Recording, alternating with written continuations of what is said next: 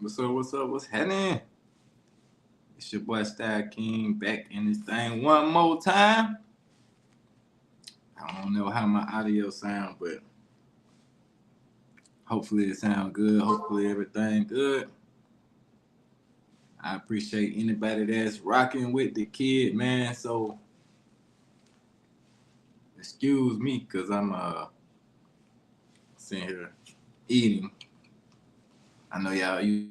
hear me eat a lot,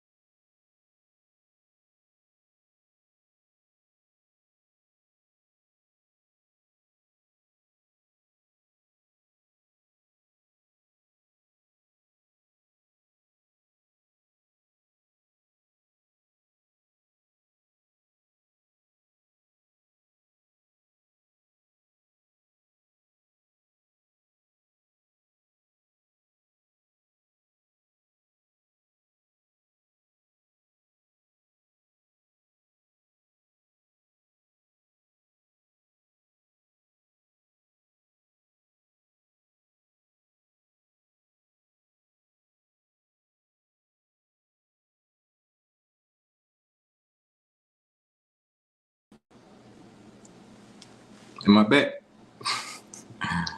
Man, all right. Sorry about that. Sorry about that. All right, we back. Got a phone call. But yeah, man. So, like I said, today's live stream is about,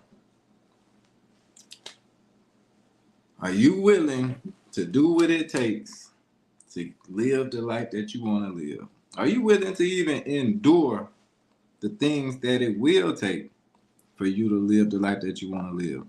I touched on this a little bit on the last live stream, but today, I was chopping it up with my pops. And shout out to him, man. Hopefully he gets better soon. But yeah, so I wanted to talk to y'all about it since I made it back home. So yeah, the things that it takes. Like, I go through a lot of stuff that y'all don't see behind the scenes. A lot of struggling, a lot of hustling, a lot of grinding, a lot of putting up with people, putting up with attitudes. Um, it's so much. It's so many things that go on in day to day life, and I try to help people. Like, that's what I'm here for. That's my whole purpose in creating the YouTube channel, is to try to help somebody, anybody, even if it's only one person. Like I tell y'all all the time on my lives, if I can only help one person, then I done did a good job. You know what I'm saying? Because you can't help everybody. There's a lot of people out here that don't want to improve their life. There's a lot of people that want to stay in the same box. A lot of people don't care. They ain't trying to come up. It's just fun to talk about. They just like having conversations. You know what I'm saying? They just like to talk. And they don't want to be the only person not talking about certain things. So don't let people like that persuade you. Because, okay, like I was telling my pops earlier, like, this whole system that they got going on, aka the Matrix, is built for 70 to 90% of the people to follow each other and do the same stuff all the time. So a lot of people get caught up in that, and they start getting comfortable with the fact that, okay, if everybody doing this, that must be the right thing to do. When in actuality, if you're doing what the 70 to 90% of people are doing, you're going to end up with the 70 to 90% result, which is not good, because the billionaires and trillionaires on this planet that make these matrix things for us is not built for the 70 to 90% of people to do well. What's up, Mike Larry? Welcome, welcome. Yeah, man, that's the rat race, exactly. They want you to get stuck, and they want you to work until you die. You know what I mean? And that is part of the problem. So, like I said, I touched on some of this stuff in the last live stream, where I was saying, like, the distractions. The billionaires and trillionaires on this planet, they man, thank you. they profit off of us doing that. They profit off of us being distracted. So the thing that they do is create distractions for us, and we participate in it as content creators, as 9 to 5 workers, as people that don't have jobs. All we do is participate in the distractions, and that makes them profit every day. They make profit every day. So from the healthcare system to professional sports to music, anything that you can think of that's going to take your attention away from helping yourself and helping other people around you and keeping you more self-centered at the same time. I don't want to drift off too far because I got a couple different things I wanted to talk about, but I don't want to forget them either because I didn't write them down. Y'all know how I do. I just get impromptu and just go live real quick. So some of the things that it's going to take for you to get to the point where you want to go. See, everything depends on what you want to do, actually, and how bad you want to do it. Like me, myself, I want to travel. I want to expat it up. I like walking on the beach every day. I like chilling with a beautiful woman, having drinks at the restaurant.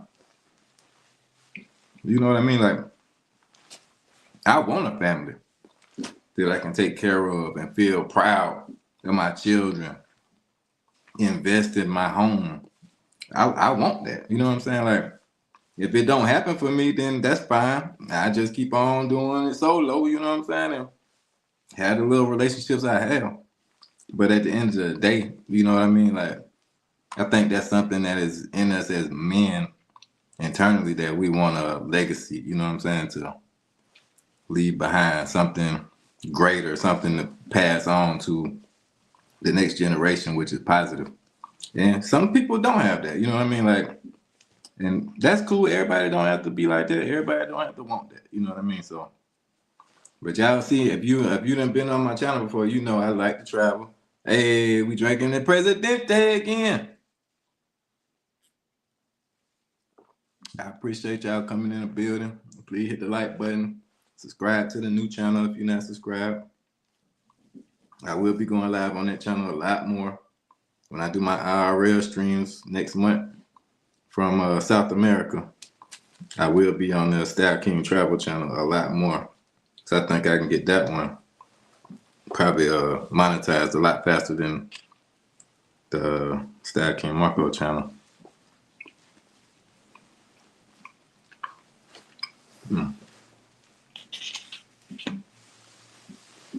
Don't let me get off topic too far.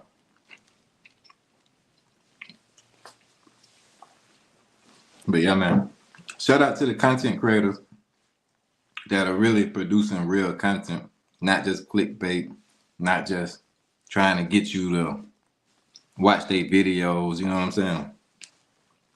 Shout out to the people that's actually trying to help people, or at least they keeping it real. Hey, what's up, Estebanito? Salute, salute. Welcome, welcome. Man, I appreciate you joining the chat. Hermano. I'm doing good, man. Yeah, I pray for my pops, man. I just came back from the hospital. He doing good right now. So hopefully he continues doing well. Because I will have to postpone my trip, because that's the reason I haven't been to Africa and in Asia yet, because I want to make sure he good. He getting up there in age. But yeah, so back to the topic. The main thing that's going to have to happen for you. Yeah. I'm going to South America. I already got a trip booked in January. Man, thank you so much. I got a trip booked in January. I already bought multiple plane tickets, so your boy we gonna be out of here. I don't know how long I'm gonna stay in each place. Like I said, I want to expat it up. So if I find a place that's popping for me, something that I want to, where I want to be, then I'm gonna stay there as long as possible. So that's for sure. Merry Christmas, Merry Christmas. Nah, Merry Christmas, y'all. So yeah, man. Damn, what I was just saying. Merry Christmas. Damn. Oh, okay. So you have to be willing to sacrifice. And when I'm saying sacrifice, people say that all the time. But what do they actually sacrifice? Hey, what's up, girls? Get hiccups in the beat. Blue, blue, blue, blue, blue, blue. Yeah. Yeah, man. Merry Christmas, girls. Get hiccups too.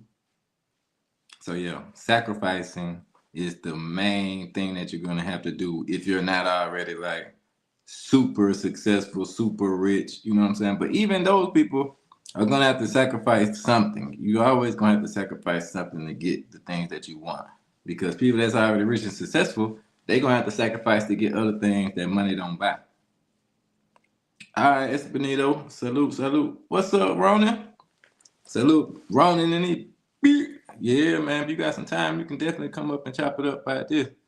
So yeah, sacrificing is the main thing that I had to do. I had to sacrifice my time. So first of all, let me back up from me. I'm gonna get to me in a second. Shout out to my pops again because, and my mom. Shout out to my mom and my pops because they both sacrificed a lot for me to be here doing what I'm doing today. You know what I'm saying? They could have broke up a long time ago, you know what I'm saying? But unfortunately, my mom passed away when I was a kid. So I don't know if they would have still been together, you know what I'm saying, or what happened, but at least my pops was here. So I talked about this before. But shout out to him for dedicating 50 years of working, you know what I'm saying? 30 years in the military, and then another 20 years teaching. So that was the example that I grew up looking at. Somebody that don't mind working hard to produce for his family, you know what I'm saying? And that was imprinted on me as a child. I used to get up when I was a little bitty kid. I used to get up. You know, my dad was getting his boots ready and going to PT and all that stuff. So that was imprinted on me. So I know what sacrifice looks like. So to me, like if you already come from a poor family, because my dad came from a poor family, you know what I'm saying? Like my family's not rich, but he put in that much work to make sure that we didn't starve. You know what I'm saying? We didn't have to suffer as bad as he suffered as a kid. So me having that example, now I know that no matter where I'm working, whether I was cutting grass, working at the movie studio, working at a restaurant, no matter where I was working, I knew I had to save money, had to figure out how to save money, work extra hours. Like even now, I don't even have to work all these extra hours. And I've been putting overtime, working at two different places at the same time. Just because you never, like he taught me, like you don't ever know what you're gonna need in the future. And when you got the strength in your body to do it, you need to do that shit. You need to get out there and fucking hustle. You need to get out there and get that money. You know what I'm saying? So when I'm in South America in January, February, hopefully March, April, May, June, that all the work that I did will help carry me through those times. The investments I make just as a whole. So that's what I'm saying, sacrifice. I'll stop going to the club. I stop going to the bars. You can go every now and again, but when you build a habit of doing something, you're gonna stay in that habit. Damn, when I get to talking, but I forget about my food. But yeah, you stay in the habit of whatever you create a habit of. Just like smoking weed. I've been smoking weed for 20 years, you know what I'm saying? And I had a habit of doing it all the time, every day.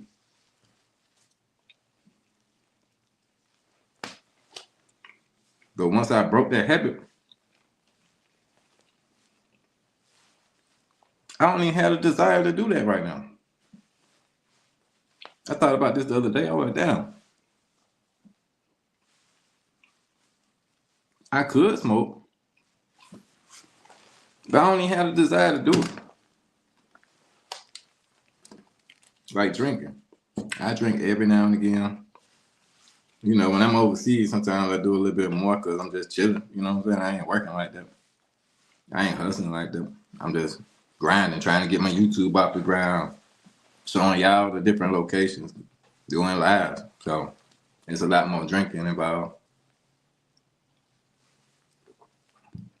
But whatever you do, you just have to monitor yourself. You know what I'm saying? You don't want to do anything in accident.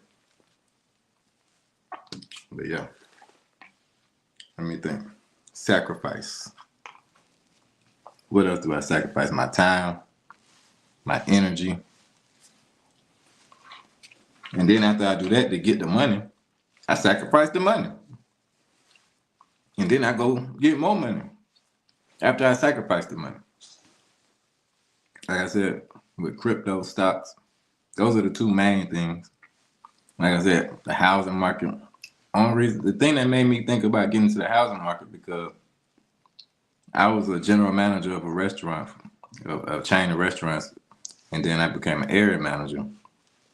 And then when I got to a point where I could actually try to buy one, I had to make a decision, and it was like right after the how do I say this, the COVID, right after the COVID, right? So I had been through it as a GM during the COVID, you know what I mean? So I already knew like people at this time they ain't trying to work. If they can get an excuse to sit home and make money, they can do that, you know what I mean? So I would be in by myself. People call me, oh, my sister's sick. I gotta take off 2 weeks. You know what I'm saying? Like, I don't got no employees. And then I realized, like, what can I do where my money can make money? Where can I put my money for it to make money without me having to get up at 5 o'clock in the morning every day, go down to this physical location because I want to travel. I can't travel if I'm trying to open a restaurant and I gotta be there all the time. I gotta be checking the books. You can't trust people. I can't trust people personally. I don't trust nobody for real. So I can't be off in Brazil or Thailand, and I got these people running my business for me, and they just telling me what's going on from long distance. So I need to be able to. I don't want to micromanage people, but I need to be able to see with my own eyes what's going on. So the natural thing that progressed past regular business ownership like that was to be a real estate owner, because I know that if I own property and say like people are paying rent to me, I might not make $1 million now. But that's why I said it's about understanding investments, because say you own 2 properties, right? But you still work and grind. You can maybe Airbnb one. Even if you don't Airbnb it and you just regularly rent it out, the people that are paying rent to you, you might not be making shit right now. You might just be paying the mortgage with their money, which is still good. That's a good thing for you because you building credit. And if you got an LLC, you building business credit and you protecting your ass. Then on top of that, over the years, as the years go by, as long as you can maintain your lifestyle now, as the years go on with inflation, so your rent is going to inflate too. Plus, you're going to create a gap between how much you paying your mortgage for your mortgage and how much they paying you in rent. Because as the rent goes up, your mortgage should be going down. So once you get your mortgage paid down or paid off, that's just profit. So that's what I'm saying. And that will go along with inflation. So you ain't got to worry. Like, say, if you just depending on a 401k, or if you just depending on what's the other stuff, Social Security, that doesn't, as far as I know, that doesn't go up with inflation. So if your 401k is paying you, I don't even know because I ain't got no 401k. You know what I mean? So either way it go, you want to be able to get your money moving without you having to get off your ass and move. Make your money make money, and a way for it to increase with inflation. But ain't nothing perfect. So I don't want to say anything negative. I don't want the stock market to go down. But that's the way I see it. What's up, Sacred Truth?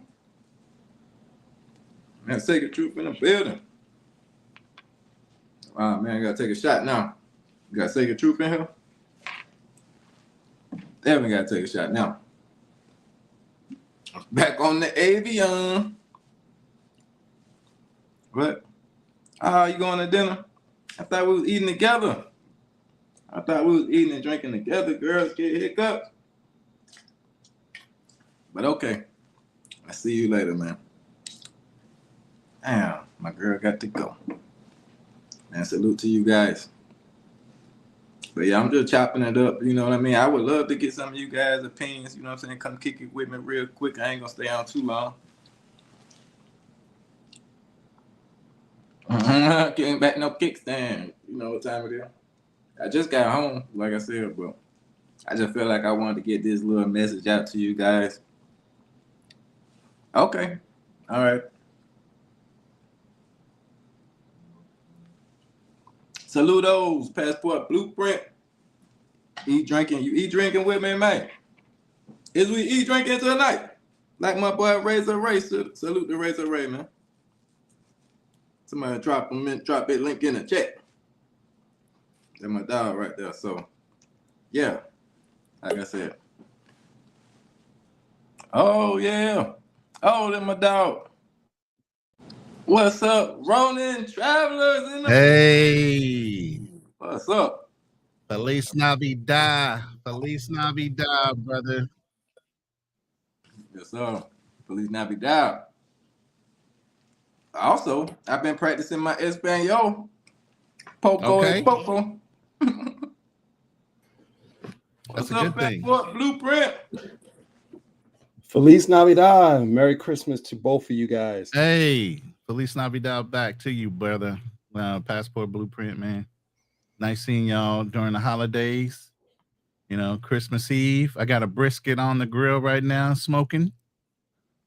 You know, I'm about 3.5, 4 hours in. Had to go wrap it here in a couple more hours. How many hours you smoking it? It's like a hour per pound. Oh. At about 225. And then you wrap it like the first 4 to 5 hours you putting smoke to it. And then the next 5 to 6 you got it wrapped. So it's kind of like steaming and its own juices getting super tender. You know, the fat liquefying, so it's nice and like All right. Yeah, I'm gonna sell it to you. Believe that. I'm gonna make your mouth water. I'm glad I'm already eating. I would have been like, damn, hold on, y'all. Yeah, boy. I'll be back. That was Where you at, Style Kings? Man, I'm still in Atlanta, man. Yeah. Oh, you in Atlanta? Okay. I've been in Atlanta for a minute now. It's kind of so where's your next journey going to be at? See, that is a surprise. Oh, Jesus. But I'm going to South America. Okay. Ain't nothing wrong with that. Okay. You already know where I'm headed at the end of February. It's a done deal. No, I ain't starting to get packed up at the end of the year. For the month of January and February, this house is getting packed and stored. You know I can't wait to see Ronin on the road. Shit. And I'm out for at least a year or so. I'm not coming back. That's what I'm trying to do. See, that's what I'm saying. Like that's what the stream is about. Yeah. So what do y'all think about the topic? Yeah, I totally agree. Matter of fact, I'm preparing to take a couple of trips back and forth to Mexico. Going to be getting my temp residency over there. Okay. Yeah, I'm halfway through the process right now. Oh, you gonna be QB passport to his shit? Yeah. That brother ain't even started the process yet. Here you are halfway through. Well, I'm gonna tell you, it's gonna if he's doing economic sovereignty, he's gonna have some issues. Next year, it's gonna be harder. Yeah, you better get on it. You better start filing now. Well, I'm gonna tell you, if he ain't, because basically the economic sovereignty, the amount's going up next year. I barely made it this year. That's why I like the Philippines as far as being a veteran. Really? So much easier to do things here. Oh yeah. I thought the Philippines were oh no. Foreigner. No. especially American. I'm talking about residency. No, for veterans, especially because Filipinos served in the American military. Matter of fact, it's a quick line to get their citizenship if they serve. What Just like what is the Jamaican. process though? You get your SRRV, which is a service-related resident visa, and all you have to do is put like $1,500 in a bank, have a steady income, and be either a retired or permanently disabled veteran. And you can get your SSR or SRRV for your permanent resident license. Or Does it visa. matter what percentage of disability? No, it's just a veteran. I think. Well, let me clarify that. I'm not sure. I'm not sure about that. I thought it was either retired or 100% service connected, one of the two. I don't know if there is a percentage tied to it, but I know it's a veterans type visa, and it's super cheap. Because even if you're like 50 or younger, you still have to drop like 20 G's or 5 G's or something in a bank. The veteran thing, it's like, God, dog. I mean, with that type of, who's going to say no to have a secondary visa in any country at $1,500 in a bank? You know what I mean? And this is a permanent visa? It's a permanent resident visa. Yep. I may want to look into that. Just to have another visa, even, you know what I'm saying? Even if you don't stay for long, just to have. But you still can't own court. land, right? Huh? You still can't own land, right? Or you can? No. It's the same as Thailand. Only the foreign nationals can own the land. So you can either lease the land 99 years or whatever, or you got to get married. So you got to be like, if you were planning on getting citizen. married anyway, all I would say is plan on getting married and have at least one child. That way you have legacy going to the land. You know what I mean? You might not own it, but your kids will. It ain't going to a family member. That's what's important, though. You got to take care of your children, man. Right. So if you're going to do that, you might as well do it with somebody you're going to have kids with. I was just making sure because I was about to say I might have to rebook that ticket. No, I went in the military, so I can't get it anyway. I don't know if they have a technicality for dependents of military retired. I know sometimes they have exclusions for things like that, but I haven't dug that deep into it. I should, because if my kids wanted to come over and do something similar, I should know what the rules are. By the time I get there, I'll figure out what the rules are. My main thing is getting there, getting acclimated, and then going through what the process is going to be. And that'll be content in the future, me talking about what the process is in order to get my permanent resident visa there. So I can have a secondary visa or a passport, actually, because they'll give you another passport. Ooh. One of the places I'm trying to go got a pretty good resident thing going on. Wait, so the Mexico thing, what part of Mexico are you talking about going to, Blueprint? Well, first I got to do this process. I'm going to Mexico City because it'll be quicker to get the card. I'll get the card probably the same day or immediately the next day. But as far as if I'm going to pitch camp right now, all I know, it's going to be in the state of Jalisco, and it's either going to be either Puerto Vallarta or Guadalajara. One of those two. I don't know which one, but we're just gonna have to see. I'm still doing research, but yeah. But you don't want to be in the coast. You wanted to be kind of like well, Puerto Vallarta is the coast. Yeah, Puerto Vallarta. I'm thinking Guadalajara is more centralized, but it's about a couple hours drive or something from the ocean. Hour and a half. Yeah. Yeah. I know Puerto Vallarta is west coast side of the Pacific or Pacific Ocean side instead of the Gulf side, Gulf Atlantic area. I'm trying to look for something, portion of Mexico that's peaceful and I don't have to deal with cartel violence or anything like that. Cancun's got a little bit of that. Cancun, Tulum, the Gulf region. Yeah, they got more of that than. But Puerto Vallarta, there was another very popular city down the West Coast They had been overrun by cartel for years back in the 80s, but they started they started regulating the cartel and saying, "Nah, y'all got to get up out of here. You're messing with tourism." They literally took over this one town. I don't want to say Puerto Vallarta. It's another one that was very popular, wealthy people in the 80s and 90s.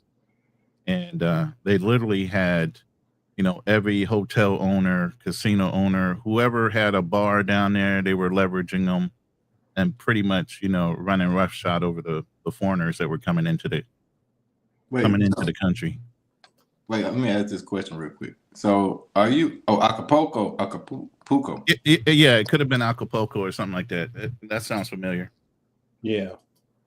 So, do you know? I saw this video of a dude that lived in Mexico. He was saying something about if you travel to Mexico, then after like a year or something like that, you can apply for residency. Is that true? Yeah, that stopped in 2022. Damn. That process stopped in 2022. Yeah, I had a buddy of mine. He left California, sold his house, and actually brought a house in Chihuahua, Mexico. Actually brought land and built a house. Met his wife down there that he currently has.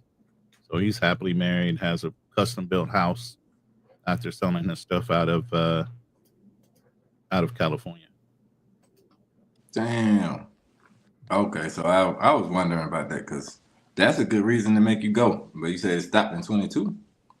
Well, you think about it. If you want to, do a quick travel, I mean, for me, living in one of the border states, it was a quick travel. I can go fly to Mexico for what, $200-300. So I can be more of a frequent traveling, checking out different cities and stuff like that. And even if I was to get in a relationship with somebody, I don't have to travel that long a distance. It's only like 2.5-3 hours. You could do a layover and pick up that stamp. Well, basically, I could just like get off work, and since I have like 3-4 days off, it's my weekend right there. I could just go jump on the flight and just head there and be there in about 2.5 hours, and really start having a relationship and stuff like that. So it's not a big deal. And yeah, my QB drives down there so often, and I used to when I was stationed at Camp Pendleton. That was like I dated a chick that lived in Santa Ana, just under LA. I'd go pick her up, and we drive straight into TJ and on down through Baja into Ensenada. How is that side of Mexico, that Baja side? It's nice. It's a nice drive from TJ into like the Ensenada area. All you're doing is driving down coastline, and there's places to stop and get fresh seafood. There's places to hit the beach, white sand all the way down. I mean, it's a beautiful drive. Wow. All you had to do is worry about the federal rallies. I mean, back in my day, now it could have changed. Federal rallies, man, they get a hold of you. They empty your bank account. They let you go. What? You're going to have to drop them a couple hundred before you get off. You get up out of it, whatever the situation is they got you in. I don't know if they've stopped in that sense. You'd have to probably talk to QB. This is intel from like the 90s. You know what I mean? That sounds dope. So, okay, so you guys both are on the same kind of page with the travel thing. So can y'all tell the people a little bit about what you have sacrificed and what you're willing to sacrifice to live the life that you want to live in these places? Man. You want to go first, Blue Pit?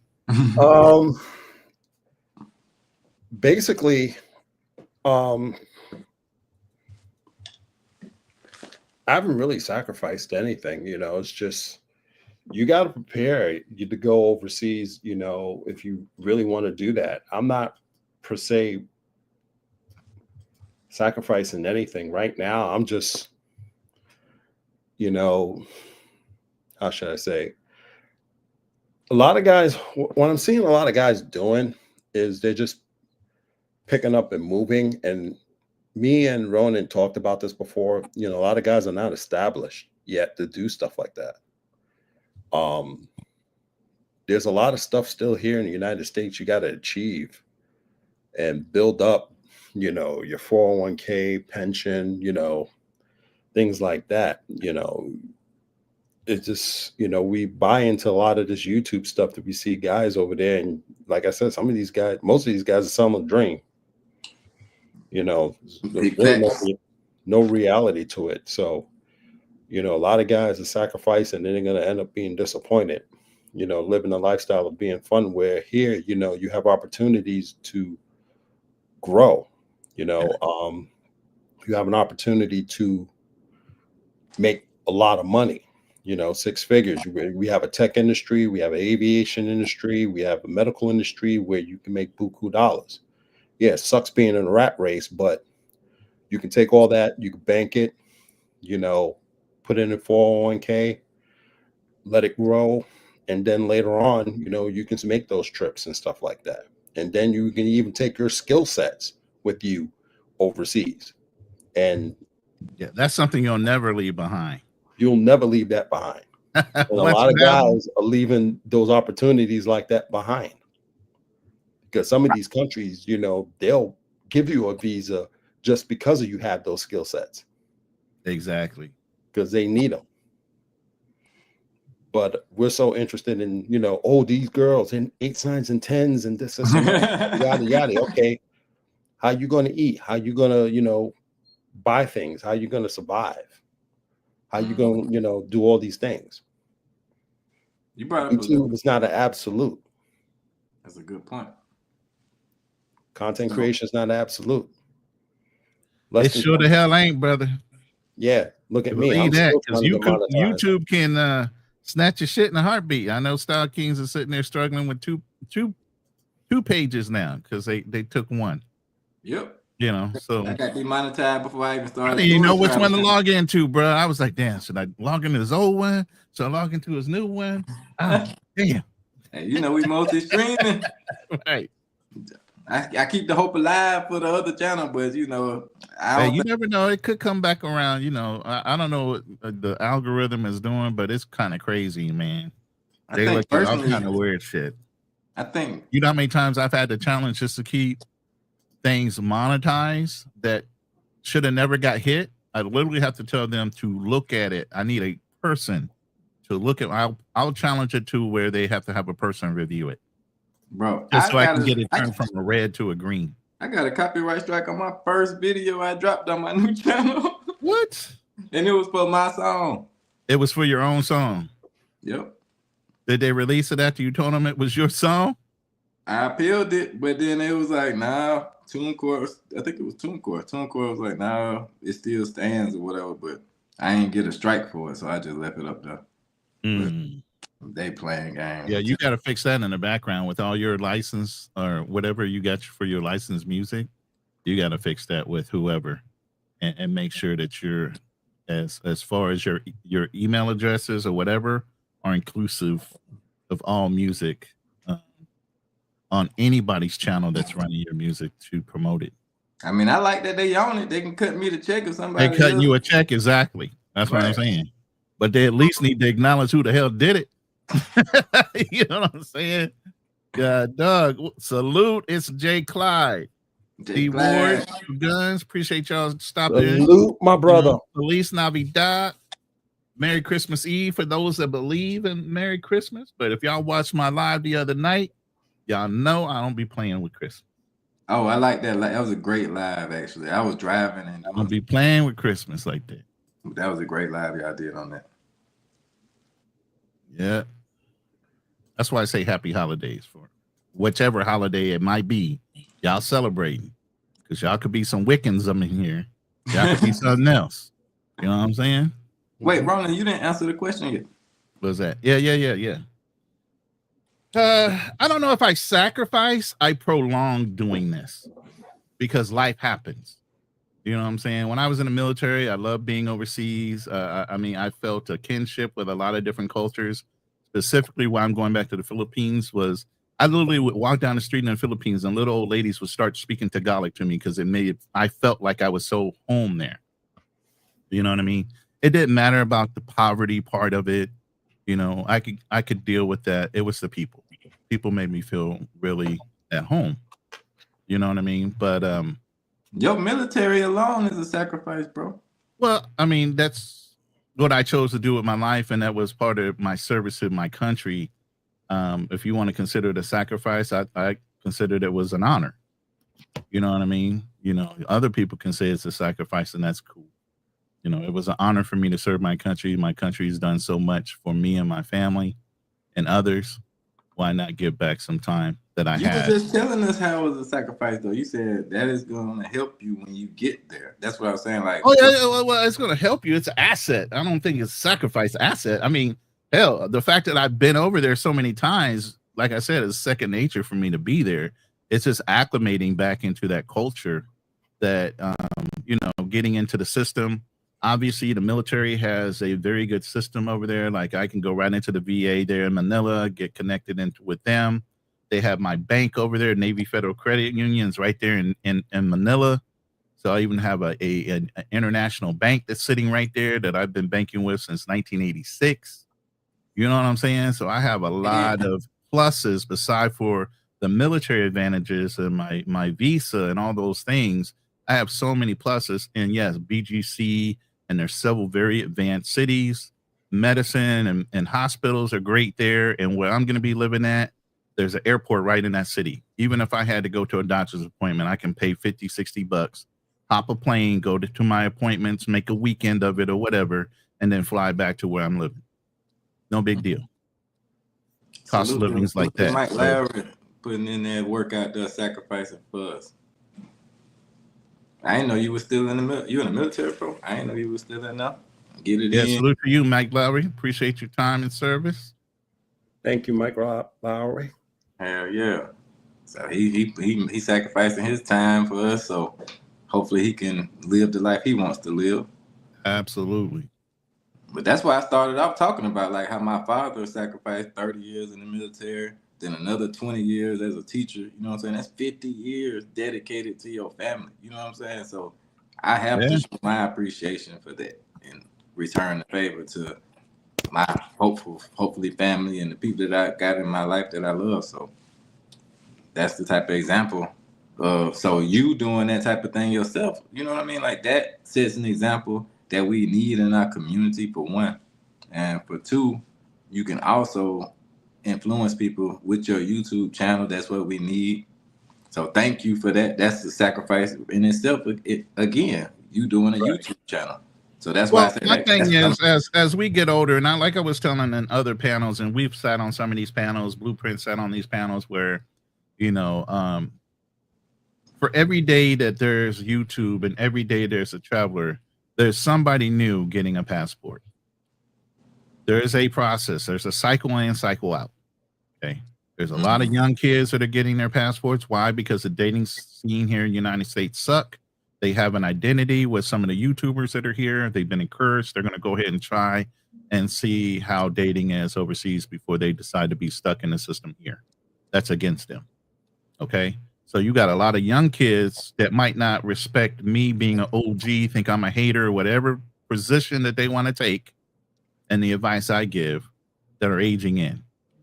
But there should be a natural progression. You age in, you show your lifestyle. By the time you in your late 30s, you built up your resources and everything else, you should be getting established in businesses. You should be knowing how to establish businesses overseas, buying properties or whatever as assets and resources. You know, and then by the time you get to my age, which even at 57, I'm retired early. You know, now you should be in the process of stabilization.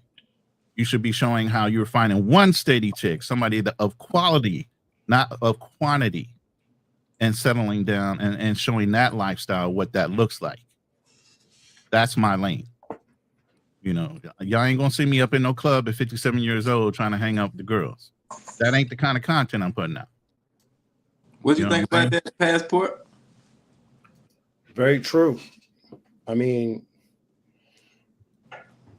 I'm not wasting my time in another country just to go party, and somewhere down the road, I may end up have to go back, because there's a lot of dudes that's doing that. You see a lot of these content creators, they showing off and, oh yeah, it's nice. And they're bouncing from country to country. Why don't you just stay in one country and just, you know, vibe over there, just like, one master teacher, he's in Brazil. He just stays there. That's his own place, Yeah, yeah. You can agree with his content or not, but at least he's in one spot. Oh, I don't have a comment on his content. Yeah, he's he's there. I don't have a comment. Like, I don't. Yeah, but the thing is, it's a lot of people bouncing all over the place. Some of these guys don't have skill sets that they can offer to the country. He's retired, Air Force for 20 years, so he's good. And this is a lifestyle that's primarily for the retirees.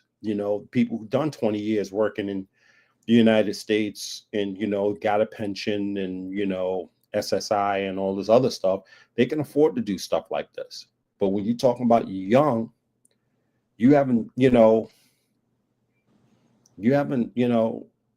set yourself up, and y'all jumping and doing this and this YouTube stuff. Like I said, struggle money.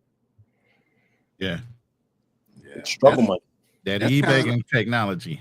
eBay. That's kind of like I feel like my lane is, because like I said, I wasn't in the military. I don't have like the 401k thing. I probably get a Social Security check one day because I've been working for so long, but I'm here to like try to motivate the guys that's, working at Amazon for 5 years, the people that's been working at Burger King as a manager for 10 years. You know what I'm saying? I'm trying to motivate the people that don't have it all, that think that it's impossible to get to a place where they have financial freedom. So, like I said, shout out to everybody though. You know what I mean? Because even though I laughed when you said the one guy's channel, I only laugh because it's, so opposite of the way I feel and I think, but I respect him for being a veteran, and I respect him for actually being somewhat honest from what I've heard, because I don't watch his channel, but I've heard that he's very honest about the things that he does. So shout out to him. And I don't agree with a lot of stuff he does, but there's some information he do provide about Brazil, and shout out to him on that. Right. I'm not, but to be honest, there's content creators, you got to take with a grain of salt. Yeah. Just like the awards has said, constant clubbing and dating multiple women equals soon to be broke. Yeah. I mean, I've done that in the States a lot though. Like that, you can do that here. I don't see the problem with doing that here. Like, it's very easy to do that here. So I don't know why you would need to go to another country to do that unless it's just hard for you. I mean, I don't know. I can't. That's the thing. Well, that's the thing. yeah, go ahead.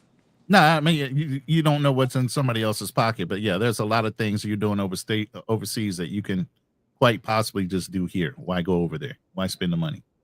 Unless you just want to change the scenery. But you can do so much here, and not have to get on a plane and spend $2,500 to do it. 17 hours to 24 hours later there. Yeah, and Playdog is right, and he's absolutely right on that statement too, because you got a lot of old heads doing the same thing. Yep. A lot of them. Yep, that's why I got to be an old head that shows the right example. You know what I'm saying? Yeah, I mean, you don't really get. I don't know if you want to call yourself an old head yet, Passport Blueprint, but I do. I'm okay with calling myself an old head at 57. Age is wisdom. That's how I look at it. Hello. Well, for some, I'd rather we be got some wise goddamn idiot motherfucking savants out there that are just brand new to the travel game, and they old heads, but they just got their passports. They brand new to this. They're not somebody that's been traveling for years. It's just an older guy that's got his passport and could afford to travel. That's all. And they're going out here all-time high. And they're going out here and they get themselves in this situation. They wondering what the hell I do. And I'm standing over there just looking at it. It's like, I know what to do, but I ain't saying a goddamn thing. Let them figure it out.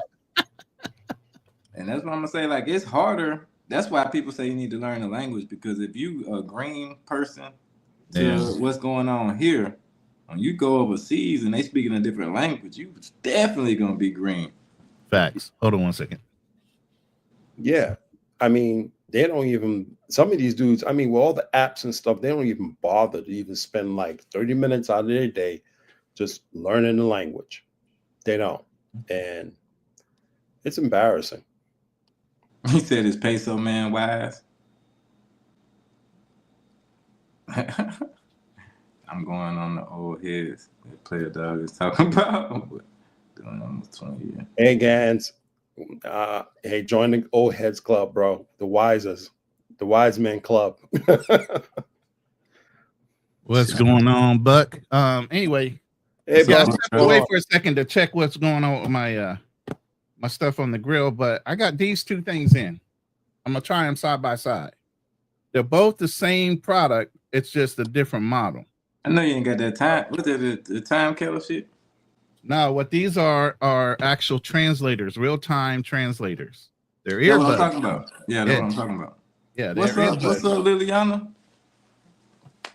So I'm gonna try those out and see which ones are better, the newer version, the older version, or they're just as reliable. But those you are going to the handy. Philippines, so you know. Yes, they're gonna come in handy with the Iligano and the Bisayan, because you don't know what you're gonna run into. There's 270 languages there, besides for English. Well, let me say my opinion first, but since you haven't tried it, because I've tried it. Have you? The men's nose? No, I tried the Time Kettle 2s. Oh, I got these are Menenzos. Okay, that's what I'm saying. I'm not talking about the ones you have. I'm talking about the translator earbuds that was. Okay, how did they work?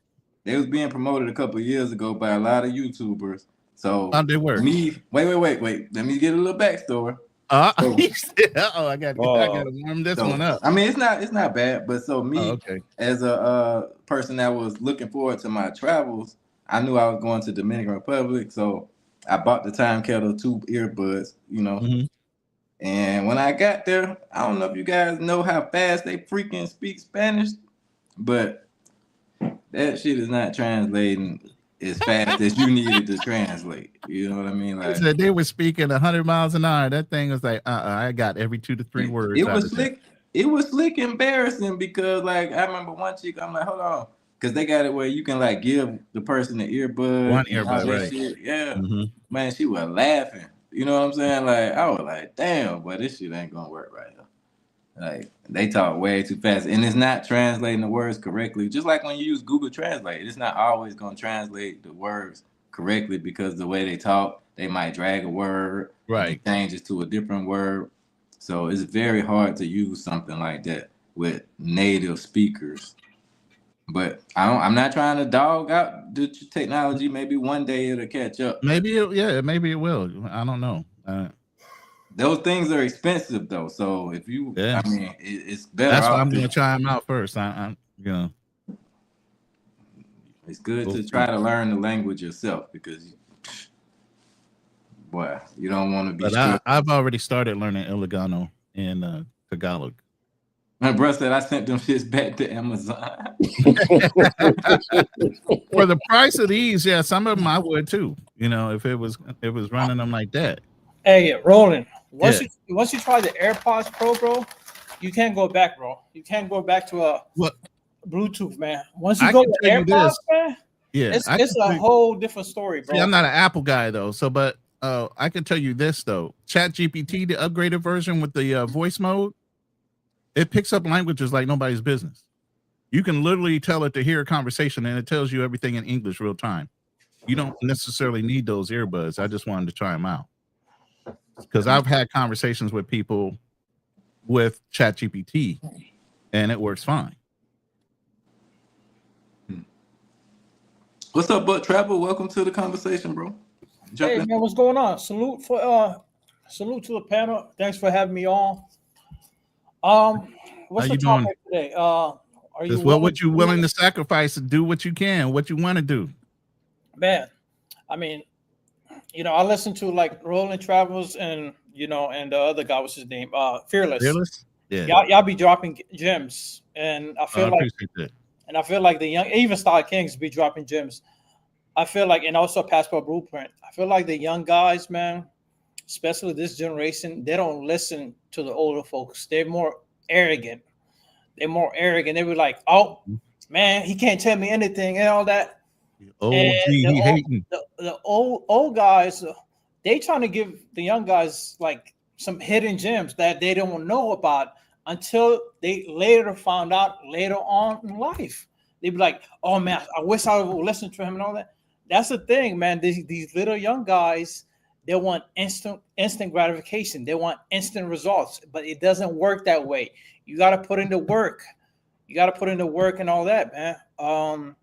Yeah, but to sacrifice is just, for me, is just a long-term thing. You know, you gotta. I'm investing so far, just so I can, live overseas. I've been to a lot of countries overseas. It's just that I cut my trips short because I used to take like 4 or 5 trips a year, and I cut that to like 1 or twice a year. That way, I can focus on a longer, spending more time overseas, Right. and me just constantly going back and forth. Using all my vacation days, wasting money and all that. Yeah. Yeah, but to be fair, I think a lot of it's just based on wisdom, not so much as age. Because like you and Ulysses have dropped some good gems that I've learned from, to be honest with you, when we've been on panels, Buck. So Thanks, bro. Thanks. yeah, so I've learned from you guys as well, because you guys, from your experience, have taught me some stuff. And it's been, dropping some gems on me and being careful and being wiser about certain countries and stuff because, you guys are experiencing those things. So I've learned some stuff from you guys and it's been helpful. And I've been passing it along too. Yeah. But again, you get guys, even the old heads, just don't want to listen because, well, I'm a grown man. I know I can do whatever I want. Okay, fine. You sure the hell can. Go right ahead. Have at it. Have at it. And also, I've learned from other guys' mistakes. If it wasn't for me watching Razor Ray shows lives, I'd probably get scoped in Colombia. Shout out to Razor Ray. Shout out to Razor. So it's like I'm learning from other guys. So he be having some interesting guys on the panel, and I listen to their stories and I learn from it. I'm like, yeah, that dude is a sucker. I'm not gonna repeat this mistake. Let me learn from it. Let me move on, man. He said, yeah, that dude was a sucker for that. I'm gonna learn from that shit. I mean, that's true though. A lot of issues come up from the show. I think that I really appreciate Razor Ray's show for giving us the platform to do everything that people do on that show. I mean, like you said, it is a lot of suckers on there as well, but that come along with the territory when you got a big following. So it is what it is with that. So, okay, so earlier I was talking about the sacrificing part, but I also was making mention that the things that helped me to make the sacrifices that I needed to make, which some of you guys don't have to do because, like I said, y'all got the retirements and the 401ks and all that stuff. But for the people that don't have that, I think it's extra important to realize the things that are holding you back, which is the distractions that we have. We have so many distractions in this Western world, as far as, like I was saying, the politics, the social media, professional sports, all this different stuff that we got to distract us from reaching our goals and working together. So let me know if you guys have any opinions on that. Well, I mean, like, as far as goals and stuff, reach your goals first before you decide you want to do what everybody else is doing, because you don't. And see, this is the thing people don't understand. What someone's doing on YouTube, that's their path in life. That's what they're doing. Why are you trying to do what they're doing? You have your own path in life. Pursue that, but also you can also still travel. Right. You know what I'm saying? Because I don't know if they're actually having fun out there. They may be like, hey, everything's all cool over here, but they could be miserable. Some of these dudes, I mean, are they staying in 5-star hotels or even 2-star hotels? They're staying in hostels. The hostel thing is wild to me, but I mean, I teach his own. Yeah, you ain't gonna catch me in no hostel. If Nah. you catch me in a hostel, that's a cry for help. I'm sorry. For me, that's 57. Exactly. That's a cry for help. For y'all, okay, y'all young, y'all just want to, get over there, do your thing. That's cool. For me, if you see me in a hospital, that's like me waving a white flag. Like, yo, somebody come help me. I'm stuck. I'd rather not take a trip. Thank you. I go to a hospital because it's the thing is I don't into so many Europeans and Latin America, bro. I don't know how they do it, bro. You be seeing them in backpacking, just looking dusty, and it's like shout out to them, shout out to the Europeans, but they just look kind of dusty, and they stay in the hospitals, and it's like smelling musky, and I'm like I can't do that. If I'm going to a place, you got to have at least a nice hotel or Airbnb. It's either if I'm doing hostels, I'm not taking the trip.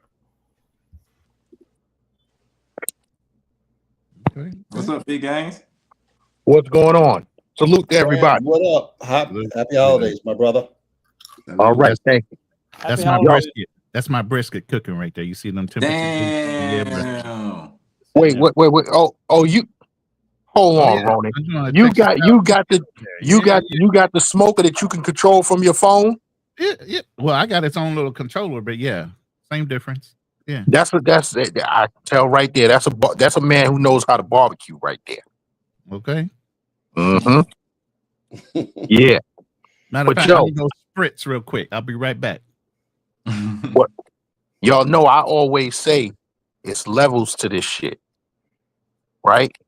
And if you're staying in a hostel, if you have to get on YouTube, Buck Travel, you know what I said. If you got to get on YouTube and beg for money, that's a broke ninja's lifestyle.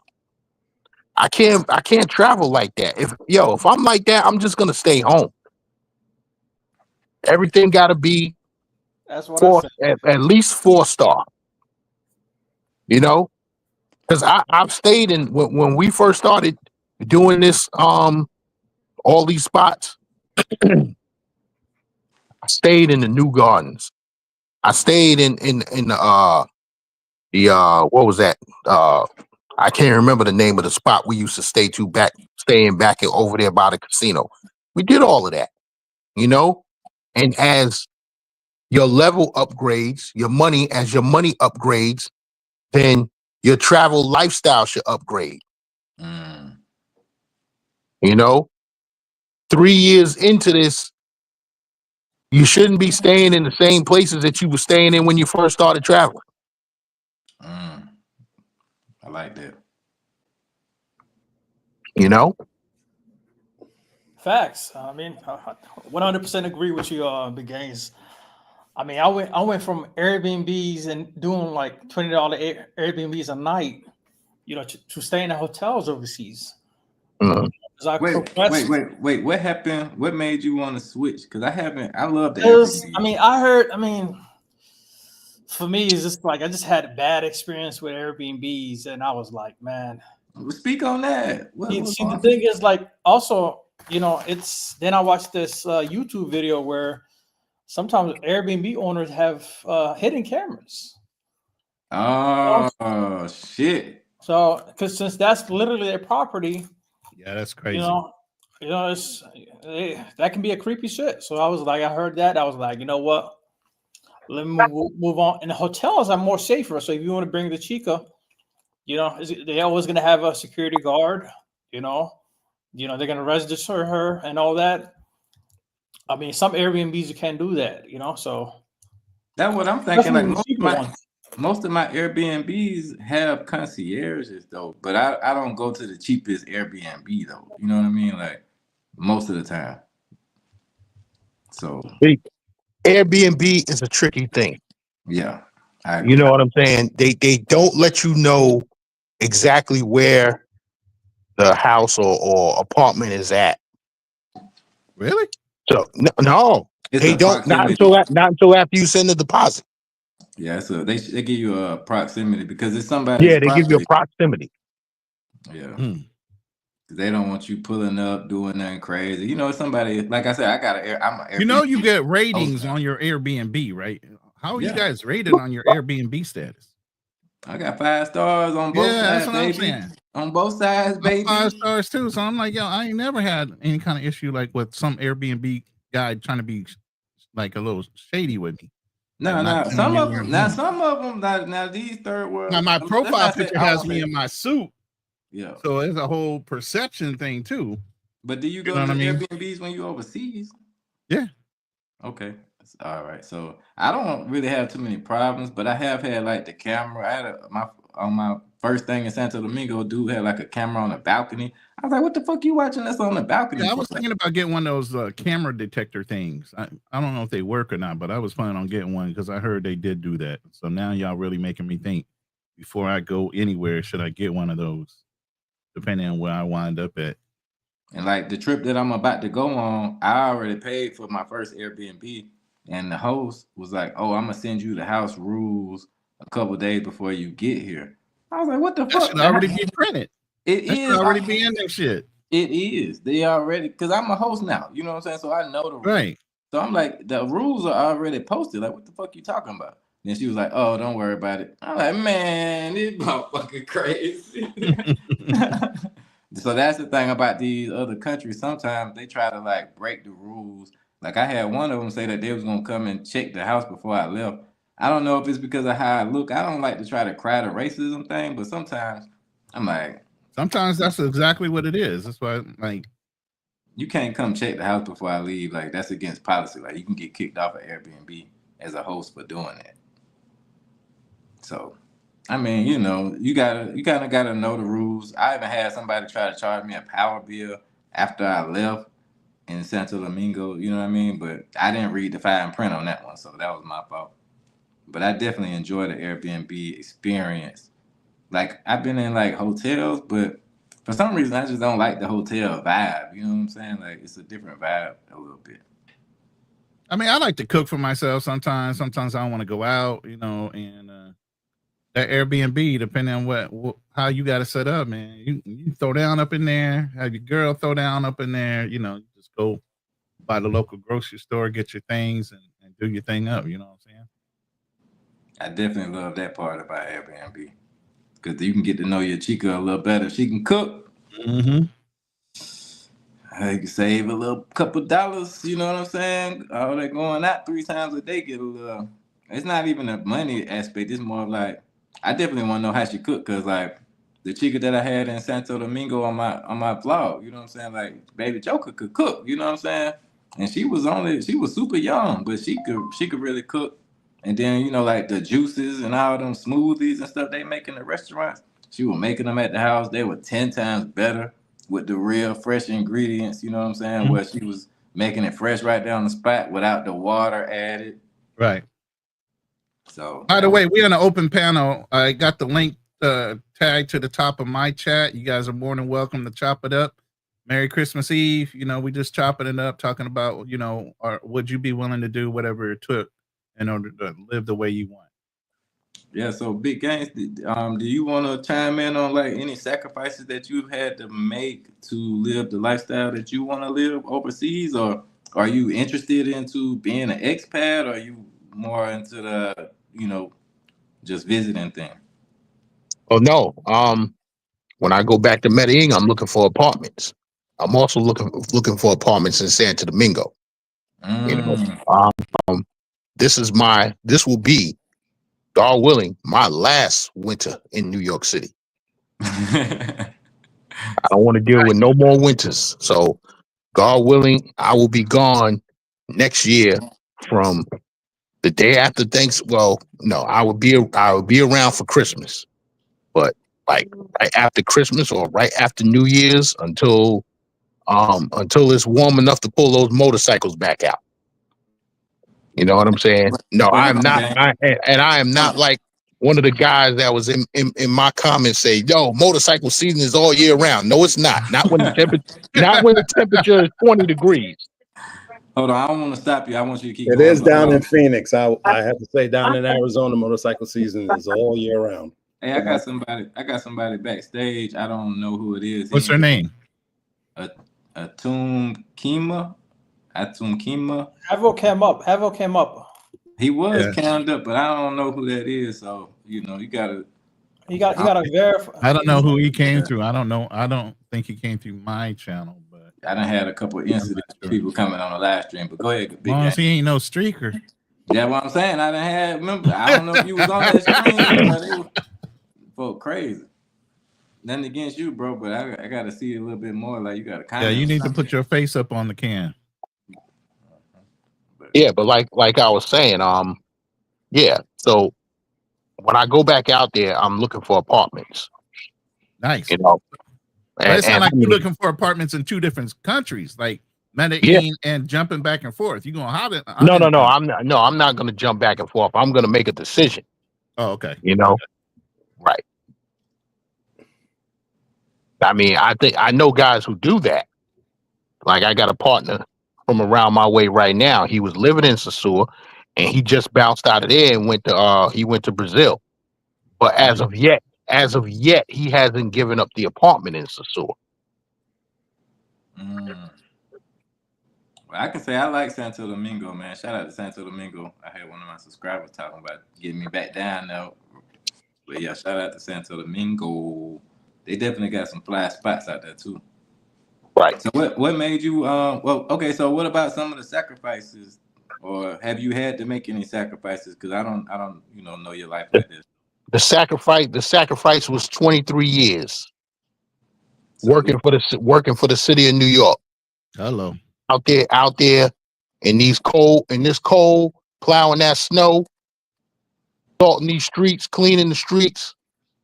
The sacrifice is two rotator cuff tears, 4 herniated discs in my back. That's the sacrifice. Damn. That's what I'm saying. I ain't trying to get in y'all business, but I know the young guys, like they were saying earlier, the young guys don't actually get to see what we had to do to get to this point. You know what I'm saying? Right. So, right. They think it's add water and stir. Instant. Yeah. I even got partners. I got homeboys that be like, boy, Marco, your life easy. I'm like, shit, boy, what the fuck? If you know what it took to get to where I'm at right now, you wouldn't. I just don't complain to y'all. You know what I'm saying? I keep my complaints to myself. But I'll go through a lot of shit daily. You know what I'm saying? To get to I ain't even there where I want to be yet, but I can, I can move around a little bit more now. So that's the reason I ask y'all. It's not to be in y'all business at all. You know what I'm saying? Right. You got a lot of military vets overseas, man. You can imagine what they went through, the sacrifices to be over there. Yeah. I mean, they went through a lot. Right. Mentally, physically, all that. Oh, just to find peace, That's all I'm looking for. But let me tell you this. I'm coming back, though. I ain't going to stay. I'm going to come back. What? I'm still building. I'm still going to build into stuff. Oh, you got to hold. Huh? I thought you was expanding it up. I will. Back and forth. Okay. But I'm going to start there and come back here. Well, you said you're going to stay for a year. So that's my goal, right? It might be anywhere from a year to 3 years. It just depends on the build process. Your feelings can change over a long period of time, right? It can. But thank God, all I can say is I'm blessed enough I can stop on a dime and do whatever I want to do. And that's at this point in life. Because of your sacrifices. Yeah, at this point in my life, I can stop on a dime and do whatever the hell I want. I don't report to nobody. I don't work for nobody. I work for myself when I want to work. Like, so my plane ticket that I got now, I set my return date for 6 months from now. But I also got return tickets from a couple different cities, and I made it where I get a full refund if I change my mind about anything. That costs you a couple $100 extra sometimes, but it's well worth it because I have missed flights before, unfortunately. And, your plans change. Like, I could say I want to be in South America for the next 2 years or the next year, but shit happens. You know what I'm saying? So I always have contingency plans. I always have something as a backup for you guys. See, now, this is what you don't want to do. And what's the guy's name in the chat? He was kind of hinting towards it, talking about us older guys, right? What you don't want to do is go to one of these countries and run through all your money. You know what I'm Right. saying? Your 401k, your pension, whatever you got stacked away. You don't want to go to one of these countries and run through your money, because if you getting a pension, now you living on a monthly fixed income. You get what I'm saying? Mhm. So a guy I used to work with, he was telling me about a partner of his that he had was living over in Thailand. And this dude had somewhere in the neighborhood of 400K. Damn. He ran through that money. I think he was over there for 5 years. He ran through that money and was ended up living on the street. He had to come back to America. I'm like, well, how did he get to that point? He said this dude was partying and drinking every night. He the one that told me it's easy to do it over there in Thailand. But I'm like, Yeah. 400,000? You ran through four. That's I a said, lot of money in That's- I'm Thailand. like, did he buy a house? He said, no. Didn't he That's buy a the shit that condo? bugged me Nothing. out. Yeah. First things first, man. Put a roof over your head no matter where you at. Exactly. Secure that. Because you could have got yourself like a nice 2-bedroom for about Condo, whatever. 150,000. Yeah, you could have bought into a condo building for that easy. Well, I think Still have he money was to burn. he was renting a condo. I don't think Yeah, he that's bought even in. stupid. That's even stupid. He should have went ahead and brought. If he He was had planning the on cash. staying there He had that the long, cash to do with the investments. Damn. Uh-huh. And we're So- talking beachfront, I'm talking about. yeah, About John 150. Tien, wherever. If you were on that side of it, Yeah, He so could have that's bought 2 condos and lived in one and and rented out. Airbnb the other one out. yeah. So yeah, that's one thing that you don't want to do is run through all your savings and now you just living on that monthly income. Somebody got some background noise. That's my dog. That's my dog. He's over next to me. He over there Playing with the growling it ball. up. Yeah, he over there Yeah. growling it up, bro. I'm like, what the? He want me to throw the ball. Oh, okay. Mhm. Also, there's the guys that they go through their their monthly pension The thing. monthly budget or income or Yeah. whatever. So they go through it, and when it comes down to the 15th, they gotta wait until the 1st of next month to finally get their final. So it's like because they party so much all the way up to the 15th. Then from the 15th all the way to the 31st or 30th, they ain't got nothing. So they gotta be at the house all day or eat Roman noodles until that. Yeah, check that's comes in the crazy work first. if you're going overseas and you ain't stacking cash Yeah. because you're living sub below what you would normally. I mean, damn, the places are bigger for less money. How are you spending more than you would spend here in the United States over there? If anything, when you go overseas, especially for a long period of time, anything wrong with your credit should be fixed. You should be coming back with 800 credit scores because you ain't got nothing but time to fix that shit and access to money. You should be investing in things. You should already have an extra couple investments by now. You should have figured something out if you're going that long and you got that Also- much available Because cash. You should be stacking because- it. Because here's the problem. They're going in with savings. They're not actually bringing in additional money. They're spending Yeah, the that's reserve. Hey, Buck, I think it was Primo. Primo was talking about it. Dudes are actually cleaning out their bank accounts to do this travel. Oh, they can't do that, man. That's Some people sell all their Can't shit. do that, man. Yeah, I mean, this it's a lot of interesting stories like that where guys, man, the clubbing lifestyle, nightlife, doing that. I mean, if I lived there, man, I would probably get a long-term girlfriend or something because you actually save more money by doing that, I mean, it only makes sense. Yeah. I mean, Why are you ripping and running, trying to run through like 500 chicks in 5 years? I mean, come on.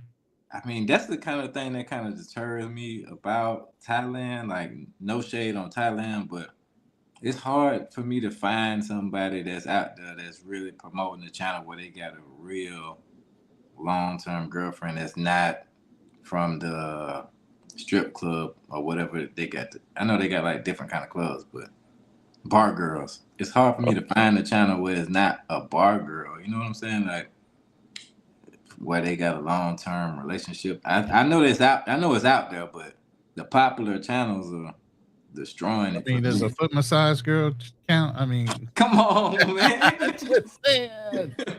Just saying. You know what I'm saying? I mean, I don't watch his channel no more, but I heard that he paying her a monthly fee. Well, I mean, here's the big thing. I'm gonna say this out loud. It needs to be said. Okay. Our culture is different from their culture. We have Social Security benefits. We have FICA. We have things that your parents paid into when they were working. There's a lot of cultures that don't have that. A lot of cultures have kids, and the kids are by law responsible for taking care of them. The Philippines is one of them. I already know what I'm walking into when I go there. The kids are responsible for their parents as they get older. That's their retirement fund because the state don't provide them with one. Okay. Wow.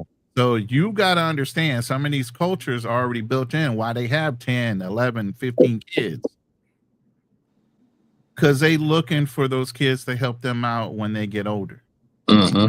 And the burden can't just be on one or two children. Right. Now, in return for that, obviously, grandmama is going to watch the kids. You're still going to have your little freedoms. And that's why these chicks are still up in the bars and everything, but they got kids back in the province. No problem with that as long as you're sending them money. As long as the kid is sending their mama's money to take care of those kids that they left behind. Mm-hmm. Okay, you guys got to get out of the American mindset. If you're going to go overseas, there are different rules of play. Y'all going over with Western ideas and Western mentalities when you go into another culture. Y'all got to get out of that. Okay, it is what it is. You play the game with the rules you dealt. So when she tell you that she got to take care of her family, that's what she means. She got to take care of her kids and her mother. You go overseas to countries where you got to pay a dowry. What do you think that dowry is about? That dowry is because they got a physical person that's in that family could generate wealth or income for that family, and you're taking them outside of that family in order to take them into your home, meaning they're losing a resource and an asset. Salute to Dan. So even if you go to an arranged marriage, it's still the same thing. You know, so y'all really have to pay attention to the cultures you're going to, and then you slighting these women like, I ain't paying shit. Yeah, you're going to pay something or you're fucking lying. I agree 100% with that. Also, I would like to add, like, don't be spoiling these chicks too bad, man. Because, like, I've seen stories where guys are buying these girls the latest iPhone 17 and all that. And I'm like, bro, that phone costs us like a whole year's salary, and you buying her just for a gift and all that, man. Please, I know girls' minds and all that, you know. I know one in Santo Domingo. The dude bought her a Honda CRV. Nice. That's a fancy car in Dominican Republic. Yeah. Yeah. The car's expensive out there. A Honda, that's an import. I mean, was that a locked in solid number one chick? Like he staying with her, or he just bought that because he was this? Oh, Ronan, did you hear what I said? I said I know her. You know her, so that means she wasn't locked in. That was a Western Union kind of like poppy rich dude. Mm-hmm. It just kicked in and brought her a car just because she probably said, "Oh, I need a car. I can't get around." Mm-hmm. Merry Christmas. A fool and his money will soon be departed. Is all I can say. Well, let me say something real quick because I appreciate what you guys are saying, but in everybody's culture, we got women that get paid. Thank you. So that, I mean, you agree with Peso Man if you saying that to me, you know what I'm saying? Because that's what Peso Man was trying to say to us, that, oh, these women don't have as many opportunities and they don't have a choice and that's their culture. Which, okay, you have a point, but that's not everybody in that country's culture. No. Every girl is not a bar girl. We choose. Absolutely. They choose like their jobs now.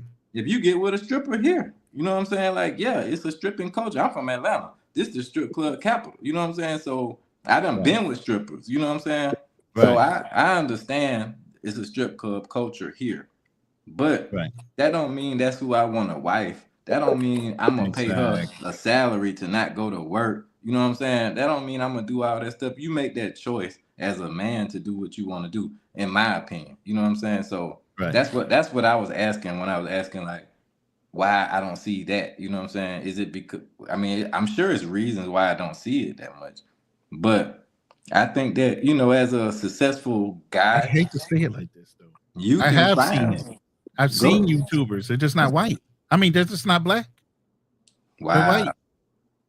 They're So the you culture. saying that you think it's the colorism? You tell me. I mean, I've seen brothers go down to Africa and get tied up, but I mean, in other cultures, unless they, they coming out of a club or they coming from whatever bag history, it's very rare to find them on YouTube.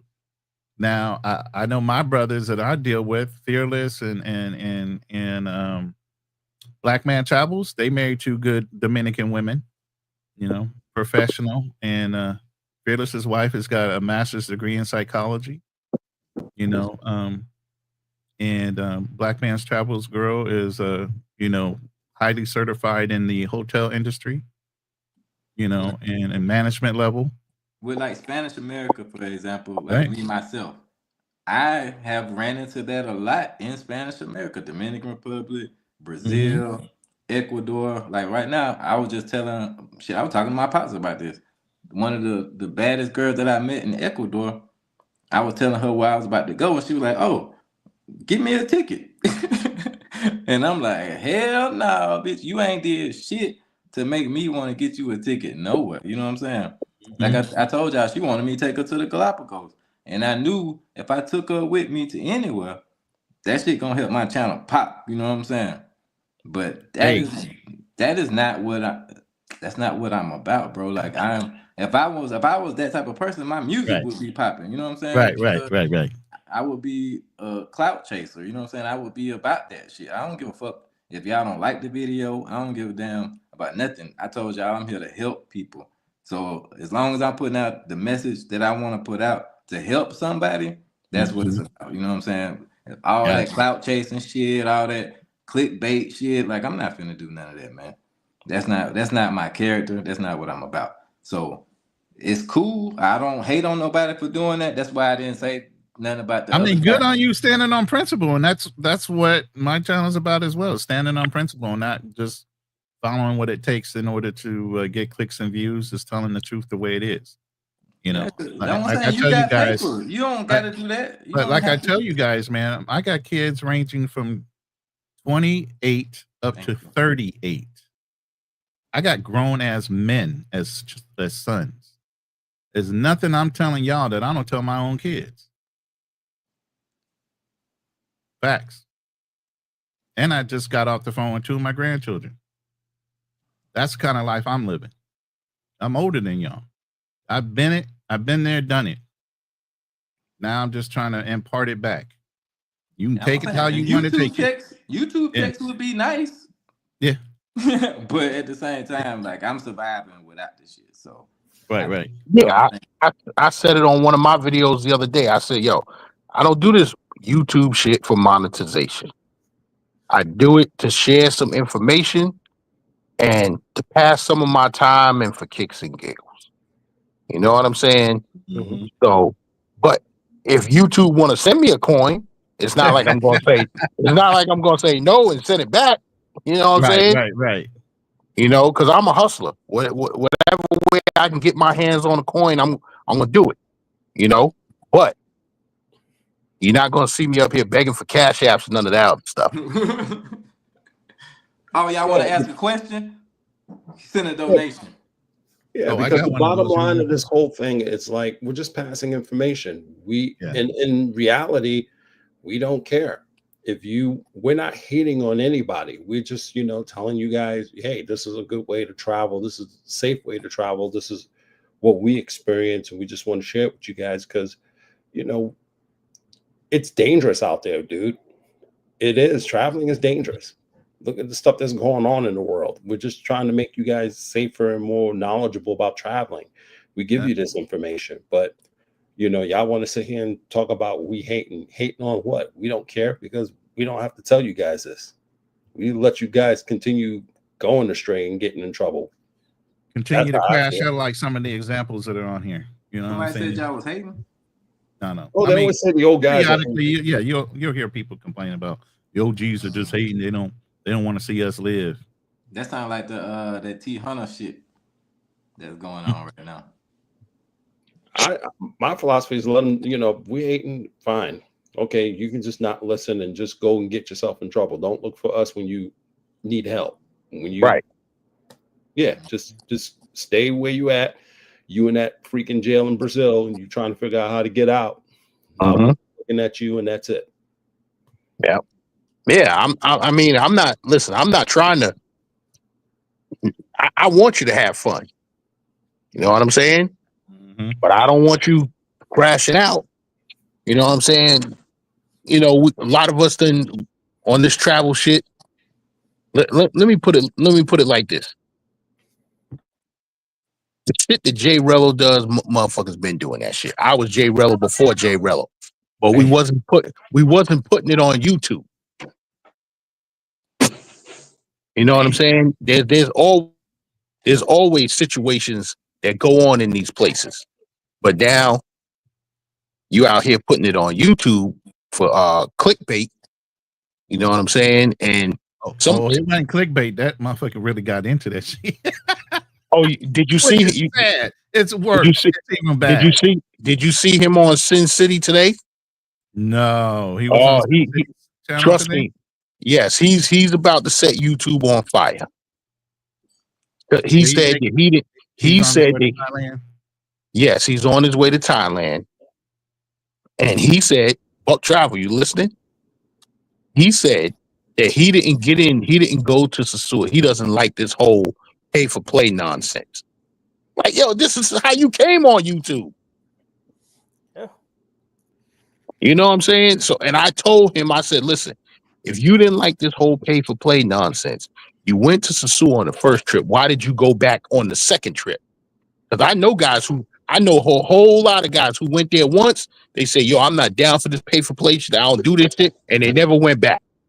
I ain't never been to Sasua. I done lived in DR damn near 4.5 months. I ain't never been to Sasua. I ain't shitting on nobody, but if you don't fuck with that shit, then you already know. Like, why would you even Gans, is he physically on his way now to Thailand? No, he's supposed to be going there in January, I think. Oh, Lord. Jeez. Oh, Lord. Average Man Unplugged is not going to be happy. Oh, Average Man Unplugged already spoke on it. He spoke on it about a month ago.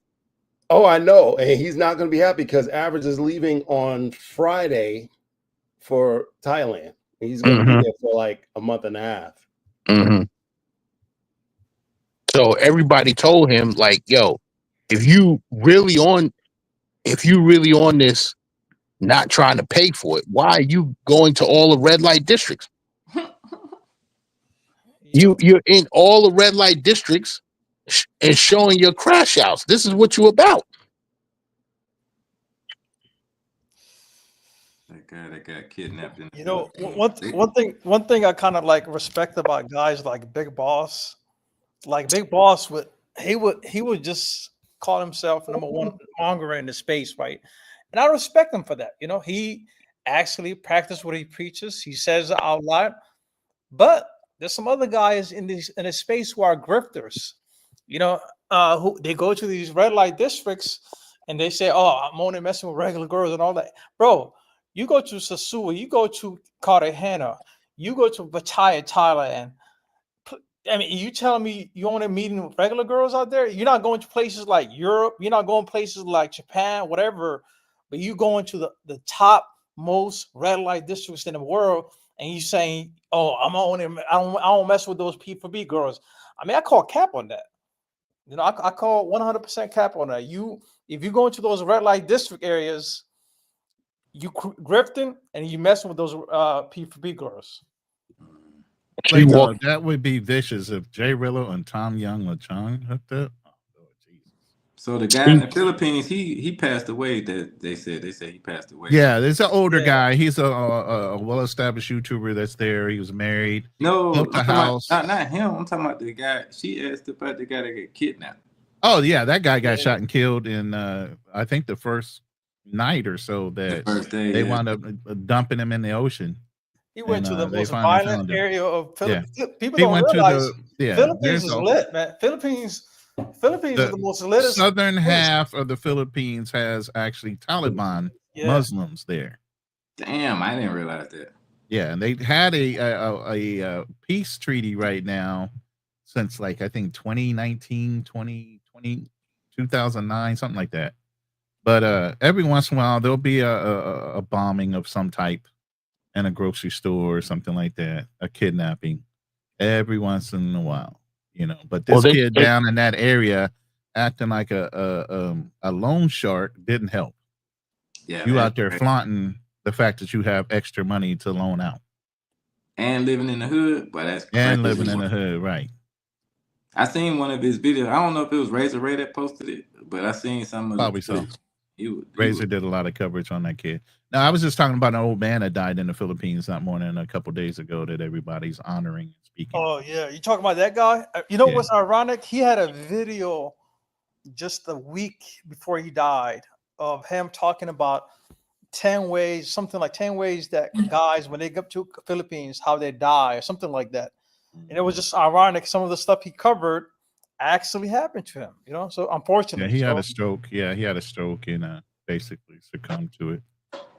Yeah, unfortunately. But he's an older guy. You got to expect those things. Like I said, you need to basically know wherever you're living, what type of hospitalization, what kind of medical treatment you have there, whether it's some country doctor, because they got places like where my girl lives at, the doctor has multiple offices. You got to wait till they drive to that office.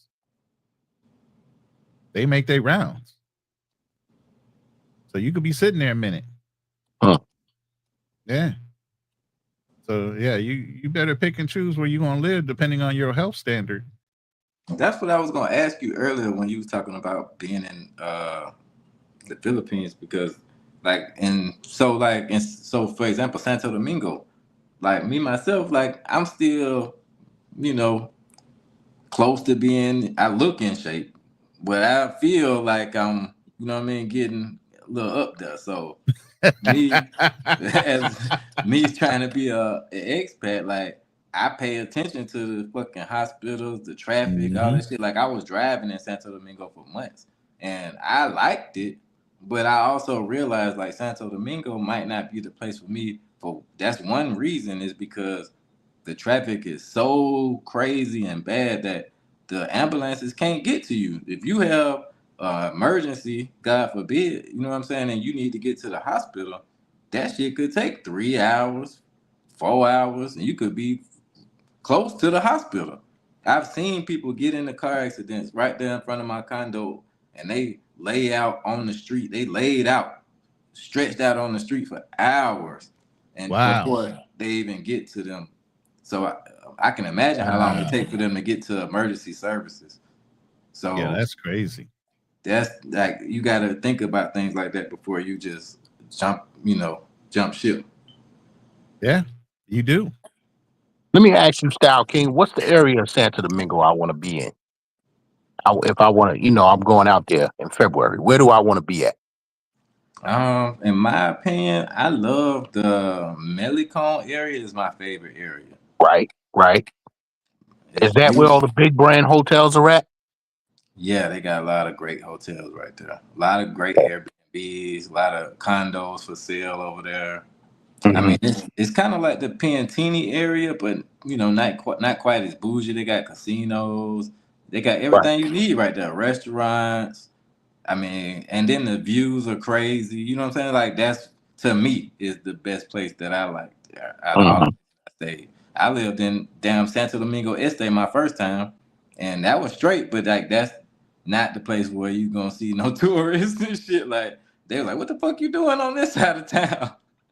So, the prices will be better in Este, but I would suggest the Melicon area for Americans, because you close to colonial zone, but you're not in colonial zone. Mhm.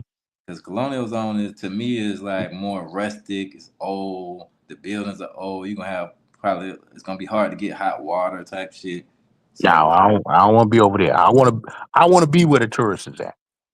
yeah, so that's what I'm saying. The Melicon is a good mix because that's where the probably upper scale Dominicans gonna be, plus the tourists. You got great views, and then it's like a little highway that goes all the way from right there all the way up to Boca Chica. Mhm. So you ain't got to go through downtown to get to Boca Chica necessarily. Yeah, no, I want to be where the tourists is at, like I said, and then I'll have my people take me back over, back there. They're gonna try to take you to Quattro Dos. That's Oh the. yeah, I know. Oh, you know about Quattro Dos? I've been out there before. It's Woo! not often, but I've been there before, and I had a couple locals take me around. That's the So first I'm place trying. I seen a real zombie before, boy. They got real zombies out there. What you mean zombie? Phew, boy. And What, like Quattro a Dos? crackhead? Like a crackhead? I seen crackheads a long time, but nah, I mean they on something. Y'all talking like crackheads are out in the wilderness. I've seen them leering out. They a little bit different than crackheads, but I'm talking about. I thought I was gonna have to beat up a zombie like for real, like. Nah, I ain't seen that. Man, that shit fucked me up a little bit. Like I'm out there, I got a dude that's like he Haitian, but he Dominican. You know what I'm saying? So he takes me out there, and we hanging out, and he got other people guarding and everything. He walk off and shit. Some of the zombies like start coming up to me like, with their hand out and shit, and I'm just like, nah. I'm saying it like them though. You know what I'm saying? Like, no, no. You know what I'm saying? And they still just keep on coming and shit. I'm like, oh shit, fuck. You know what I'm saying? I'm sorry. And then the dude come out of nowhere and drop kick the goddamn zombie and shit. I was like, what the fuck? Nah. When I went, I had some locals take me to where they party at. I didn't know that was a real thing. Zombies? Bro, I didn't either. That's what I'm saying. That's my first time I'd have been around crackheads, people on all kind of drugs. I don't know what the fuck kind of drugs the zombies on down there. I think it's like, was it ice or something like that? I don't even heard want it was to something guess. exotic ass shit. I never seen no shit like that before. And then, we was partying all night. They talking about they don't sleep and shit. I'm talking about 7 o'clock, 8 o'clock in the morning. We still out there drinking and smoking and everybody dancing still. Little kids walking past us to go to school. Grown people going to work and shit. Bruh, that is a real place. Like, for real. Salute to Quattro Dos. I ain't trying to go back, though. They be asking me, do I want to go back? My partner, like, keep taking me back and shit. I'm like, hey, man. But he was young, though. You know what I'm saying? He was like 23. So, he was down for the fuckery, basically. Yeah, he want to stay up all night. Shit, I'm like, but stop. Like, I'm like, go. I done been in the hood a long time. You know what I'm saying? I ain't trying to hang out in the hood. That was before I started my YouTube shit, though. So, but yeah, that's why I say I recommend Melicon. The Melicon is a great area. If you can, you know what I'm saying? If you can find you something nice over there. I was looking for an apartment over there myself, actually. For a long time. It's kind of hard because my Spanish was not great when I started out. It's still not great, but it's a lot better. Dope. Yeah, I definitely agree. San Domingo is dope. I went there, what is it, a few years back. Nice place. You can find a lot of regular chicks out there, man. Bro, if you go to that Blue Mall, man, you're gonna see dimes. And I'm seeing like thick Dominican women. I'm like, dang, dimes after dimes after. You'd be like, wow. Oh, but yeah, San Domingo is my spot, man. That's my favorite area, man, of DR. I went to Sosua I did a day trip out there. Man, I got out of there quick, man. I wasn't digging it. I went right back to San Domingo. It was only like a 2-hour bus ride, so I went back. No, you sure you couldn't have been in Sosua? That's 5 hours. on the bus. I might get the It time. take 5 I hours? might got the time wrong, but yeah, it took me a couple hours. Like Oh, you said on the four- bus. You was on a bus, Buck Travel? Yeah, I was on a bus to Sosua, so I don't remember the exact time, but I think it was like in 4 or 5 hours. I drove. Nah, I but drove. even if you drive it, Style King, if you drive it, it's still 4 hours. Because I I'm not drove saying. from Santo Domingo to Sosua before. Wow. I mean, I haven't done that, but I drove from Santo Domingo to Is it worth the drive, or would it be And, easier just to catch a flight? what's the Damn. place? Sanchez and what's the big place over there? But it's still the opposite side of the island. That was like 2 hours and like 15 minutes. I'd rather drive. I'm not getting on a propeller plane. Yeah. That's what I'm saying. I drove from Santo Domingo, but it was like in the middle of the night that we drove all the way out there, so it wasn't that much traffic. Samaná. I drove to Samaná. Yeah, some of them prop planes are crazy. Samaná in 2 hours, maybe 15 minutes. I flew Yeah, on a no. prop plane from LAX into Palm Springs, and that shit was nuts. Yeah, I'm not going out like Aaliyah. I'm not getting on a propeller plane. I'm good on I that. ain't fuck with that shit. The pilot, I mean, landing in Palm Springs, you would think it would be like a nice little lazy like flight. This prop plane did this little rock thing like this, and then went nose diving into the goddamn. I was like, "What the hell is he doing?" No, He nose dived into the airport, bro. I was like, no. I ain't get on not another damn prop plane in my life. I will ride the LAX before I I was get on been the trying plane. to take a boat back to the States. But it had me fucked up. In the middle of the desert in a dust bowl. You gonna land a plane like that? Yeah. And so when you drive from Santo Domingo to Sosua, it's about Oh, 2.5 you going the other about- way? Are you going through Punta Cana? No, going through going north? Santiago. Going through Santiago. Damn. So when you go, so when you drive to Santiago, it's about 2.5 hours, right? About 3 hours. It's about 3 hours, and then you cut over the mountain. If you Yeah. cut over the mountain, once you get into Santiago, then that takes about an hour out of the trip. But even still, like I said, it's 4 hours. But if you don't cut over that mountain, it's a solid 5 hours, no matter how you do it. Okay. That's why I said I went a different way. I went to Samaná, so that's probably less traffic. And then I was at night. It was like 2:00 in the morning when we went out there. So it's probably a lot less traffic and everything. So I almost ran out of gas, boy. It wasn't no gas stations open. But that shit was scary to me. They didn't even know. People in the car didn't even know. But I was driving. I was like, He shit. like, I'm on fumes trying to roll up in this bitch. And we did it in one of those like the Mercedes-Benz Sprinter van. We did it in a van like that. It was 5 of us. So it wasn't a bad ride. My man, he drove the whole way. But I was about to say, were you driving it or were you hired as a driver? my partner, he don't mind driving shit like that. Okay. He drove the whole trip. I like driving in DR for real, to be honest with you. Yeah, that's gonna be a whole new experience for me driving in a foreign country like that. That's the one thing I'm worried about right there is, and I already told my girl the windows got to be smoked the fucking hell out for me to drive a car. They ain't gonna be The able to minute tell you're not Filipino from looking through the window. Well, initially it won't until I step out that bitch at 6'2". Yeah, that's real.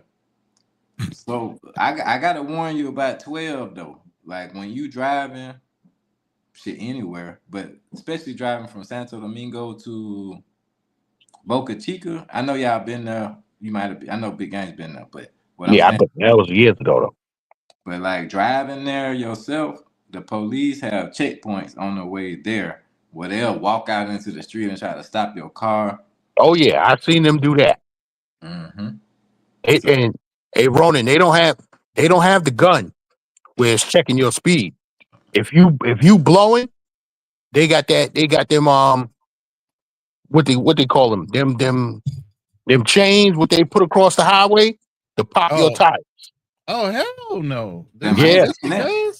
Yeah. So they don't have the speed gun, and they just gonna pull you over and give you a ticket. If you speeding like that, they popping your tires.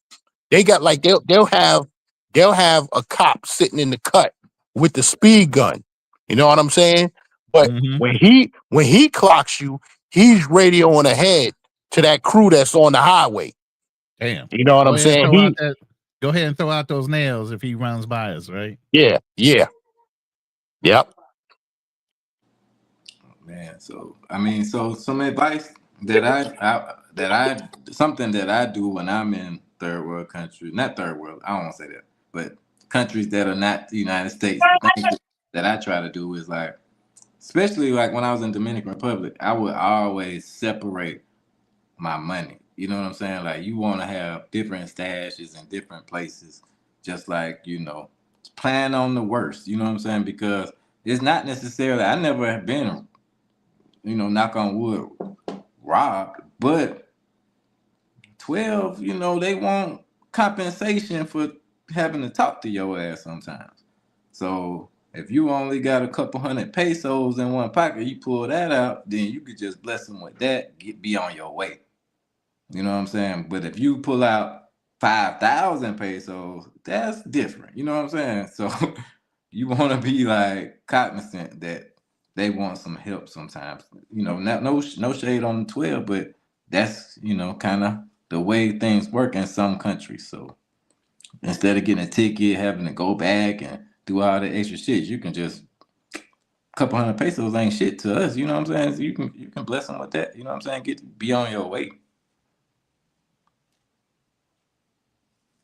Y'all had any experience with that? I don't like talking about I never personally drove in one of these countries because I mean I've heard like bad stories where guys get into car accidents, and they want the money up front, or else they're gonna hold you hostage. So it's like for me, it's like I'd rather just take that cheap Uber because like that Uber in these countries is just so cheap. It's like man, it's nothing. Like $1 to get from like almost across town. That's nothing. So it's like I just utilize Uber for that reason.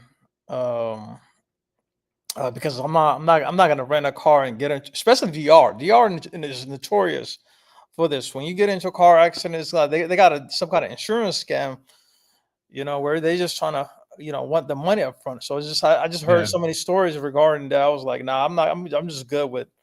And plus you got to deal with the police too, trying to get a nickel out of your dollar. So it's like got to worry about that.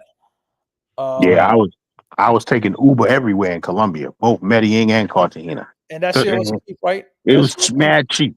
Yep, and that's one of the reasons why I just stick to Uber, man. Style King, let me ask you this: how was Ecuador? Oh man, I like Is Ecuador. that your favorite place? Oh, you don't want to put it in a map? Yeah, definitely. I love Ecuador. Specifically Guayaquil though. I haven't been to Quito, the capital, but Guayaquil is a humongous city. Great people. A lot to do there.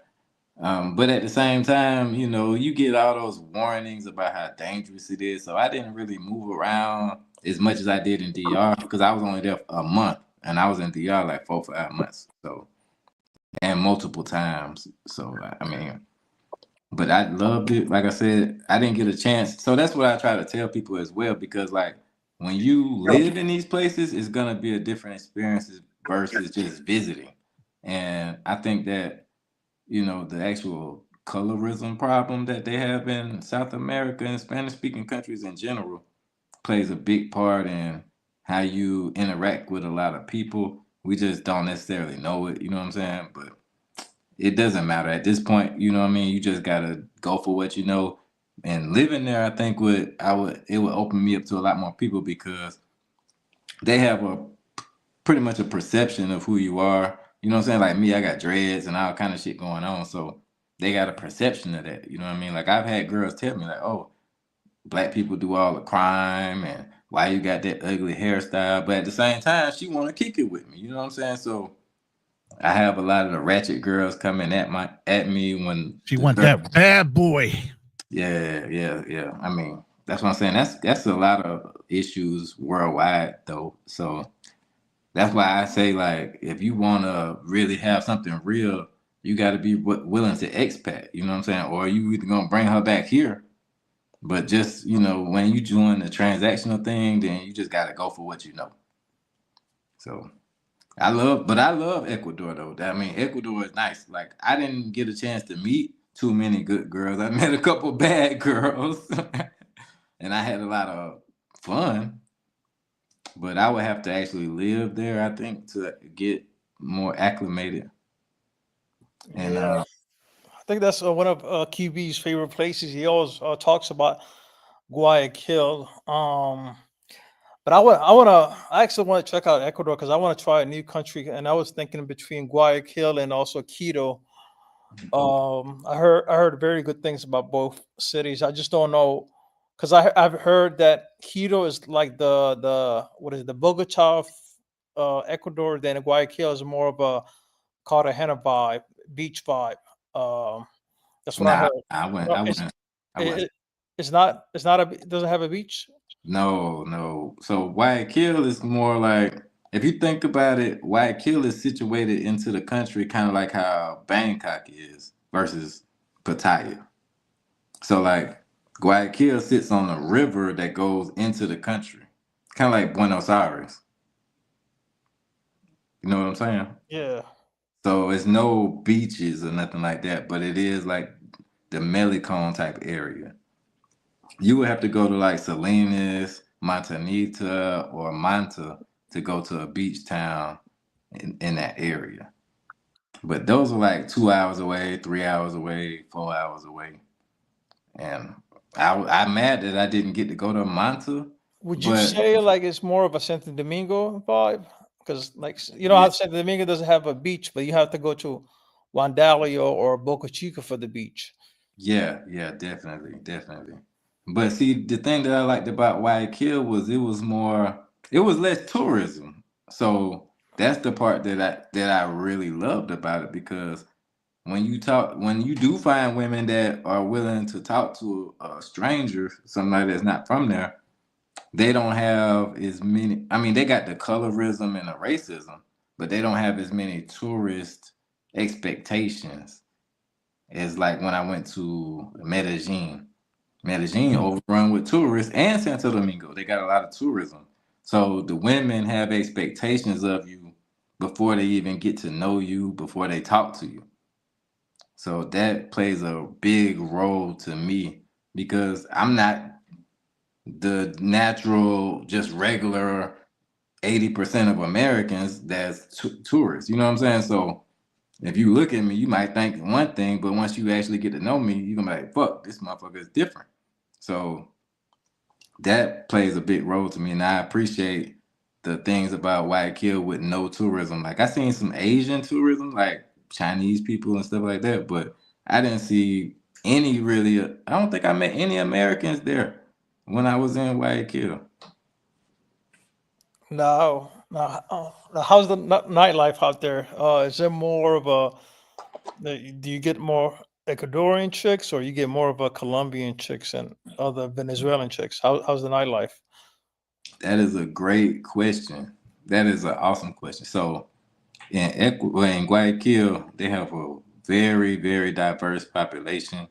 It is a lot of Venezuelan chicks. Like two of the main chicks that I talked to when I was there, one of them was Ecuadoriana, and the other one was a Venezolana.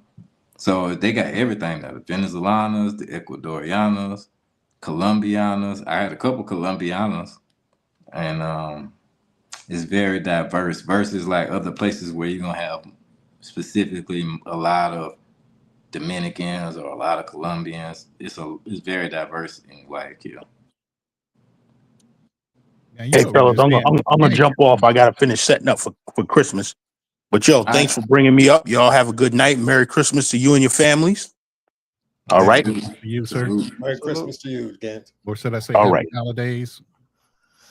All right. Good night, everybody. Yeah. So I was looking at Quito, because I'm like, and I looked at the average temperatures. Usually the most it gets hot to is in the 70s, but at night, I'm looking at it right now, it goes down to the to the 40s and actually the 50s. So I was thinking about, should I do Guayaquil or should I do Quito, Ecuador? Let's just say if you got 4 or 5 days, which one would you suggest? Well, I can't really tell you that because I haven't been to Quito for the same reasons that you just said. Like, I did my own little research on the weather because I'm more of a tropical vibe type of guy. And plus, I went through in their winter time. So in Guayaquil was warm during the winter. It was just an overcast every day. But when I went to Salinas and Montanita, it was colder. And those are the beach towns. So I can only imagine if you went to Quito in September, how the weather would be. You know what I mean? Because that's like my boy Honey Pack told me, it's like 11,000 feet in the air in Quito. So it's definitely gonna be a lot colder there. So and the air pressure difference. I smoke a lot, you know what I'm saying? So with me personally, I like being close to the beach with a high humidity because I'm trying to repair my lungs. You know what I'm saying? From years of smoke. Actually, high altitude is pretty good for that. Shit, what? It's harder to breathe. All I'm saying is it's healthier for your lungs, high altitude. Well, tell It me, actually gets you because I in don't better shape. understand that. I think It the actually salt gets you is in a better lot shape. of Go ahead, a go lot ahead. of runners, like professional runners, they go to like high altitude places, so they can do their training. Boxers do too. They get better breath. Mm-hmm. But that's because they want to, when they go to a different place that's not high altitude, that they can breathe better because they've been practicing. I mean, I didn't smoke Mary J's, but I smoked. I quit almost 16, 17 years ago. Cold turkey. You know. I'm not saying y'all wrong. I just want to know why. Because I mean, I will try it, but I mean, swimming is a good exercise for regaining your lung capacity too. Just trying to swim underwater, you might get half a pool length at first, but the longer you learn how to do your breath control, the further you'll get, and it builds up your lung capacity again. You're gonna cough up a whole bunch of shit. Get some of that. I don't know if it's sea moss or something that you can get that makes you cough up a lung. Pretty much get all that shit out your lungs. The quicker you can do that, the better off you'll be. By the way, the world record for somebody holding their breath underwater is 24 minutes and 37 seconds. Yeah, it's insane. Yeah. Half an hour? What? Good breath control. I think I've made it at least 3 to 5 minutes at points in my life. Shit. Underwater. I could swim a whole Olympic-sized pool all the way down and halfway back. Damn. And I almost did it to where I went down and back twice. That's some gangster shit. But yeah, it's just breath control. You just get to a point where you know how much you need to exhale as you're going through swimming. That's a mind control shit though. Like your mind got to be ready for that shit because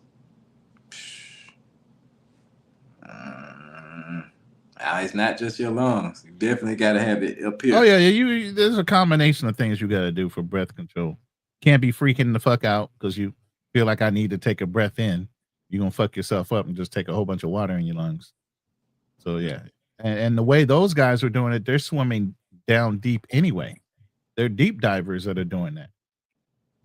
So it takes so long to get so deep, but then when you come up, you got to pause because you get the bends if you come up too fast from that kind of pressure on your lungs.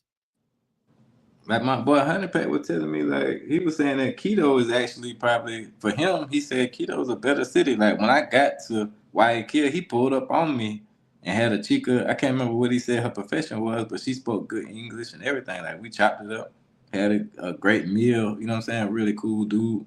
And he said that Quito is a great city, and he might retire there instead of Guayaquil. So that's why I said I don't want to say anything about Quito because I don't know shit about it, to be honest. Mm-hmm. Yeah, I'm not. The thing with Quito is like I'm looking at the temperature, man. It's between 40s and 60s, and I'm like, if I'm trying to go on vacation, I'm trying to go somewhere tropical. You know, I'm trying to go somewhere tropical where I can wear shorts and all that. I'm not trying to go somewhere where I'm kind of freezing. Well, I have to wear a jacket. That's Like God's especially on country. vacation. That's Going on God's country. vacation and You up wearing there a jacket seeing is the weather crazy changes. work, man. Most likely they got some ranchers up there or something going on, some cattle. You know, and Quito technically it's on the equator. It's technically supposed to be hot. However, it's on the here. altitude, 9,000 feet up in the air. That's what makes it cold. Yeah, that's crazy. So it snows there, basically. It could snow. I mean, the higher you go up there, yeah, and the up, yeah, yeah. So, but I want to see the other place that with this other dude in the chat be talking about, Santiago, Chile. That's another place where I kind of want to check Yeah, out. didn't you go to Peru a little while ago? How was Peru for you? Oh, it was dope. I went there a few years back. It was dope. It how would I say? It's not like a big red light district. So Well, I'm not most even guys, looking at the girls thing. no, I'm no, no, more no. about I'm the just saying it's like environment. I'm just saying it's like in Yeah. general. So most people in the space is not gonna they're not gonna like it. So, Right. but overall, it's how would I say it, man? It's a very underrated spot. Like the food is great. Cost of living is very cheap. The chicks are there. But they just want to be on that long term relationship type of Ain't no popping in, commitment. popping out type of thing. What's that? Ain't no popping in, popping out type of thing. Yeah. So it's like they're more serious. So the girls are more serious out there. Although you can still have fun, but it's more of a. I feel like Peru is one of those places. Like the longer you stay, the better it is. It gets, and that's the kind of vibe I got out of it. Because I was out there for a month, and like initially the first week I did not like it. I was like, nah. But as more time went on, I started liking the place. By the fourth week, I was like, man, I didn't want to leave, man. So it's one of those places where you It actually grows need on more you time. if it's that kind of place for you. Yeah, It can it's grow. more. So I could see myself retiring over there. Weather is Wow. great. Weather is very great. Especially when I went there, it was great. Like I said, the food is top notch. So, yeah, What's the place? Peru. Yeah. Really? Where did you go in Peru? What's that? Where in Peru? Lima. You been there before? Yeah, that was it's a nice little. That might be on my list. Yeah, it's a nice little place. I saw your little eyebrow pop up. Like, really? Tell me a little bit more about this place. Hey, Style King, they got direct flights from Atlanta. They got their what? You in Atlanta, right? Yeah. They got direct flights from Atlanta. Oh yeah, I know about that. Yeah. So they got direct flights from everywhere. This like the Atlanta is like the busiest airport. So you tripped me out good. was Yeah. You can get from Houston to Taipei and then from Taipei to Manila. I thought you had to go to the coast to get to Manila. You can fly right out of International Airport and get right to Taipei, one flight. Where Taipei is in the Philippines? No, Taipei is Taiwan, basically, where they make the chips, right next to China. So you talking about going through like LAX? I thought I would have had to either go LAX or go, East Coast and go that way. But no, you fly right out of Houston. I was like, what?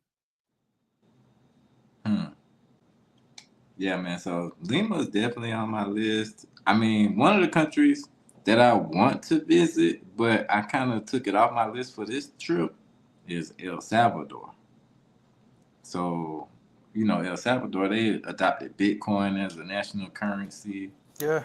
They got the beach in El Tunco where you can go from San Salvador to El Tunco.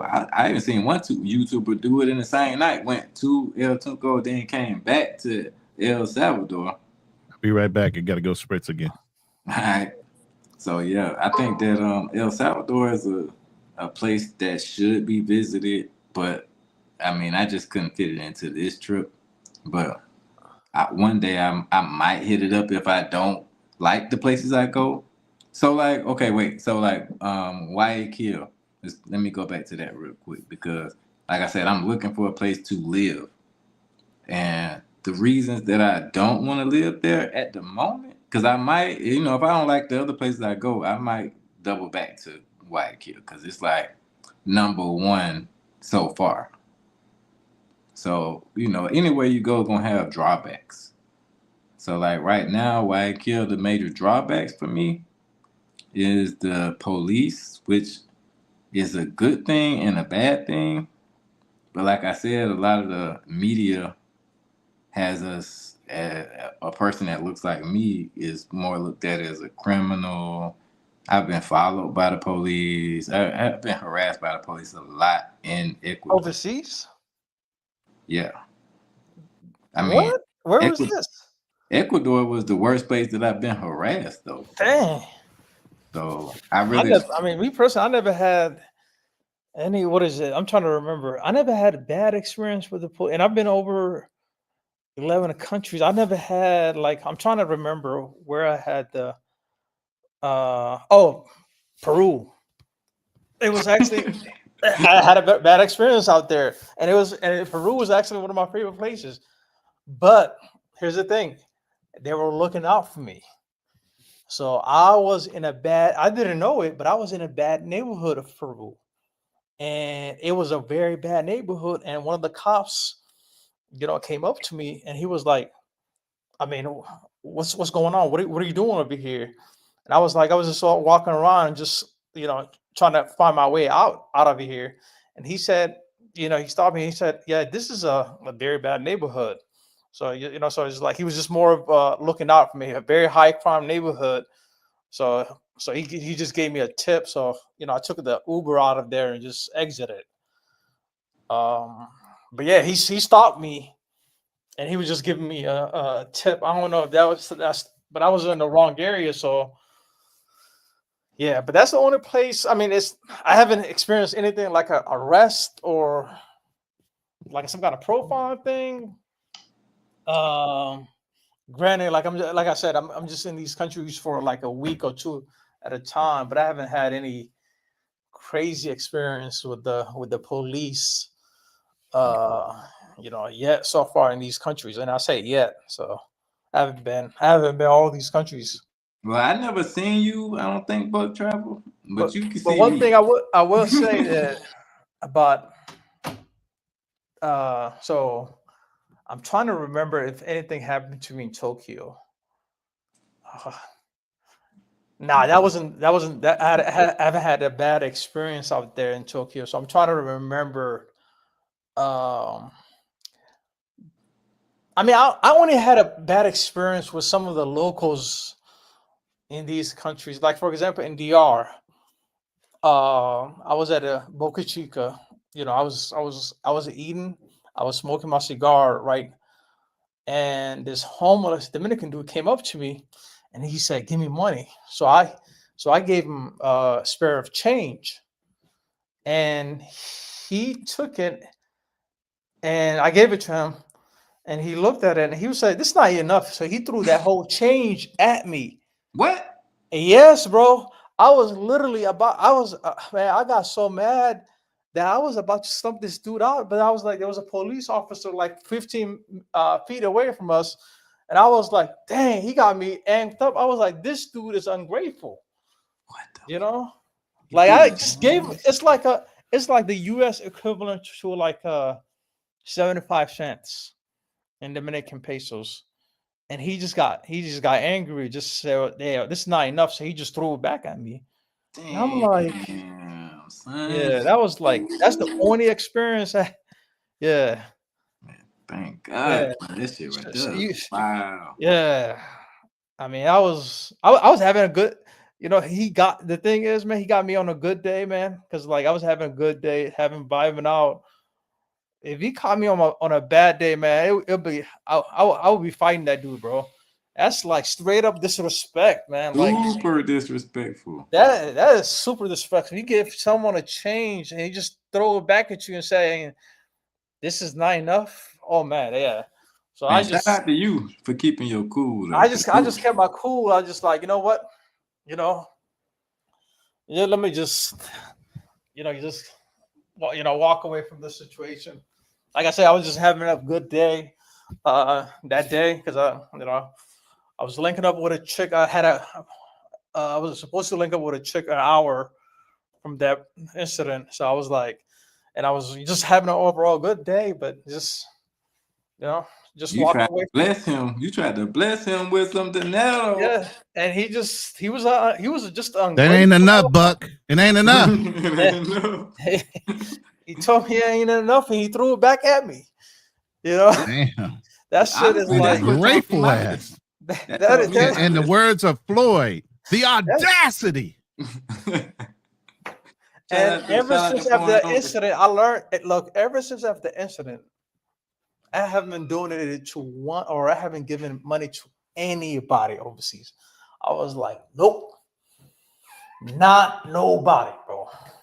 I learned from that situation. I was like, nope, I'm not doing it. Damn. Honestly, Buck, after that happened to me in the States before, but they ain't throw the money at me. They was just like, that's all you got?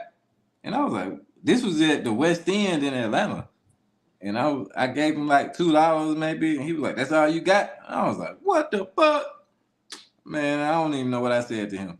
But after that, I don't think I really donated anything to anybody begging for money after that, for real. Maybe like in overseas, but that shit right there will, make you think differently about giving to people, because that ungrateful shit really rubs you the wrong way. That's why I said shout out to you for reacting in a calm manner, because you overseas, you never know what could happen. Damn. Yeah, I'm actually more chill overseas because I'm happier. I'm out of the matrix.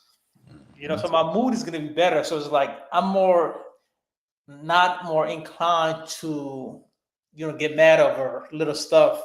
I mean, that was a huge stuff, but it probably surprised you though. It surprised me. It caught me by shock because I wasn't expecting it. I was like, but he was like, he looked at the coins and he said, he threw it at me and he said, this is not enough. And I'm like, fortunately, none of them hit my face. It just hit my, one of them hit my kneecap, my leg. But boy, if he hit my face, man, with that shit, man, it would be, that dude would get curved. He get stumped out, man. That's like, it was at that point, it would have been reversed from a robbery to, what did you say to me? Yeah, it's not enough. You ever heard the phrase beggars can't be choosers? Yeah. Man, take what I got. That shit all add up. Yeah, look, that day I was just minding my own business. I was at the beach, Boca Chica. I was just eating, smoking a cigar, just enjoying the day. It was a nice day. I had fun the prior night, so I wake up late. I was eating lunch, and out of nowhere, this bum dude came out of nowhere, start asking me for money. And I was like, you know what? Because most of the times overseas, I use like credit cards and debit cards or whatever. And I only had like little change I want to get rid of, and I had what I had on me other than the credit cards. I gave it to him, and he looked at it for like a couple of 5 seconds. And he was like, he just 5 seconds threw it, and he said, this is not enough. Bro, guess what? There were some other people around us, right? Bro, all of them looked at us. They were like, what? They even them they were shocked when it just happened. They were shocked. But was you were you living in Boca Chica, or were you living in No, I was visiting. So I was in Santo Domingo for a couple of weeks, but I was in Boca Chica. I did a day trip out there just to see how it is. And I stopped by. I was walking around. I stopped by this restaurant because I was hungry, and yeah. So I just, that kind of shocked me. I just kept my composure, bro. It's like, so I just stood my ground and just kind of moved on from it, man. Because Passport Blueprint, you still in the building? Yeah, I'm just working on something. Okay, shit. Whenever you want to chime in, you can chime in. No problem. yeah, we've been talking. I'm Passport almost at the Blueprint. rap Go ahead. phase. That's Say why your- I'm like, say I your gotta go piece. spritz. I gotta go spritz. I'm almost at that rap phase. So about to wrap this sucker up in some paper. Nice. Butcher paper. So, I mean, I could tell you a little bit about the problems with Ecuador, with the police, the issues that I had. So when I was in Salinas, I had a driver. He's in some of my videos, but I rented a car for a week, which I would never do that shit. I'm not even probably going back to Salinas. But so, as a traveler, you're like, okay, I'm gonna go to the smaller towns, the beach towns. I'm gonna try it out. I tried everything, right? So I tried out Salinas. Salinas was, I mean, like I said, like the people are. I hate to go back to the racism and the colorism thing, but I mean, just being honest, it's very. right back. It can be a lot stronger in places like that when it's a smaller town. Like bigger cities might have more diversity. They're a little more used to being open-minded. So like in Salinas, I stayed there for a week. I had very little interaction with the people, even though I had a tour guide that was from Ecuador. And I could see like if I wasn't trying to monger, it was gonna be pretty much nothing. So I left a couple of days early. So I'm trying to return my rental car back to a guy. It wasn't even a rental car place. It was like a guy that worked for the government. So he lived in a really nice neighborhood. So we driving back to his house to drop the car off. And fucking jump out boys pull up on us. I thought we was getting robbed, like dead serious. They pull up on the side and talk to the driver because I'm not driving. And he pulls up to my tour guide and he's saying shit in Spanish fast. So I was like, oh shit, what the fuck going on? So then they pull us over, my driver pull over, and he's like, oh shit, what the fuck? So then they jump out, they all strapped up. My driver put his hands up, so I'm like, oh fuck, what going on? They pull everybody out the car. They searching us, they searching the car, and they asking all these questions and shit. And my Spanish was good. I mean, it was better, but it's still not good enough to go through an interrogation. So they were asking me like, what do I do? And, why am I here? All this shit. So then I told them I was a YouTuber and I do music. And then they was like, show me. So then I pulled up my YouTube and they was like, oh shit. They all came around, shook my hand, opened my car door back up, let me back in the car. And we go drop off the car, no problems at all. But it was like they automatically assumed that we was up to no good though. So like that shit blew me. And I got followed by the police in Guayaquil when I would be walking around. Like they would follow me, stare me down, walk behind me, follow me around the city sometimes. I also, when I was on live one time, I went into a coffee shop, one of my favorite coffee shops, is like a Starbucks there. And they saw me ordering, trying to speak Spanish, so they could tell I didn't speak Spanish well. They followed me back outside, asked me a bunch of questions, pretty much interrogated me. But I took that opportunity to get the girl police phone number, so that was cool.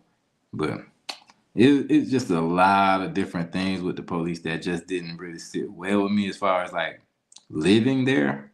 Like I could deal with it because I'm used to the United States and having that pressure from the police. But I don't necessarily, I'm not looking to go to another country to deal with that exact same type of atmosphere from the police. Which, let me say this, I think that the overwhelming police presence that's in Ecuador is a good thing as far as the unrest that they have, because the citizens, I can tell, are very apprehensive about living their regular lives. Like the girls, when they walk down the street, they hold hands. Like it almost gives me a feeling that they feel like they're going to be kidnapped at any time. So they want to have like a buddy system when they hold their hands and they showing like, I'm with this person, don't fuck with me type shit. So I know that they have a lot of problems there with crime. But the only issue to me is that they think that the black people are the criminals. When every time you see the criminals, they not really black. So it's a real issue with that as far as for me. It can be challenging. So like I said, I like the place overall, but the police thing, I'm glad they're keeping the city safe, but with the media making us look a certain way, it can kind of deter you from expatting there, I would say, as a person that looks like me. Hopefully, I'm not throwing too much shade toward Ecuador, but I just got to be honest about it. It is what it is. If that's what you were getting and that's the type of treatment you were getting, all you can do is tell the truth to the people that look like you, and how they're looked upon, Definitely.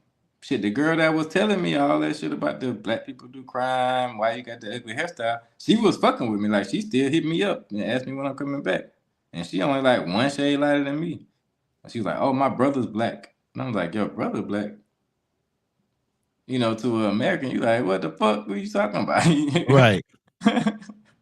But that's what I'm saying. Like, you got to understand the way that the prejudices work in Spanish America, because it's different than Portuguese America, it's different in Spanish America, it's different in English America. So just understanding those aspects of the different cultures is very important, I believe, in order to survive. Agree with you. Yeah.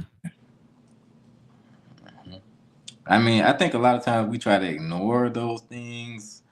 Like, I've been on these language apps, and a lot of girls, like, they'll come at me as soon as I start speaking to them, and they're like, oh, black people this, black people that. I'm just like, what the fuck? You know what I'm saying? Like, why are you coming to me, like, immediately talking about black people? Why are you so goddamn comfortable to come at me like that? What the fuck? Yeah. I had this one girl, she was like, oh, no, it's no problem. We talk about color, and it's no problem. And I'm just like, well, you can't tell me what to be offended by and what not to be offended by. Like, I'm not trying to be a fucking snowflake, but at the same time, I'm not trying to be ignorant to what you're saying. Right. So yeah. Also, man, you gotta also take into account some of these countries we kind of fetishized. So a lot of these women, they're gonna come at you with that kind of angle, and the wrong guy can view it the right way or the wrong way, because some guys just want a genuine connection, not want to be fetishized, So yeah. I mean, I'm not trying to say like we all kind of got different little things that we like and we don't like, you know what I'm saying? But when you dehumanize somebody, that is kind of the issue with me, like. And I had an experience like, okay, so in Peru, I was in an Uber, right? I was in an Uber, so one of the drivers, he kind of said some kind of racial thing. So I'm kind of like built, like I got a football body, right? So he compared me to the Peruvian soccer players. He said, you look like one of those Peruvian soccer players. And I looked up Peruvian soccer players. They all happen to be black.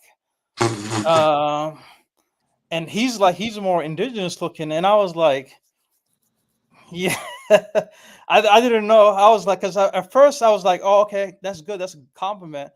But then I got off and I was thinking about the remark. And I looked up the Peru's national team. And it's like African descent. They're more athletic, they got a more athletic build. And so he was just, I don't know if it was more of a compliment. I don't know how to view it, or he said, oh, you look like one of the Peruvians body. He said, well, you look like one of the, you got the physiques, more athletic. So I don't know if it was more of a compliment or if it was more of a racial thing. Because out of because dude didn't say hi. I don't think. I'd say a combination of both. What the hell? Yeah. Oh. So I was like, so that's where I had like kind of. I mean, me personally, but like I get a lot of stuff like that, but I really don't take that personally because, like, say, like when I was in Dominican, I mean, anywhere in Spanish America, I get a lot of this shit like, oh, Bob Marley. You know what I'm saying? They call me Bob Marley. They call me Snoop Dogg. Oh, hell no. Yeah, but I don't even get offended by that. Like at first it was weird, but now that I've been around a lot of different Spanish cultures, that's not the fucking shit I'm talking about. Like I'm talking about when they say like shit like this, like, oh, you're black, you're supposed to be able to dance. Or like, oh, you look like fucking Captain Jack Sparrow, and they trying to crack jokes. Like, to me, that's the offensive shit. You know what I'm saying? When they compare me to Bob Marley was a fucking legend. Snoop Dogg is a rich legend. So you just trying to compare me to people that got dreads, which is more understandable because you don't see dreads every day out there. But when you just saying like because my skin color is one color, I should be able to fucking shine shoes or fucking tap dance, that's different. You know what I'm saying? As somebody that I'm proud of being black. I'm proud of having whatever this indigenous or African or whatever the hell descendant I am. I'm proud of that. I'm proud of how my hair looks. So when you try to crack jokes and say all that shit, then that's the issue. Because you taking my heritage for a fucking joke when, you know, the people that live there that look like me might not be able to defend themselves. But I don't come from a culture where the black people don't try to defend themselves. So that's just something, that's just ignorance. Shout out to Girls Get Hiccups too. That's what I'm saying. She proud of being Native American, you know what I'm saying? So that's what I'm talking about. Like, you got to be proud of who you are. You know what I'm saying? And that's all it is. Like, I don't give a damn who they think I look like. They could say I look like fucking Eddie. I heard people say I look like Eddie Murphy. You know what I'm saying? That's cool. Because that's your opinion. But when you say, because I'm black, I should be able to fucking, you know what I'm saying, dance or fucking do some. In other words, she stereotyped the hell out your ass. Stereotype shit. Yeah, that's offensive. Yeah. And another place where I had kind of, now I'm just now remembering, is Japan. Is another, but I think it was more of a compliment because so I landed in Tokyo. I think within 30 minutes of landing, because I was Don't waiting. say somebody walked up and say, "Hey, my ninja." No, not that. Somebody did walk up to me. It was a dude that walked up to me, and he complimented my arms because I work out and my arms is kind of big, and he was in a broken English. He was like, "Big arms, big arms." So like within 30 minutes of landing, just a dude randomly start working up to me, and it was a Japanese dude start complimenting me. So I was like, so that sounds like a good thing. Yeah. Damn, they not afraid to show but Tokyo, admiration. But Tokyo overall, Japan, I didn't face any kind of discrimination. Like even at night, I was walking, and you even see like an old lady when you pass, she wasn't even flinching or anything, and I was kind of surprised because here in the States, man, that same old lady would probably cross the street opposite direction. So, so it's like, yeah. Y'all see what Girls Get Hiccups said? They used to say, kill the Indian, save the child. What the fuck is that about? Oh, she's a Native American? Yeah. Oh, man, sorry to hear that. You from Hawaii, right? Or you from the United States? You just live in Hawaii. I don't want to get it wrong, but that's crazy. We got to get Girls Get Hiccups too on the panel one day. We got the other girl that be showing up in what's his name? He's from Hawaii, okay. Yeah, on that Andrew show, that other Hispanic Melissa. Melissa, yeah, she be showing up. She's cool people. She be crashing out with Zoe, not Zoe, but Zed. She be destroying Oh her. yeah, her and Zed went at it. Yeah. Zed said something. I mean, I don't want to give her more attention, but she said something crazy. She said that trans can be considered as women. And then I was like, What? they should be competing for women's sport. Get the fuck, man. Yeah. Zed said that. Zed said that trans She said women. some very Y'all radical better stop stuff. talking about the damn devil before she pop up. That's what I'm saying. Say her name 3 times. Like Beetlejuice. Beetlejuice in his bitch. She gonna pop up out of nowhere. She popped up in the last live stream I did. Talking about, oh, you still around? I was like, what the fuck? Oh, gotta love the shade, right? Yeah, she came with the shade. Man. I was like, man, come on now. You know this ain't the live stream for you. Oh man. She like to label all of us like a white supremacist type person. Like she wanna align herself with that. Yeah. Label all the same thing. I mean, me and Fearless are the geriatric tag team twins. I mean, that what she said? Yeah. That's what I'm saying. Like she's looking for an angle.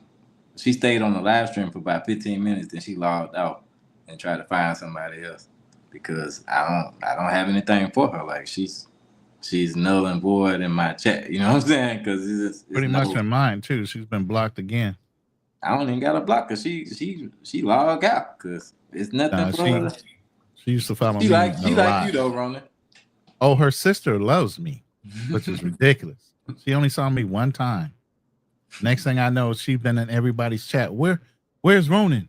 My sister want to talk. What? Your sister is a doctor in Ethiopia. When do you think I'm going to see your sister? Shit, she old. I mean, I ain't gonna say she old. No, her sister's younger. Oh, okay. I might say Charlotte like 50, ain't she? What the hell? She's 48, 47, something like that. You know what I'm saying? Like, I don't got nothing against people being 48 or nothing like that. But, I mean, like, it's a reason that she's, spewing all this hatred. You know what I'm saying? Obviously, she missed out on some shit that she's supposed to did when she was younger. Yeah, she didn't. She said she never got married and had kids. So I think she kind of have some kind of resentment against men. No, she said she don't want to have kids. She don't want to have no husband. I mean, that's like me saying I don't want to be rich. Like, oh, I ain't a millionaire. Oh, fuck, I don't want to be rich. Fuck rich people. You know what I'm saying? Like, people do shit like that. But if I was to get rich, I wouldn't give the fucking money away. So, I mean, who doesn't want a family? Who don't want people to love them and that they can love? You know what I'm saying? I mean, it's some people that don't want a family and kids, of course, but when you get older, you start to realize that shit. Just like me, like I don't have kids, I don't got no family of my own, but it would be nice to have. I'm not gonna sit here and be like, oh, younger guys, fuck that, don't do that. You can be like me, you know what I'm saying? Like, nah, do what you gotta do what you wanna do. You know what I'm saying? Like, I would never try to deter people from living life, because people say that kids. Shout out to Girls Get Hiccups. You know what I'm saying? She's not bitter. You know what I'm saying? She said she's 45. I don't know her situation, but same as me. You know what I'm saying? Like, I'm not going to say, because I've heard people say that kids are the greatest love of their life. You know what I'm saying? And I felt the love from my parents. So why would I go out here and say, don't do this, don't do that, be single forever type shit, and don't have a family? Like, that's crazy. I would never do that. Just like I would never badmouth my community. I'm not going to badmouth Black American women. I'm not going to badmouth anybody. I'm trying not to badmouth the other countries I've been to, because they have their own cultures. They have their own societies. You know what I'm saying? And that's for certain people. Just because I don't. There's a difference between badmouthing and giving constructive criticism to try to correct an accent. You know, they take badmouthing as you giving them corrective, criticism on the things they could do to improve. But at the end of the day, no Black man is going to tell a Black woman how to change. It's going to have to come from other Black women. That's true. Hey, Girls Get Hiccups, you might be my little wifey. I might have to get there. You look right there. Hey, that could be your travel companion. Y'all get your passports and just, hey, ain't nothing wrong with taking Sam to the beach. You know exactly what to expect. You ain't got to run around, do nothing besides see the sights and enjoy each other's company. Yeah, she mad cool though. She mad cool. She made me talk like I'm from New York. Mad cool, son. Mad cool, son. Uh-oh, she done gave you the heart emoji. Uh-oh. That's my girl. Y'all Right might have to take that offline, have a conversation. You got your passport, girls with the hiccup? Girls got hiccups? She in Hawaii. That don't mean she got a passport. Hawaii's still America. Yeah, that's true. That's true. She been down with me for a long time though. I lived in Hawaii for 2 years. For real? On the military? Over in Oahu on the windward side.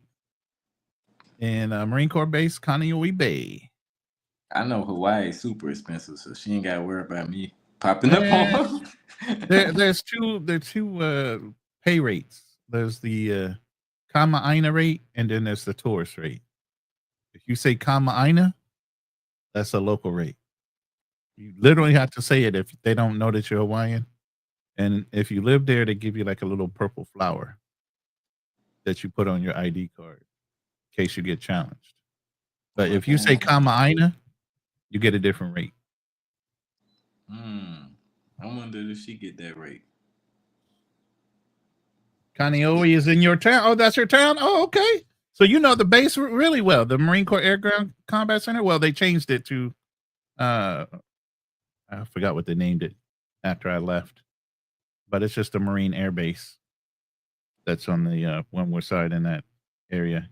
I know she beautiful just from the spirit. You know what I'm saying? Like, I don't go off the looks. You know what I'm saying? Because I done had dimes. And a lot of times they be fucking ugly as hell in spirit. So I appreciate her holding it down for me for real.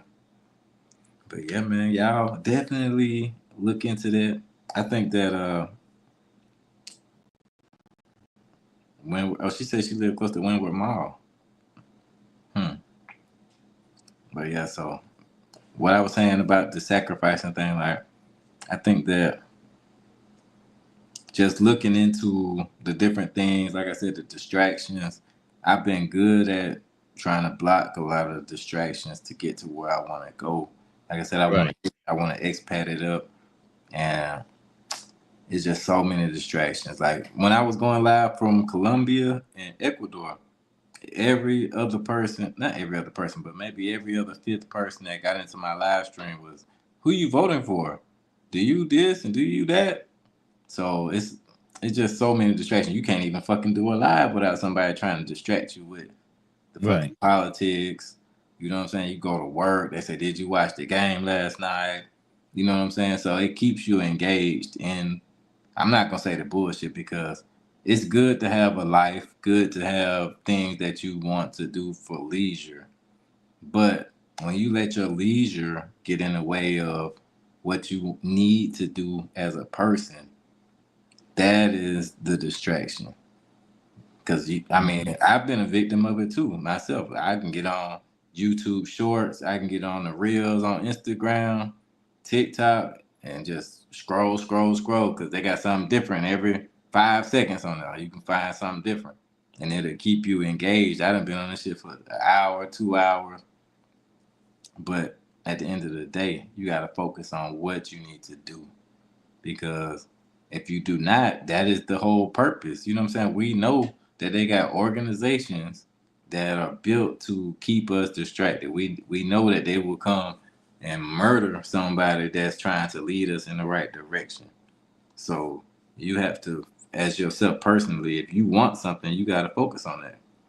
I got friends that tell me like, oh, Marco, I want to do what you're doing. I want to invest in property. I want to travel the world. But when I tell them how to do it and the way that I know how to do it, they come up with excuses. Oh, I need at least $1,000 to put toward that, and I need this and that to do that. Those are things that you're putting in your own way to not do the shit. So that's why I mean when I say, like, people say a lot of things that because it sounds good, like, yeah, I want to do this and yeah, I want to do that, but Do you really want to do that? Or do you just like talking about it? Because there's a difference. That's why I asked you guys, like, what did y'all sacrifice, and what are y'all willing to sacrifice to get to the goal that you want to get to? Less, like I said earlier, less trips, so I can focus on a long term stay in these countries. Because actually, like I said, I was traveling 4 or 5 times a year, and I was like, man, I'm spending so much money. You know, why not just uh, focus on a longer term goal where I can be in these countries for maybe 6 months out of the year or longer, and get my money. You actually get your money's worth with the longer you're out there. I know, Style King, you realize that when you were in Guayaquil, when you were out there for a month, you actually noticed you got more bang for your buck compared to you being out there for 4 or 5 days. So yeah, that's how it works in these places. The longer you stay out there, the better, because you start finding out ways to save costs. What works, what doesn't work. You start to really settle in. You kind of get comfortable with it, and you start knowing all aspects of it. So that's why I says, like, I'm more focused on staying a long term in one of these places. And when I do stay a long term, I plan on getting a long term girlfriend. Like, cause I'm not gonna be that one guy that does the party thing and all that. I might do that for the first month or two, just to get out What, that Buck? You want to honeymoon. settle down? What? Not when I mean What? settle down, it's like I'm talking about get a A long solid, term, a solid quality girl. yeah, a quality girl, a long Yeah. term girl. But Mm. that's when, after like let's just say 3 months, I do the nightlife thing, because I'm not gonna do that. Some guys, they doing that nightlife thing for like years, and that's why Roland was saying that story. Or well, not Roland, but the other guy, Big Games, was talking about that guy that spent 500K of his 401K Mm-hmm. of 4 years of partying. I'm not gonna be that guy. I'm gonna be that guy that just gets that regular normal chick, and just do. You actually say, like I said, you save money by doing that instead of You partying absolutely and do. everything. Because that regular chick, she's gonna look out for you. She's gonna cook. She's gonna find you the best deals when you and her are out in the market. She's gonna save you from being Well, matter of gringo fact, you're going to priced. tag behind her, because if you standing next to her, she ain't going to get that good rate, because Yep. they know that American's standing there making that money. Hmm. So you need to tag behind her or stay by the car, go have a drink real quick, let Yeah. her run to the little vegetable garden area where you go and get your vegetables, and she work all kind of deals with that money. Hmm. That's true. And another thing is, like, to point back to that, if I'm going places solo, I usually try to stay out of places where it doesn't list the prices. Like, it got to have the prices. I can't go to somewhere where it doesn't list the price, because when it doesn't list the price, they're more likely to gringo tax you. And sometimes when that gringo tax, you're paying 3 4 times way more than the average price. So yeah, so I'd be more inclined to do a long term girl, like a solid relationship, and going doing that. You know, I mean, but I just don't look. I mean, if guys want to go over there and party all night, and I mean that's their choice. But I'm just saying, is like you're gonna run into a brick wall when you're doing that. For years and years, you start getting burned out. You start realizing your money wasted, where you could have done something smart with it. So Yeah, I mean, you're right. That's why when I was in Guayaquil, I tried to show people the places that you can save the most money. Like, I found a lot of Ecuadorian restaurants that were $2 and $3 for huge meals during lunchtime. So I know you can find the same thing for breakfast and dinner. Like, I couldn't even eat all the food. And I tried to frequent them places as much as possible without doing the gringo thing as much. So, I mean, it took me a while to figure that out though. So once you figure out where to go and the people start knowing who you are, I mean, your money can go a long way if you're doing it the right way. I even found that same thing in Colombia, where I was eating at this one place and they were like, "No, go over here." So the people at the restaurant told me like, "Go to this restaurant next door," and it was like off the street a little bit. Same thing, like $4, same kind of meal as in Ecuador. So, and I think she gave me the gringo tax because, like I said, it's really like $2 and $3. So, I mean, it can be done. Imagine eating a full meal at a restaurant for $2. Like that's what you need. You know what I mean? Like you can last a long time like that. Imagine the groceries then. If they can afford to feed you a big, huge meal, how much are the groceries? I mean, Philippines, rice is life. A lot of countries are like that, man. Get a big old 50-pound bag of rice. Mm-hmm. That's what I'm saying. They give you chicken, rice, a soup on the side. They got meat and everything in it, corn. I mean, it's a full meal with fruit and a drink that they refilling the whole time. Then you spend $2. And this is in Ecuador, is a country that spends US dollars. So you don't even have to convert the shit in your mind. And that's a definite advantage. They tried to rent me a small condominium for $450 a month in a very nice building with a 24-hour concierge. So you can definitely live the life. Hawaii got a lot of rice. Damn, shout out to the Ecuadorian that I was talking shit about, the supermodel chick. She talking about Christmas is a time to reflect on important things in life, and you are one of them. Thank you for being a part of my life at all times. Oh shit. Oh yeah, she trying to come on the trip. Or she got a damn group email and you just have to be part of it. That might be what it is. Damn. Sorry, yeah. Didn't mean to bust your bubble like that. I'm just saying, you know what I'm saying? I'm a little tipsy. I started feeling bad. Like, damn, I should have sent her the plane ticket. Shit. Yeah, man. But that's what I'm saying. Like, it's hard to find the ones that you need until you really like touch down and live in these places, because it's before that they kind of, I mean, they look at you as a tourist, you know what I'm saying? Like, you're gonna be gone, they're gonna have to go back to their life. So it's kind of hard to, like, that was the main issue in Dominican Republic, I think, because they're so used to tourists. Because I got people hitting me up from Dominican Republic, but it's not like Ecuador. Like, they still hit me up hard in Ecuador, like, when you coming back? Like, you need to come back. And that's a good feeling. You want people to miss you. Want you. Yeah, you want people to want you. You know what I'm saying? So I definitely would give a thumbs up to Ecuador. So these places that aren't heavily touristic, like Medellin was tough. Like, I don't even know why I went there. Like, I just was listening to my boy. And shout out to him, you know what I'm saying? But Medellin was definitely not the place for me. So how's Record Club doing? Didn't he move down to Colombia? He said he's moving to Salvador, Brazil, the place that I definitely am never going back to. But he's never been there though. He's only been to Rio. So I mean, you know, that's what we was talking about. Like, you can't convince people that have their mindset.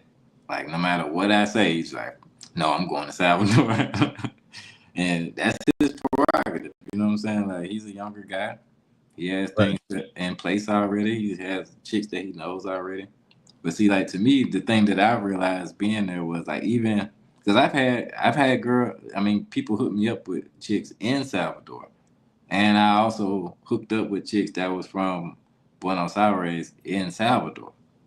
But just looking at the overall aspect of living there, I was like, yeah, it's not going to work, because I need options just in case what I'm doing doesn't work out. You know what I'm saying? Like, like how the Philippines is. Like, I don't know the part you're going to, but the Philippines as a nation, you know that there's options if it doesn't work out. You know what I'm saying? But 7,000 islands, 250 dialects. Yeah, there's plenty of options.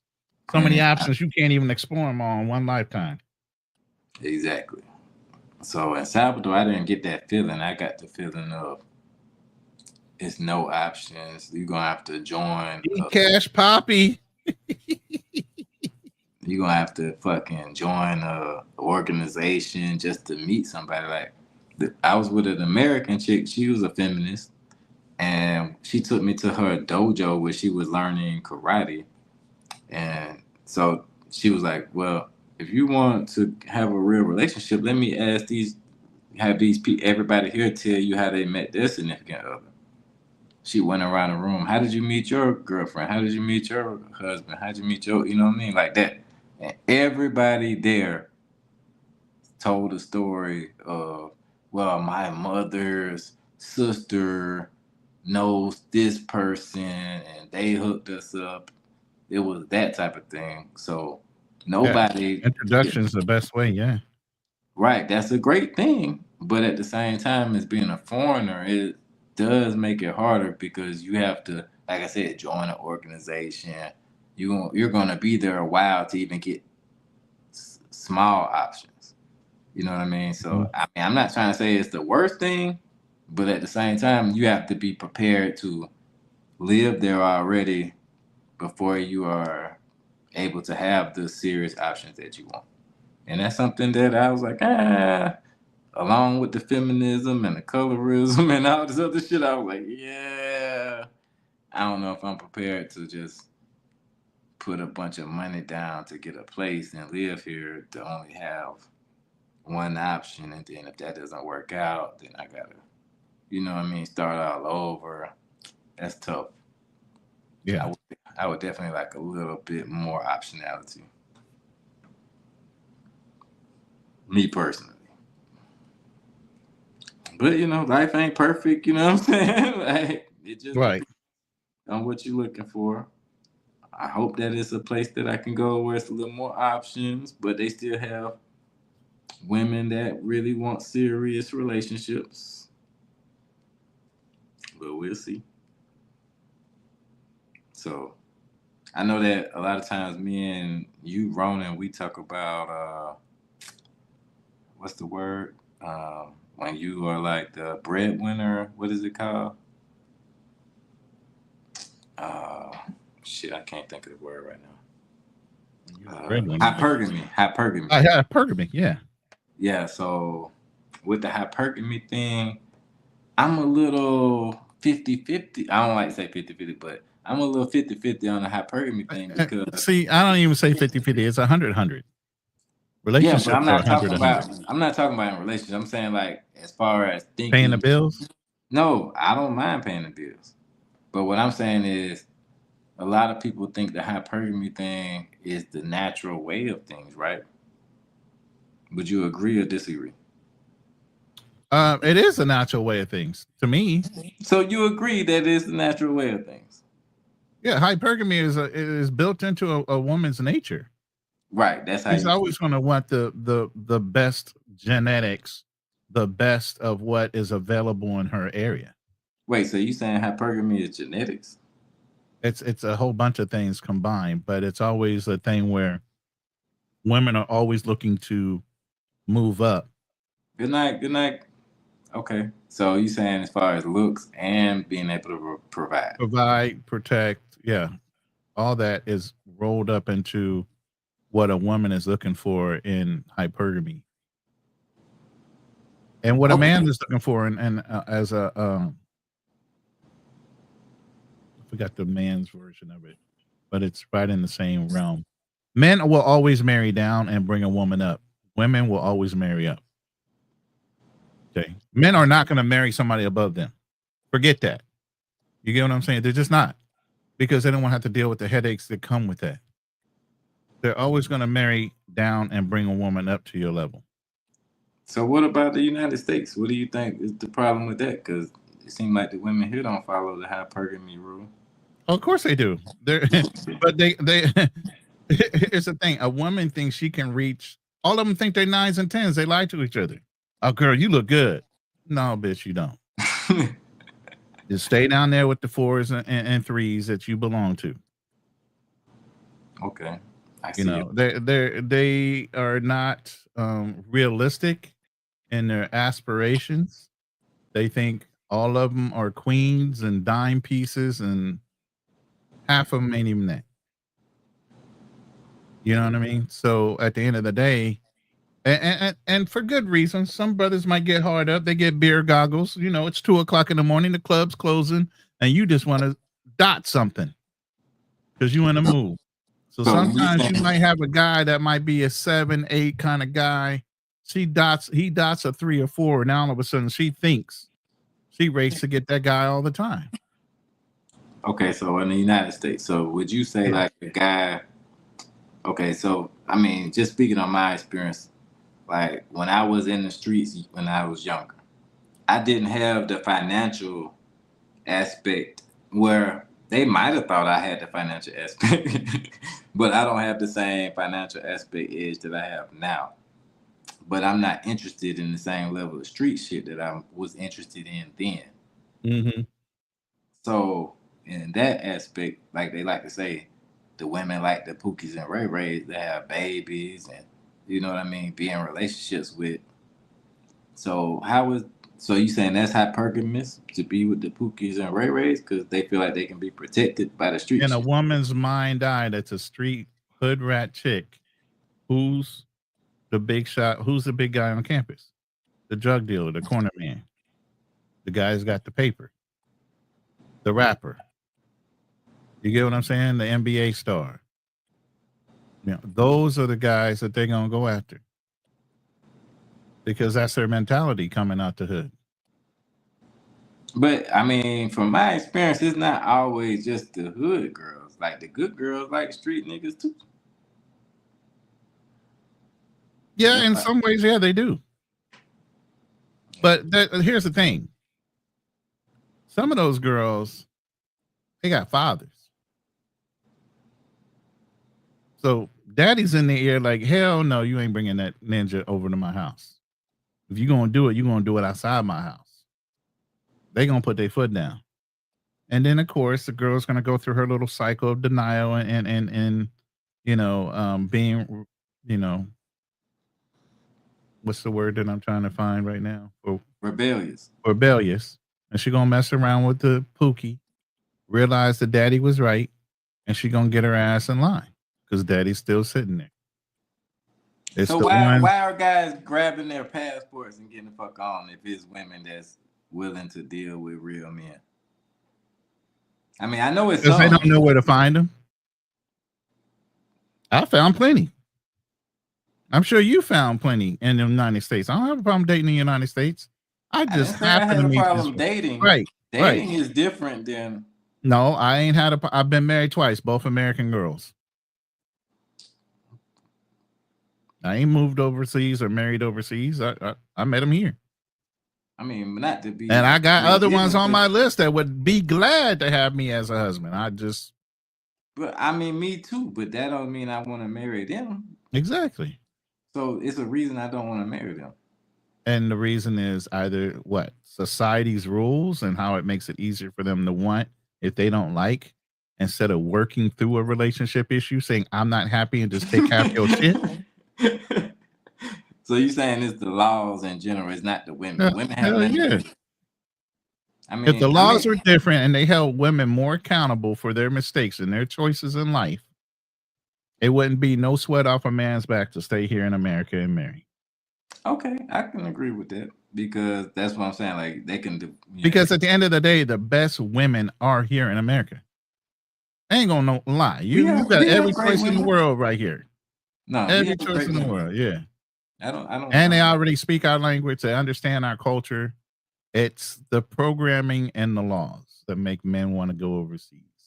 And the fact that women have weaponized everything from the Me Too movement to goddamn police. Court systems already weaponized. The cards are stacked against a brother. Period. Well, men in general, not just brothers. Men in general. I would say that. Yeah, I would agree with that. So you saying the hypergamy thing still stands? So even though they want to get with Pookies and Ray Rays, it's still a hypergamous thing. Yeah. I can. And then agree with all that. of them think they bad bees. They got hair salons. They got nail techs. They got all these women that are making supposedly these high dollar amounts, but it's really projection. They're really not making that kind of money. And if they're making it, they throwing it away on clothes. Yeah, a lot of them are throwing it away on clothes and the perception of a look, so they can find that high dollar dude to go down and lay down with and try to trap him with a baby. That's the game. I've definitely dealt with that. Yeah, the baby trap game. Oh yeah, not Get just a couple of those. Be on welfare. Get a couple baby traps. Do your little nail tech, hair salon type of thing out your house. Make all your money. Getting 2 or 3 income streams. These girls are harsh. They got you and your wallet, one income stream. They got the kids and child support with the county. That's another income stream. And then whatever hook and ratchet ass job they got working out their house with. Damn, they working on 3 income streams. No wonder they making more money than us. Y'all paying the bills. You think they making more money than us? A lot of women that are hustling off the books, hell yeah, they making more money. That's why they think they boss bees and you can't get with them. That shit ain't on the books. They ain't paying taxes on that shit. Yeah, but it's also got to do because with if you look at the stats, statistically, if you're looking at the stats, they still make less money than us. But all of a sudden, most women, they think they're making more. So if they're making more, then are they actually reporting the money they make? I mean, I don't think that they're making more. I think they're dealing with the men. All these chicks out here trying to get their hair did, their nails done, them fake ass eyelashes on. They got all this disposable income that go get fucking BBLs and titties and all this other shit. Where they getting all this expendable cash if they not making more than us? Men don't put that much effort on their fucking bodies like that. You go to the gym or you don't. One of the two. Ain't no man going out there getting plastic surgery, liposuction, all these other fucking things. Most of these bitches are saving, putting up their money to go do what? Go modify their bodies. But those I mean, it's not a bad thing. Koreans do it too. Chinese women do it too. A lot of cultures go and modify their bodies, right? While they're teenagers moving up. But because they don't like something. Those things don't really cost that much money. Like they cost money. Yeah, the titties like 7-10 grand, depending on who you going to. But that's not. I don't know how much a BBL is, but I know it ain't cheap. So by the time they get done, they spend anywhere from 15 to 50,000 on their bodies.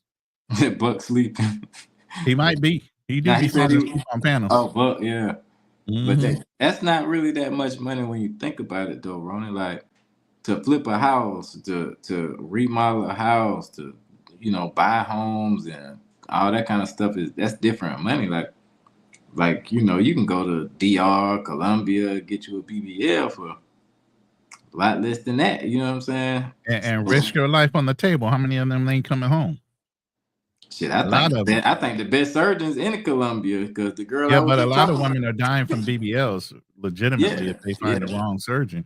Oh, definitely. Or one of those hole in the wall places because they're trying to save a buck, trying to be cheap. That's true. Yeah, I definitely don't agree with the surgery thing, but that's still no. But again, a lot of those women are saying, "Oh, we're doing this for you." No, you doing it to impress the other chicks that are around you. Y'all don't do half the shit you think you doing for us because we tell y'all not to do it. Yeah, I definitely have told the girl I had this chick that was like trying to throw me threesomes and all that shit. It was nice, but she was like a little bit on the slim, thick, almost chunky side, right? She was like she wanted to get a BBL. Yeah, you went through 3 variables: slim, thick, chunky. Yeah, she was like borderline all 3 of them things. You know what I'm saying? Like her chest was huge. Wow. You know what I'm saying? Right. To me as a man, I'm like a couple extra pounds. That's great. Right. That's an offset. Yeah. That's an offset. I mean, titties, you gotta carry your back, gotta be strong as fuck. What the hell? Exactly. So she was like, "No, I'm gonna get a BBL. I'm gonna get a tummy tuck and all this shit, right?"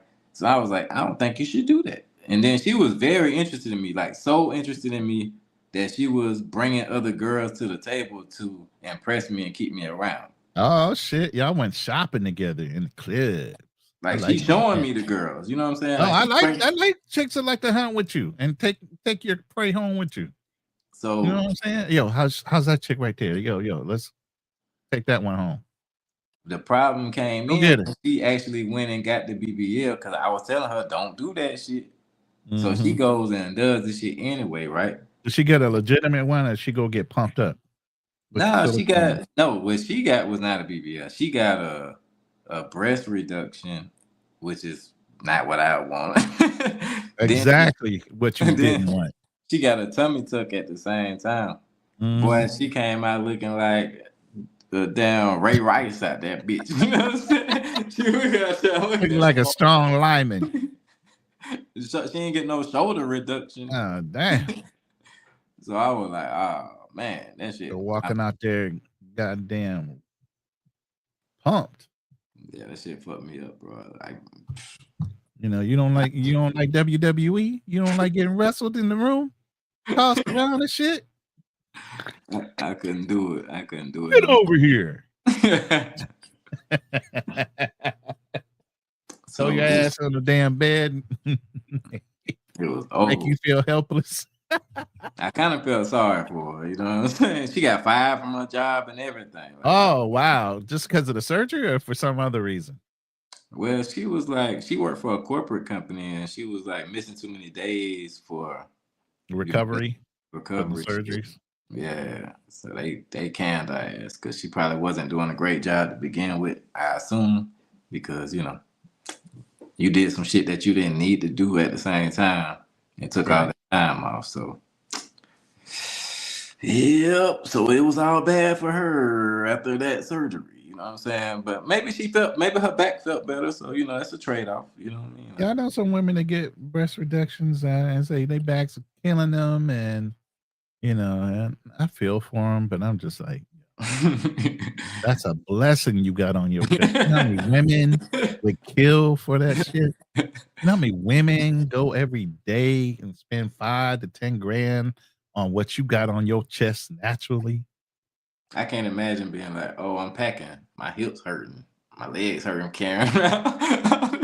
I can't handle my nuts keep rubbing up against my legs.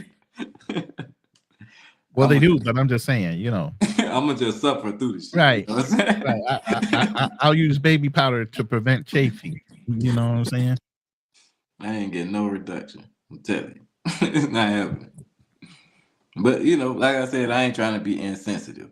So But again, we're not comparing ourselves to other men. Women are. They're in competition with nobody but themselves and other women, because men will take you how you are. There's always going to be a man that will fit right into whatever that chick looks like if they just stop fucking around. that's what I said. I was fucking with the extra pounds. You know what I'm saying? Right. Like, I'm not out here looking for a supermodel. You know what So I mean? then you're not happy with what I say. You got to go and change that shit. I had a friend of mine, man. He was just on the show the other day. His wife went and got a breast enlargement without telling him. What the fuck? She just came back home with them big ass motherfuckers on her chest. And he looked at her, it's like, I didn't tell you could go do that shit. Now, why'd you do that? Well, I just wanted it. But you did it around my back. You ain't talk to me. You ain't, we ain't discuss it. And you just went and did it. So fuck it. So since you said fuck it, I'm gonna say fuck you. And they got a divorce over that shit. He wasn't even playing with her. You gonna do that? What else you gonna do behind my back?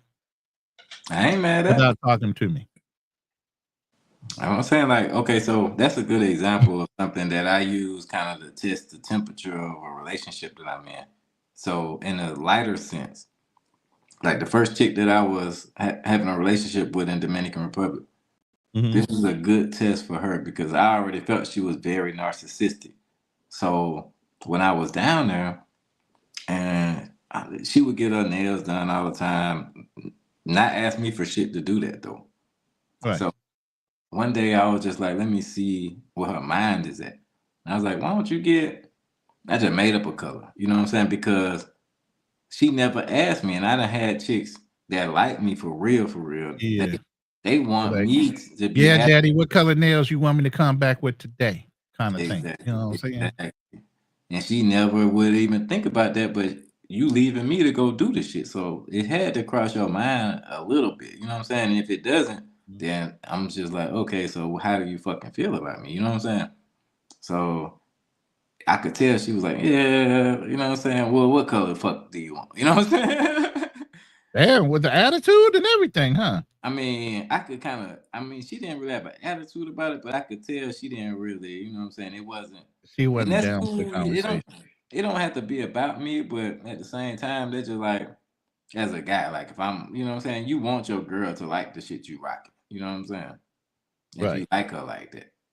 So that's why I'm just like, okay. And then I could see like she was mad, upset about the shit after. But she don't know, man. If they get the right guy, man. I would spoil my chick, bro.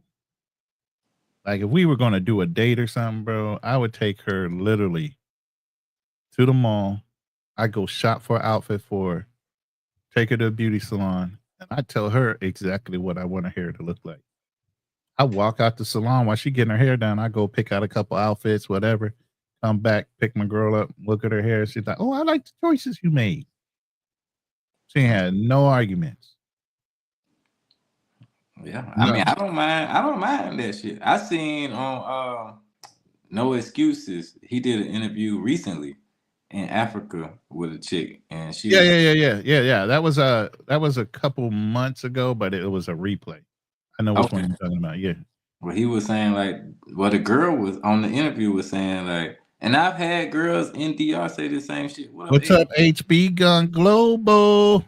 Well, I've had girls say the same shit about me, but not to me, where they was like, "Oh, he's cheap," you know what I'm saying? Mm-hmm. And that's because I don't mind buying you shit.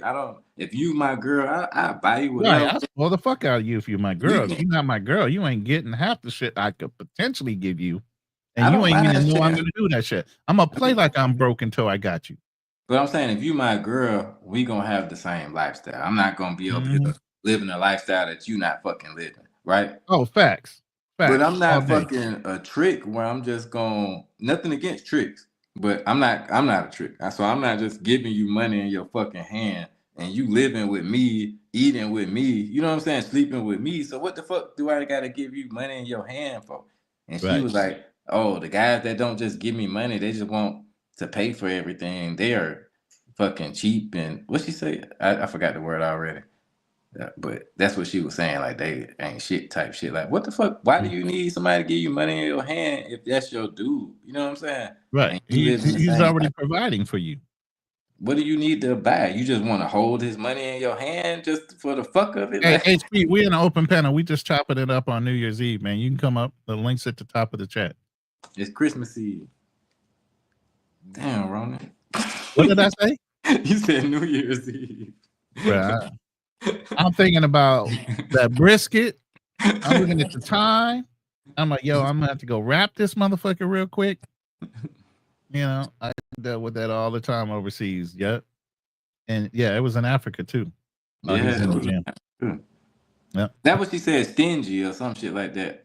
Yeah, stingy or broke. And some chicks like, if you broke, just say you broke. No, bitch, I ain't broke. You don't have full access to my fucking wallet like that. Oh. That's what I'm saying. I ain't trying we ain't to never broke. We just you. choose whether we gonna spend money on you or not. Yeah. I mean, if you with that's why I said like with the girl that was on my channel, fucking what's her name? It don't matter. Anyway. She was with me all the time. She was living with me everywhere we went. I'm paying for fucking everything. I got her hair done. I got her nails done a couple times. You know what I'm saying? So why the fuck do you need me to fucking pay you? And you with me, and you ain't gotta pay for that shit. Point, you tricking. You know what I'm saying? And you making me into a trick. That don't make sense at all. I mean, that's what I'm saying. If you tricking, that's a different aspect because I'll treat you accordingly. You paying her to leave so she can go pay for herself away from you. You know what I'm saying? Right. And we If can do you- that too. I can just pay you and you can get the fuck out, and all that other stuff I used to do for you, that's nixed. I'll just pay you up Right. front when I'm ready to have you come over, and we can knock it out and you can go on home. Exactly. That's why I was like, I'm watching the interview, like, what the fuck? What is she talking about? You know what I mean? Like, you want to badmouth the guys because they're not paying you for nothing? What Yeah, is- they ain't got to come off of shit. Stop begging.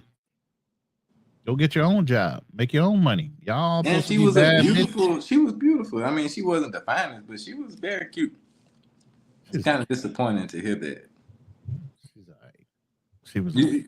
You know what I'm talking about? The one that had the dress on? Yeah, I know which one you're talking about. Yeah, I think it came out like 2 days ago or something like that. Mm-hmm. Yeah. They were in a Airbnb doing the Yeah. interview. Shout out to No Excuses. Yes, sir. And my dog. So he has some really good interviews. Y'all go check him out if y'all haven't seen that. That was a really good one. I watched that today before I went to the hospital. So shout out to HB Gone Global. I mean, shit, that was a good live though. You know what I'm saying? We Yeah. about 3 brothers- hours. I appreciate That brother's everybody. getting ready to get on a plane too. He about to go down to Africa himself. Who, HB? I think mid-January. Oh shit! Everybody taking off in January. Yeah. It's your turn now, Ronald. When you leaving? I'm leaving the end of February. Man, salute. I'm out salute. 100%. I ain't coming back for a while. All this stuff is going in storage. I'm gonna be a minimalist. I got a Pelican bag or carry-on luggage. All my camera equipment, my setup, and all that'll be in there. You know, What kind of camera you gonna use out there? well, I got it. You know what I'm using right now? Everything I'm using right now is portable. Everything I'm using right now, I can take with me. You get what I'm saying? So I made sure whatever I was using, I could actually put it in a suitcase and take it with me, and I know 100% it's going to work. So I'm using a GoPro 11 for my camera. Oh, okay. I got a GoPro. Yeah. That what's up? I can't really live stream with my GoPro. At least I don't know how to do it. So Well, yeah, it's a connection and an app you got to download to use it. It's in GoPro though. You can download a app from GoPro that allows you to turn your GoPro into a webcam with a cable. So you're getting you real need a time. cable. It's not Bluetooth connected. It's actually cable connected to the computer. But I'm saying you can't do that shit on the move.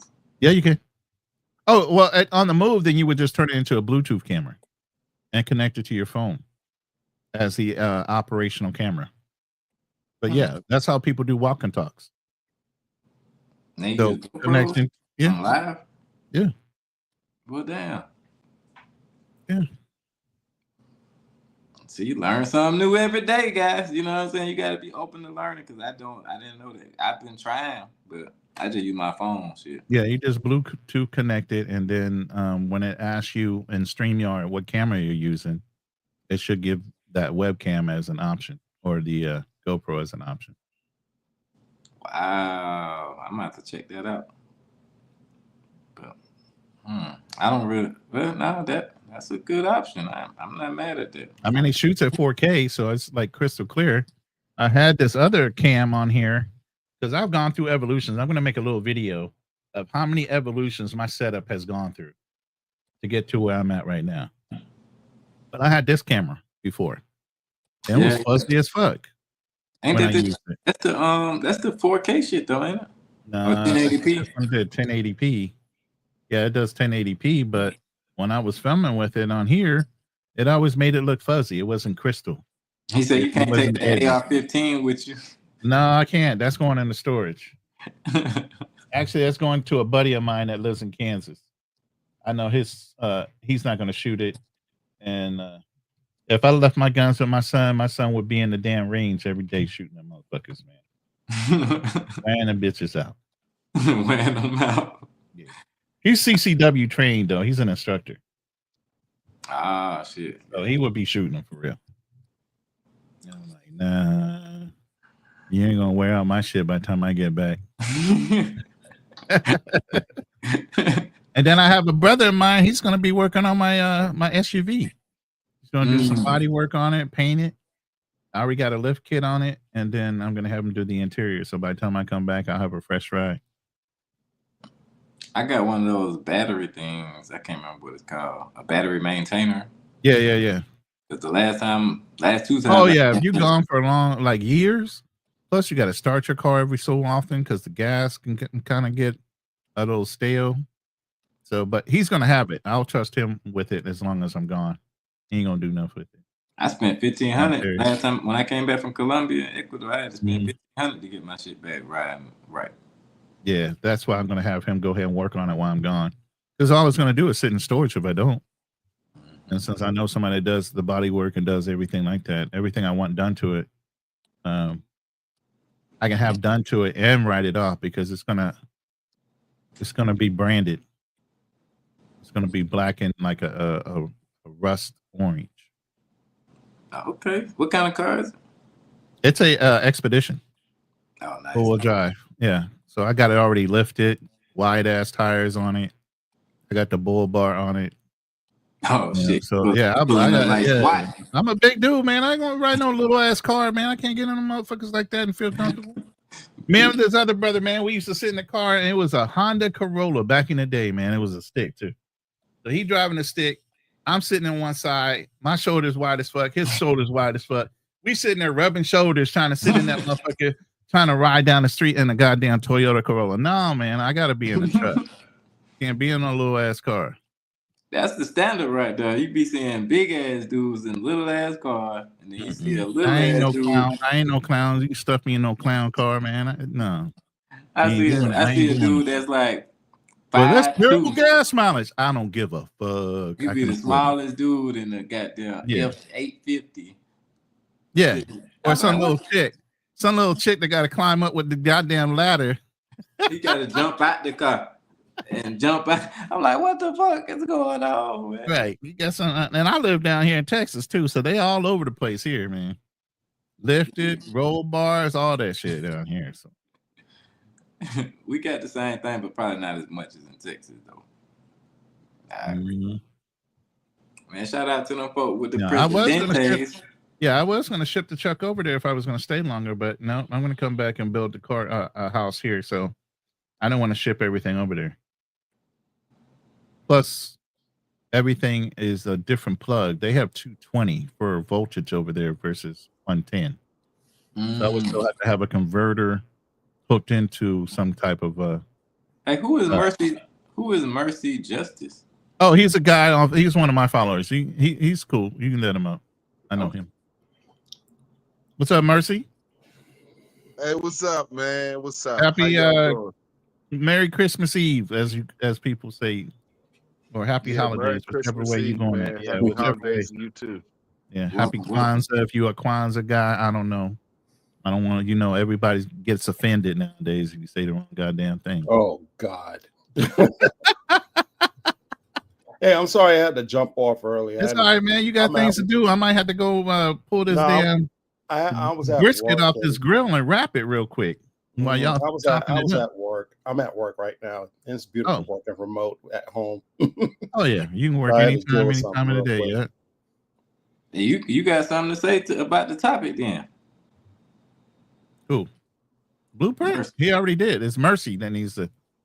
Yeah, I just wanted to say, definitely do what you got to do to try to live the way you want, man. I definitely agree with that. Because things are changing and the climate is changing, and you gotta look out for yourself. That's all you can do is look out for yourself. Because the disrespect is rising to an all-time high, man. I mean, look at my number one, Travis Hunter, man. Looking at him, I'm like, look, man, this dude's a number one draft pick, man. I mean, this dude got contracts galore. And he getting disrespected, man. This woman won't act right. What's up? I mean, what's going on? This man deserves a good woman, bro. He deserves a good woman. Which dude is this? Who's Travis Hunter. Oh yeah. Travis Hunter. Okay, the football player. Yeah. I mean, but do you think he's being disrespected, or that she's just comfortable because they've been in a relationship for 5 years? this is the attitude of the average woman out here, man. This is not just Travis Hunter. This is just a symbol, man. Okay. This is just a symbol. And see, what's going on is a lot of women are watching this and they saying, look, I can act like that and get me a Travis Hunter too. You know, that's what they thinking, man. Yeah, that's what they thinking, but reality will set in. Well, we know they delusional, man. We know they delusional. So, you know, that's all they need to see. They be like, shoot, I get me a Travis Hunter too. And I could disrespect him too. I mean, she told him when they first was meeting that he wasn't her type, man. I mean, come on, bro. Yeah. How you gonna tell a man that, bro? Oh my God, I can't, man. I can't go. Yeah, Dan, to answer your question, I would never live in my girl's crib. I told her to find me a place that's anywhere from 35 to 45,000 pesos a month to rent a house. And it needs to have all the American amenities. I'm not taking no shower with no goddamn bucket and a damn paddle. You know what I'm talking about. Dan's in the Philippines. He knows exactly what I'm talking about. So no, it needs to have American amenities in the goddamn house that I'm gonna rent. So Mercy, I definitely agree with you. I think we all agree with you. Oh, absolutely. But the only problem with that is, just like he's also said already, that's why I never even brought the shit up. Like I mentioned, I didn't even say his name. I said what, T Hunter or some shit like that. But I mentioned him earlier, but I didn't say his name because he's not gonna listen to us. Just like we was talking about earlier, when you try to give younger people advice, a lot of times they just, because they want to do what they want to do, they look at you as a hater, and you just hating on them. Like, you seen the clips where you're like, oh, I got a girl, y'all niggas ain't got no girl, that's why y'all hating and shit. You know what I'm saying? Like, but here's the biggest thing too. You got Deion Sanders, who's been through all that shit, has been mentoring this kid for the last 5-6 years, since he's met the girl, most likely. So you know he ain't gonna. So you know he's got Deion in his ears, and Deion has the perfect example. Him and Pilar, they got divorced after Deion got his contract, but Deion had a prenup. Now Pilar was screaming bloody murder, this, that, and the other thing about that prenup and trying to get it broken. But at the end of the day, it was rock solid. The judge says, nope, it stands the way it is. This is what you get. Deion walked out that damn court happy as fuck that he got that prenup. So there was one clip where you saw Deion, because they filmed a reality show. Deion was talking to Travis Hunter. And he was like, well, no, man, I don't really do anything without a prenup. He had a stack of like 3 books. He said, prenup needs to be about this goddamn thick, and dropped it on the table as a joke, but he was serious. Like, nah, man, you need to get a prenup before you make any kind of moves. And that's coming from somebody that's got experience. It's supposed to be like a father figure or uncle figure to him, you know? But my point is, it's not really about Travis Hunter, bro. It's not. It's about how comfortable these women are. I mean, she's very comfortable disrespecting. Oh, this. she That's definitely what I got is. a problem with. She's very comfortable. And these women out here, they're very comfortable, bro.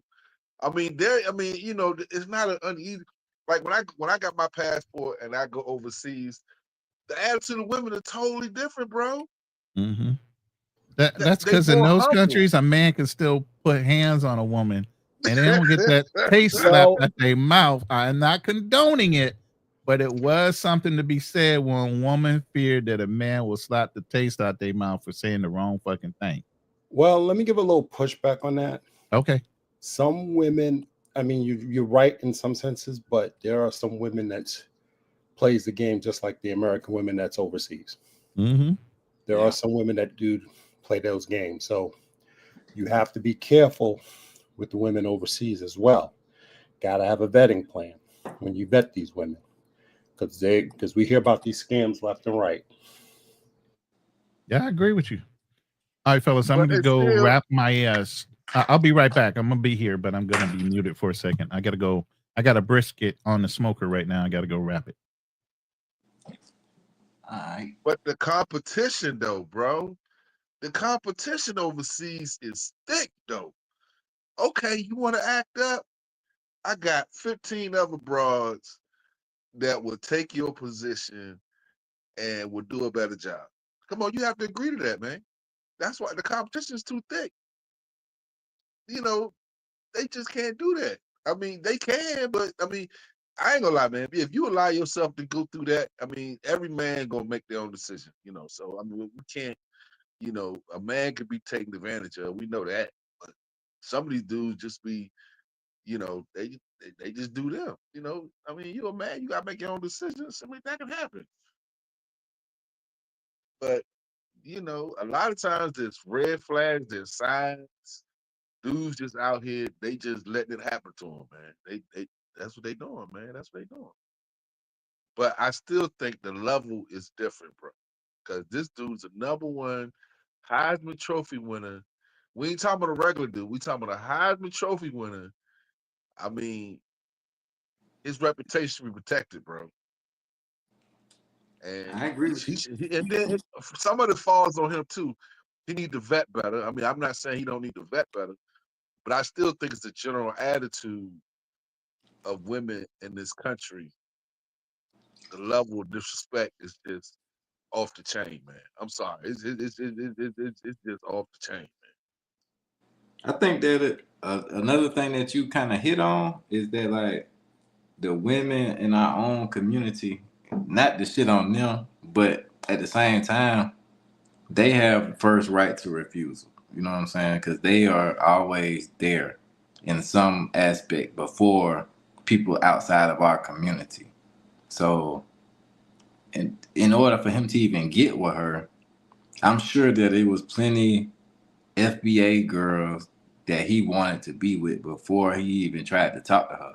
So all these FBA girls that's coming saying, well, that's what he get because he want to mess with somebody outside the community. I'm sure that he wanted to talk to a lot of girls outside the community. So the fact that they thought that he might not be attractive and all that shit, like that's how shit like that happens. You know what I'm saying? But see, here's the thing, and this is why I hate this whole dating thing. Is now childish. Mm-hmm. You got women talking about, well, he deserved this, he deserved that. Were you attracted to him? No. Then what's the point of you opening up your mouth? Mm-hmm.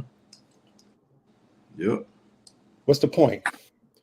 You have no business opening up your mouth about it, because if you're generally attracted to the lowest degenerates out there, which is America's Most Wanted. So why are you so mad? Oh yeah, he's getting this money. Now you're attracted to him. So what does that say about you? How are they any better than her then if that's what they Exactly. Mm-hmm. You just mad because she got to the bag first and you didn't. Because that had been one of y'all, that all your little haters be hating on you. Oh, they'd be high-fiving. Yeah. Crabs in a barrel. That's what I'm saying. But you know, that's kind of sick at the same time. I hate that it's like that though. Like I wish that we, would appreciate each other more. I don't know him though. Like he might be Caribbean shit. I don't know.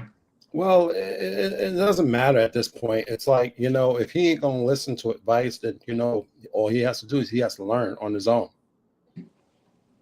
He's got to learn on his own. He's definitely going to do that. Yeah, he's going to learn on his own. So it is what it is. I feel for him. I feel bad, but it is, sometimes you got to learn it that way. I feel bad because he seems like genuinely a good guy. He does. But when you in love, and plus we don't know the full situation, what's going on, to be honest with you. Yeah. We're just making these assumptions and stuff like that. So we don't know the full story, but it is what it is. And it's sad that everything is based upon money now. Yeah. Girls going to Afrotech just to be with dudes that because of their money. How come you can't be with it because you like the dude? But you're ready to go open up to America's Most Wanted in a heartbeat. Mm-hmm. I mean, I mean, I these still, women complain. These women complain. And see, this is what I got a problem with. These women complain when you see all these NFL players and all these NBA players going after these white women, and then they get with them, and then they on TV with it, and then the black women say, well, "Why they going after the white women, or why they going after these other women?" These and you know, and then I hear the women say, "Well, you know, Travis Hunter is not all that attractive." So that's the whole problem. See, y'all can't have it both ways. I mean, if dude is not your type, he's not your type. You know what I'm saying? And so now you can't complain when he make a decision and he don't pick none of y'all. And a lot of it's not just him. A lot of the players ain't picking black women. It ain't just him. yeah. So something's going on, bro. Something we can't just ignore what's going on. You know, these women got a certain type of attitude, man. And you know, I mean, but and that's the people in general. Like I was saying earlier, like I would love to be with a girl that's a 10 out of 10, but the software don't always equal up to 10 out of 10 in both aspects. So I would take a girl that's a 6, a 4, shit. If her software meets up with my expectations or you know, I will take that over a 10 that's fucked in the mind. You know what I'm saying? And that's the thing. You know what I mean? Like when you only go after looks, then you gonna get what the fuck you asking for. That's what I think. I mean, even when I was a young man, when I was in college, I had some of the finest chicks talk to me. But you know what's crazy? They would say stuff. They would say stuff to me. Even back then, they would say stuff like, you know, my ex-boyfriend played on the football team. And I was sitting there like, why she tell me that? I'm just beating her, you know. Why she Mm. tell my ex-boyfriend? So I guess she was trying to say this the kind of dude I, you know, deal with or whatever, blase, blase. And I was like, nah, I don't play football. You know, I've always held on to my own self. I'm like, look, I don't play football. I'm just here for get an education. You know, that's what I'm here to do. But that was so off-footing for a lot of them. I mean, I ain't trying to be funny, but if you weren't trying to play on the team, or if you weren't trying to, you know, I mean, don't get me wrong, they were giving me a shot. But my point is this, and then she said something that was very, you know, strange. I never forgot it. This happened years ago. She said, you know, I dealt with the football players, but now I'm gonna give a guy like you a chance. What you What? mean what you mean a guy like me a chance? I No. mean, like she doing me a favor, bro. But she was fine as hell though. She was fine as hell. And I'm just like, what you mean you giving me a chance? You still, I mean, what's this about? See, this is their attitude, bro. I'm Mm. telling you, this is their attitude. I just dealt with a chick like that. She was like, oh, I used to be dealing with Tyreek Hill type people. You know what I'm saying? I was like, what the fuck you telling me for? Like, I give a damn about an NFL player. Like, you got me fucked up. And that's what I just started realizing, like, this bitch is a clout chaser. You know what I'm saying? Because if I was to tell you, oh, I'm fucking, you know, the last bitch I was fucking with was, you know what I'm saying, a Beyonce type bitch. You know what I'm saying? Like, girls don't want to hear that shit. You know what I'm saying? Same with us. Like, I don't want to hear about the dude you were fucking with. Like, you got me fucked up. I think a lot of them be lying, because if you was with them, you try your best to keep them. Yeah, but you know them type of players, like Buddy was married and everything. So she was a side chick, but she took pride in being a side chick to a multi-millionaire. You know what I'm saying? Oh, she couldn't get upgraded to being the one. Interesting. Yeah, exactly. She was bad, but not bad enough to be telling me no shit like that. I said I don't care if you a 10. If your software is fucked up, I can't be with you. What's up, HB?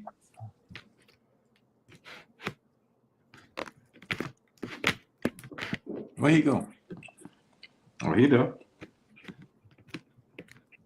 But yo, shit crazy, bro. That's why I said, like, I'm not even trying to say American women, because it's not just American women. I've experienced the same mentality overseas. So that's why I don't try to like big up foreign women or Latin women, because I mean the internet is worldwide, so people are learning this shit as we go. You know what I'm saying? So especially in these major cities that we go to. most of the time. Cause who the hell going to a city they never heard of? Like sometimes you might stumble upon some shit, but like I said, sometimes when you travel outside the major cities, they are very xenophobic more than the people in major cities. So it's even harder as a tourist to get to know people because they're very xenophobic. They're not prepared to talk to somebody that doesn't look exactly like them. And plus, you have to look at the whole thing about racism and classism because it does exist globally. Mm-hmm. And some people, they're nice to you and they're sweet, but when it comes to relationships and being part of that particular group of people, some people just don't want a race mix. Mm-hmm. That's just a reality. And you know what? I ain't got a problem with that. I ain't got a problem with that. It's whatever. But my point is this. Only problem I'm telling brothers, man, get your passport is because you gotta put these youngins on an international competition level, man. I'm sorry. Just like cars, man. I like foreign cars better than American made cars. Sorry. That's just what it is. I prefer Mercedes over Ford, okay? I mean, y'all might not. They both cars, yes. They both cars. They both need maintenance, yes. And maintenance may cost a little bit more with the Mercedes. I get it, but I still prefer Mercedes. That's just my opinion, fellas. Ain't nothing wrong with that. Ain't nothing wrong with it. I just be getting I get a lot of these American women. I was in Ecuador out with the Venezuelan chick. This girl getting my shit in my live like, oh, you don't like black women. You know what I'm saying? I'm like, wait a minute now. I ain't never said that. I never said that. You know what I'm saying? I don't badmouth nobody. I got black American cousins, mama, everybody. You know what I'm saying? FBA. But at the same time, we have to be real. You know what I'm saying? Like I said, it's problems everywhere. So it's just what you willing to deal with yourself and what you want. You know what I mean? Like I said, I'm not prejudiced to nobody. If it's a woman that come along and she meet the criteria, like I said, she ain't got to be no 10. She could be a fucking 6. If she meeting the right criteria with the femininity, you know what I'm saying? Because that's what I want. I want the fit, friendly, feminine aspect. You know what I'm saying? And if she coming with that, I'm not going to be like, oh, but you're light brown skin or, you know what I'm saying? Dark brown skin. I don't give a damn. No, there's some cool black women in the United States. There are some really cool ones out there. It's just it's hard, hard to find with this whole mentality and ideology that's being spread around, And some of us are just like, we ain't got time to be sifting through all this to try to find the diamond. That's true. It's just too hard to find them, bro. That's just what it is. Like you say, you got to sift through them. And I'm being real with you. You're going to really have to sift through them. Yeah. And it's a lot of work, bro. I'm not trying to be funny. It's just a lot of work, man. You're going to go on thousands of dates trying to find them. I'm just telling you, bro. I'm just telling you. That's just going to have to happen. And while you're going through these dates, she gonna say, trust me, she gonna say something that you don't like. Trust what I'm saying. And all you gotta do is just say a couple things. I like listening to Kevin Samuels. Say something like that. Or say something like I like cooking with Kaya. I got this recipe from cooking with Kaya. With Kaya. Boy, that shit was funny as hell. You gotta go on 1,000 dates. He ain't lying though, shit. I'm in Atlanta. That's why I say you can get 1,000 dates out this bitch, but that don't mean you're gonna find your wife. And you might need 2,000 dates. It's tough. It's definitely tough. And then okay, so something I was thinking about earlier. It gets tougher the older you get, not because you're older, but because you're getting wiser. Because as long as you're ignorant, you're not gonna notice a lot of shit. A lot of shit when I was in my 20s, I didn't give a fuck about. Oh, you got kids? I don't care. You know what I'm saying? Oh, you a little crazy? I don't give a fuck. I'm crazy too. But now, when I got shit to lose for real, man, I can't play around like I was playing around. So that's a different dynamic. You know what I'm saying? That I can't really. And then, like you said, overseas. So this goes back to what Ronan was saying, because overseas, a lot of times the laws aren't made to destroy me if we both don't want to be in this relationship no more, or one of us decide not to be in this relationship no more. It's not designed to take all my shit away, and now I gotta figure out how to feed myself while you living hound the hog off of what the fuck I've been doing. So I agree with Ronan on that aspect as well. I mean, you just got too much to lose here in America, man. I mean, I hate to say it, bro. These women, and that's another thing. Every woman I've been on a date with, they always be asking questions where I work at, bro. Not what I do for a living. They want to know where I work at. Why you want to know where I work at? You ain't calling my job. You're not coming up to my job. I know that's right. another thing. You know what I'm saying? I can't have. See, that's what I'm saying. See, y'all brothers, you gotta watch these females. They be asking critical questions, bro. Yes. They ask you where you work at. Don't be telling these bros where you work at, bro. They mess around, come up to your job when it don't work out. They can come up to my to- job if they want to. I work for myself. Come on up here. Okay, Notice that they don't do that for the drug dealers and the pookies that's out in the street. But that's okay to spread your legs for them. But everybody else, you got to go through an interrogation. Notice that. I was like, nah, shorty. I'm sorry. I can't. You know, I can tell you what I do for a living. I'm not gonna tell you where I work at. So Where I do it. That you're not gonna follow me. You're not gonna know what every. Because think about it. Where you work, I gotta go there every day. She gonna know where I'm at every day, and from a certain amount of hours. You know, because They're gonna put a skip trace on your ass. And see, what's crazy. They say, "Well, Mercy, I'll tell you where I work at." Now I said, "Nah, it's different. I'm a black man." I don't give a damn what you work at because I ain't gonna come up there and act a fool on your job like you would. I do agree with that perspective, because a lot of chicks, when it don't work out, I have noticed that they will try to destroy your whole life if it's possible. If they can do it, a lot That's of a people done will deal, do it. yeah. It's disgusting. That is very disgusting.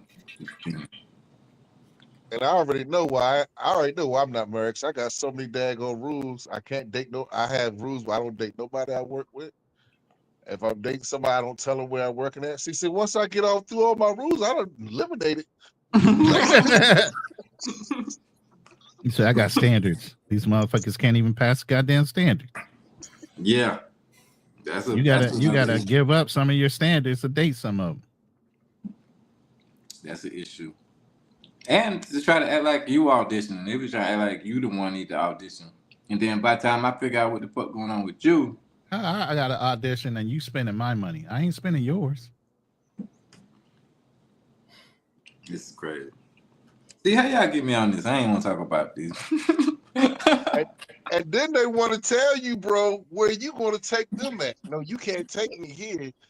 You can't take me there. Can you believe the stuff they saying now? When you got to take me. But I ain't never had no chick tell me that in my life. Hey, bro, I'm just saying what they say on YouTube. I know they do be saying it on YouTube, and some of the dudes be literally showing it. But yeah, it's crazy. And got no table manners when you take them to fine restaurants. Oh, I seen that. Some chick was just sitting there, just smacking up a storm, like don't even know how to eat gracefully, just looking like she pulled up to a trough. Fine too. Smacking, no table manners, hands all sticky and buttery, and just I'm like, God, that shit was gross as fuck, man. There's no way you just fucking turned me off. Matter of fact, I'm leaving. Damn. Get your own route. That was worse than I imagined when you start saying her hands and shit. Yeah, hands all nasty, just oh my god. Put those claws on and yeah. When I nasty ass long ass nails too. How these bitches keep them nails clean? I go on a date overseas, man. I sit there and the woman spoon feed me, yo. Hello. She rubbing my head while I'm eating. I'm like, come on, man. Last time I had that kind of treatment. This is a first date too. This is a first date, bro. Big difference. Big difference. Just like, yo. Like, Daddy, what can I do to help you out? And then I come back here, I'm crying on the plane, bro. Him Yeah, crying. shit. He said, I done spoiled his ass. He got to come and cry himself to sleep because he can't get out of town for the next 6 months, waiting to come back around for vacation time again. Figuring out how can I move here permanently and make money. Mhm. You talking about motivation? That should be motivation right there. I mean, you can get that in the States. On a first date, bro. I said Nah, a first nah, date, nah. bro. Wait, okay, never mind, my bad. Oh, trust me. He said, If let a me woman retract that spoon real feed quick. you- Yeah. Bro, but you don't put some work in for that, bro. If a woman's Yeah. you you- don't spend some money for that. And put it this way, you either spend some money or you already mind fucked her to where she already knows it's on site. Yeah, my bad. I forgot about that detail. You're not wrong. I'm talking about something small, bro. I'm not even talking nothing big. I'm talking massaging your shoulders, all that, bro. You be lucky. You take a chick out, spend 3, 4, 5. You be lucky to get a kiss on the cheek, bro. Been there, done that. Had a chick on our panel said that same shit. I was like, did you even give him a nightcap? Did he even get to come up for some coffee? Nah, I mean, I the didn't first need to date, come up to the house. you don't want to do that on the first date over here, bro. That's definitely not. I wouldn't even take a girl out. He was in Atlanta. Well, technically, it was the second date because he took her on 2 dates in succession in the same goddamn day. Hell no. Nah, not in the States. I wouldn't do that. Because every time I took a girl out on a date in the States, that shit was a disaster. Like, I learned that shit a long time ago. You gotta do some simple ass shit. Like, you gotta be like on some other shit. Like, you can't be like, oh, let me take you out to eat. Like, I done been with chicks and they'd be like, look at this, let me show you. And I never took this girl out. We just kicking it. You know what I'm saying? And she'd be like, let me show you how these niggas is. And they'll pull up a dude, call him on the phone, be like, you need to take me and my homegirl out on a date. They be flexing for me. You know what I'm saying? To show me how lame these folks is. And then they'll go out to eat with the dude and take their homegirl and all kind of shit and be talking shit to the dude. Then come back to kick it with me after the date. You feel me? So that's why I was like, I learned that is a long time ago. Like, you don't want to be that guy. You know what I'm saying? So Why I'm taking your girlfriend out? That don't make no damn sense. This is supposed to be me and you. I ain't saying my girlfriend. No, I'm just saying about that situation. That was Yeah. I mean, they get it. Some of them get a kick out of that negativity. You know what I'm saying? Like I said, like I'm just speaking as somebody that can see it from both sides. Cause I've been a dude that took girls out before too. You know what I'm saying? Right. But I've also been on the side where I seen how they be flexing with that shit. Like they think it's a flex to shit on us. You know what I'm saying? no. Somebody that got resources. But see, the bad thing about that, bro. but the bad thing about that is that the more and more they pull this stunt off, the more and more they start chasing dudes away. And the women overseas are the ones that's going to reap the benefits, because now we're in a day and age where guys are getting into, they're getting into the whole tech field, they're getting into medicine, they're getting into aviation. And I'm going to tell you something. Those fields are paying some big bucks, and they're not going to tolerate Fuquisha down in the hood playing these little games. Mm-hmm. They're not tolerating it. It's like as soon as you open up your mouth and say something that even slightly out of line, they're not going to get into an argument with you. Why? Because they know they got a passport, they can just go overseas or go wherever and get a girl from there, and that's the end of the story. No need to argue. That's why I don't go on these panels and get into arguments with these people, because it's a waste of time. It's a waste of energy. Not these people. You so racist. I mean, you ain't lying. What people you talking about, Passport Blueprint? I'm talking about the people who want to get into these arguments, talking about relationships and all this other stuff, and why men got to go overseas. Why they got, can't get a black woman. Why they got to, go overseas to get a woman. Ask that bitch, would she date herself? Mm-hmm. That's what her, Would what you she let her date son. The same woman that got all these damn kids. How come they can't be stepfather? Because I don't want to deal with your problems. Facts.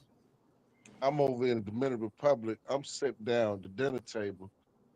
I got 5 women at the table. The waiter come over. Other women want to sit with me at the table. The waiter is pushing women away.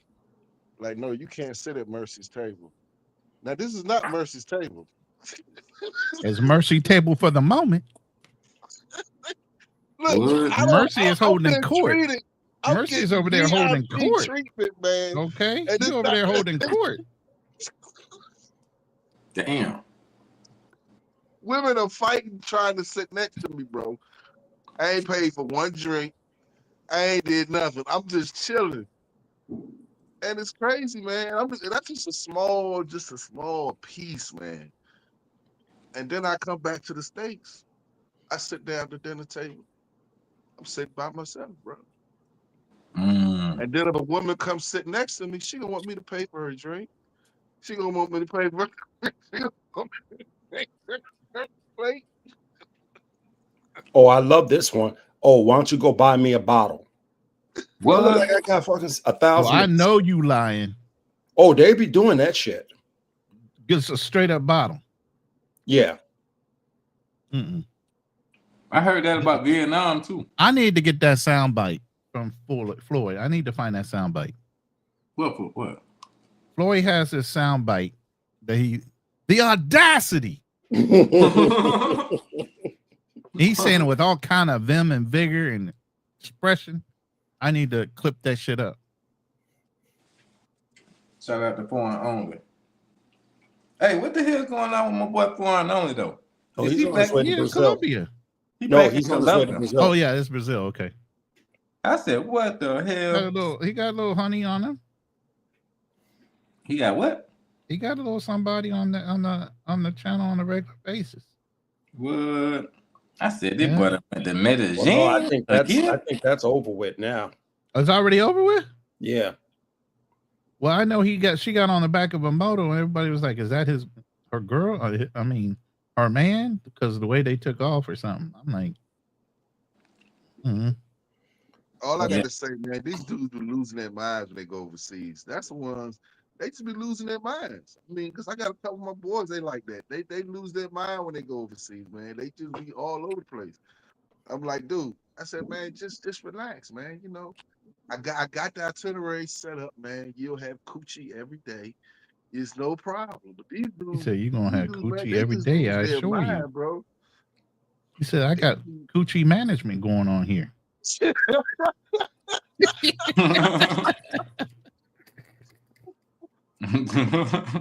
He said, "Don't worry, I got it under control." He ain't lying though. There's some guys that can't handle this shit.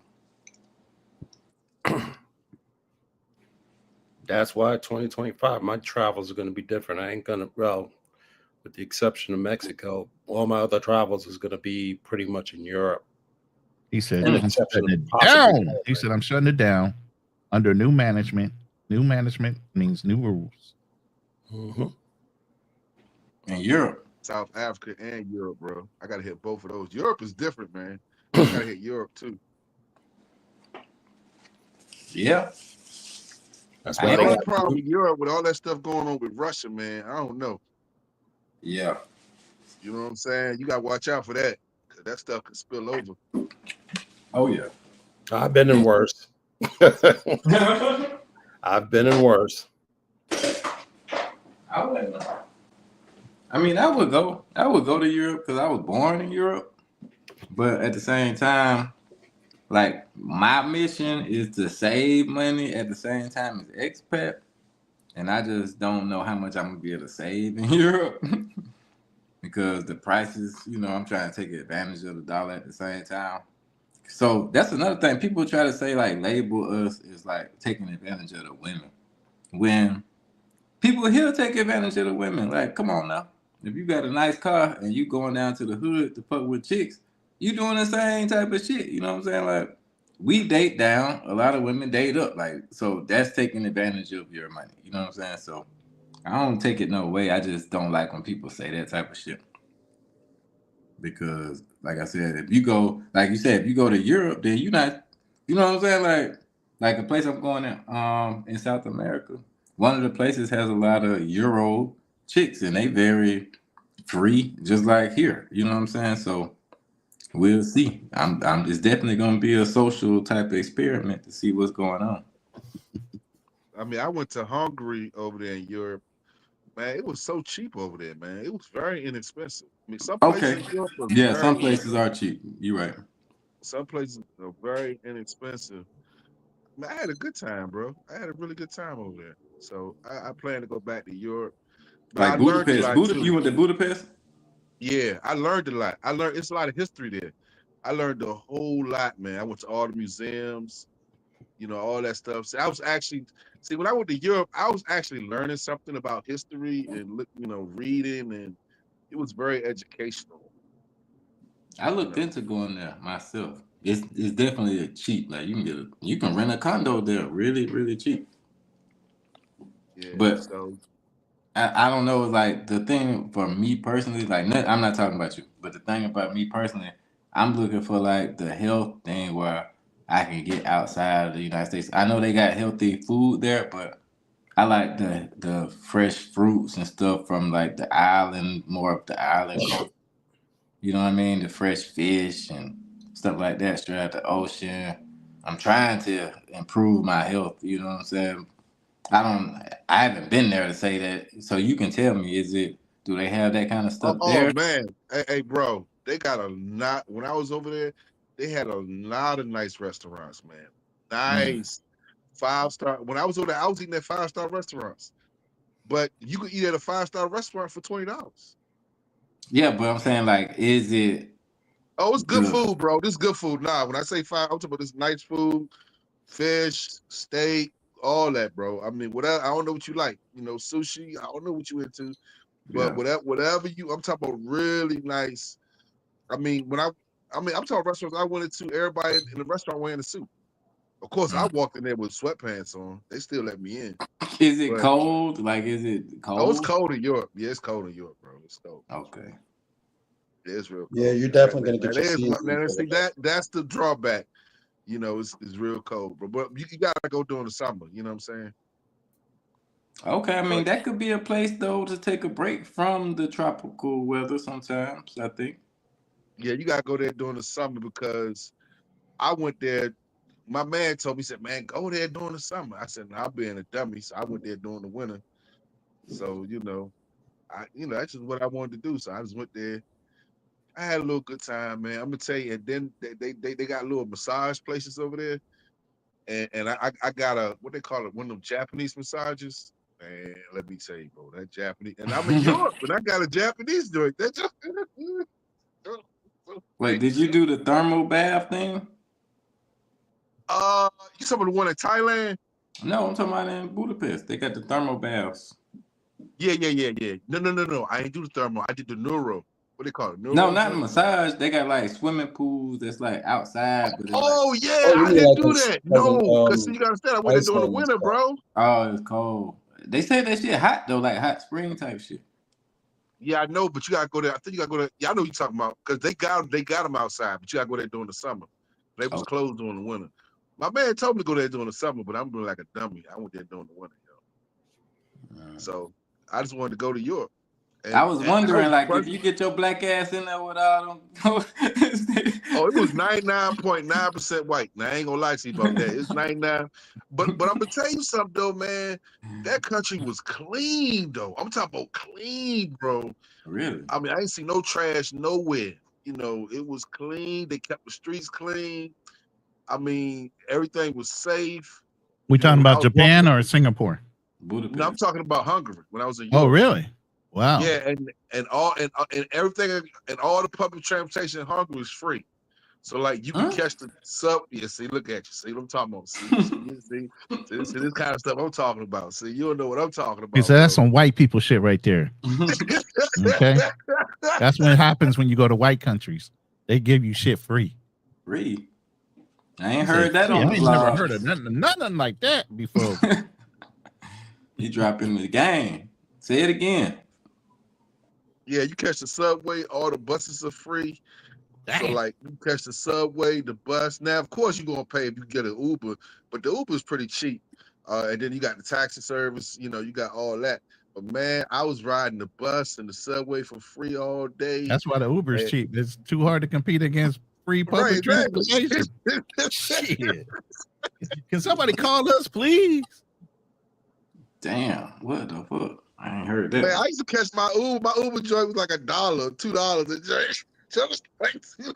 And I bet he was happy to get it too. Like, God, you Yeah, the only man. call I had today.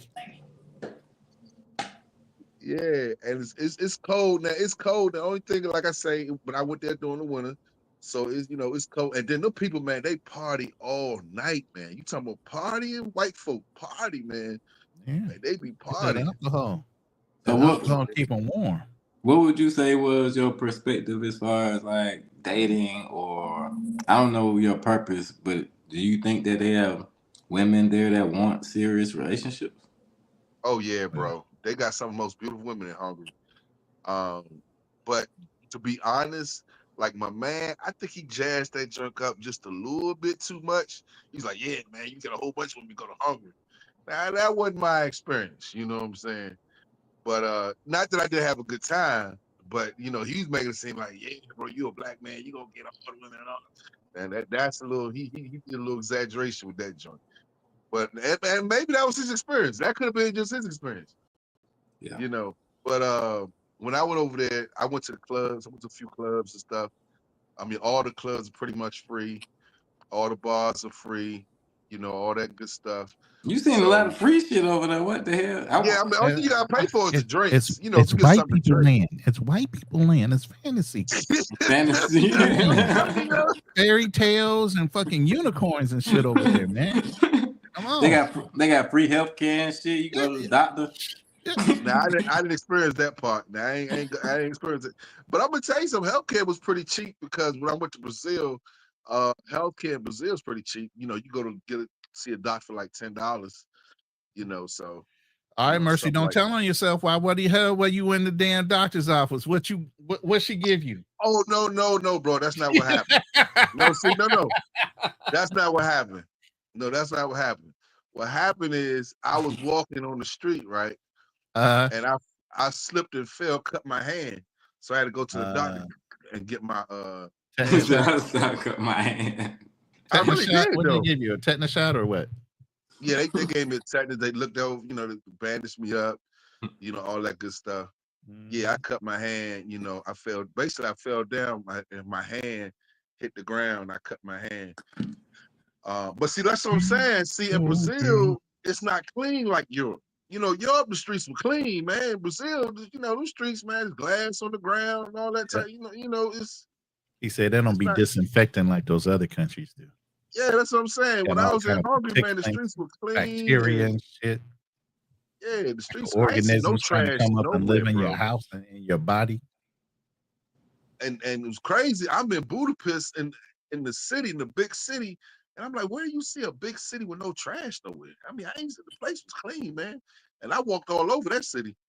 I was all over that city. And I ain't see no trash. The white people keep that place clean. And then I remember one time when I caught the bus one time, and I think I had my bag. I sat down, and the white dude came over. He said, and this I knew I was in a good place. He said, sir, he said, you dropped your bag. Do we pick it up for you?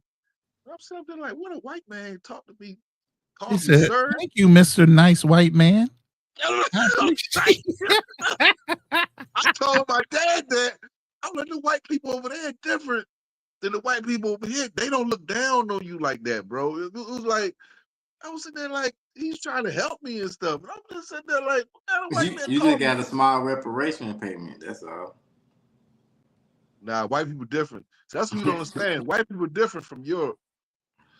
I think. What? That's where the Nazis at. That's where they came from. All right, never mind. My bad. Go ahead. Yeah, go ahead. But what I'm saying though is like, and so you gotta understand the history of Hungary. Hungary is one of the oldest European countries too.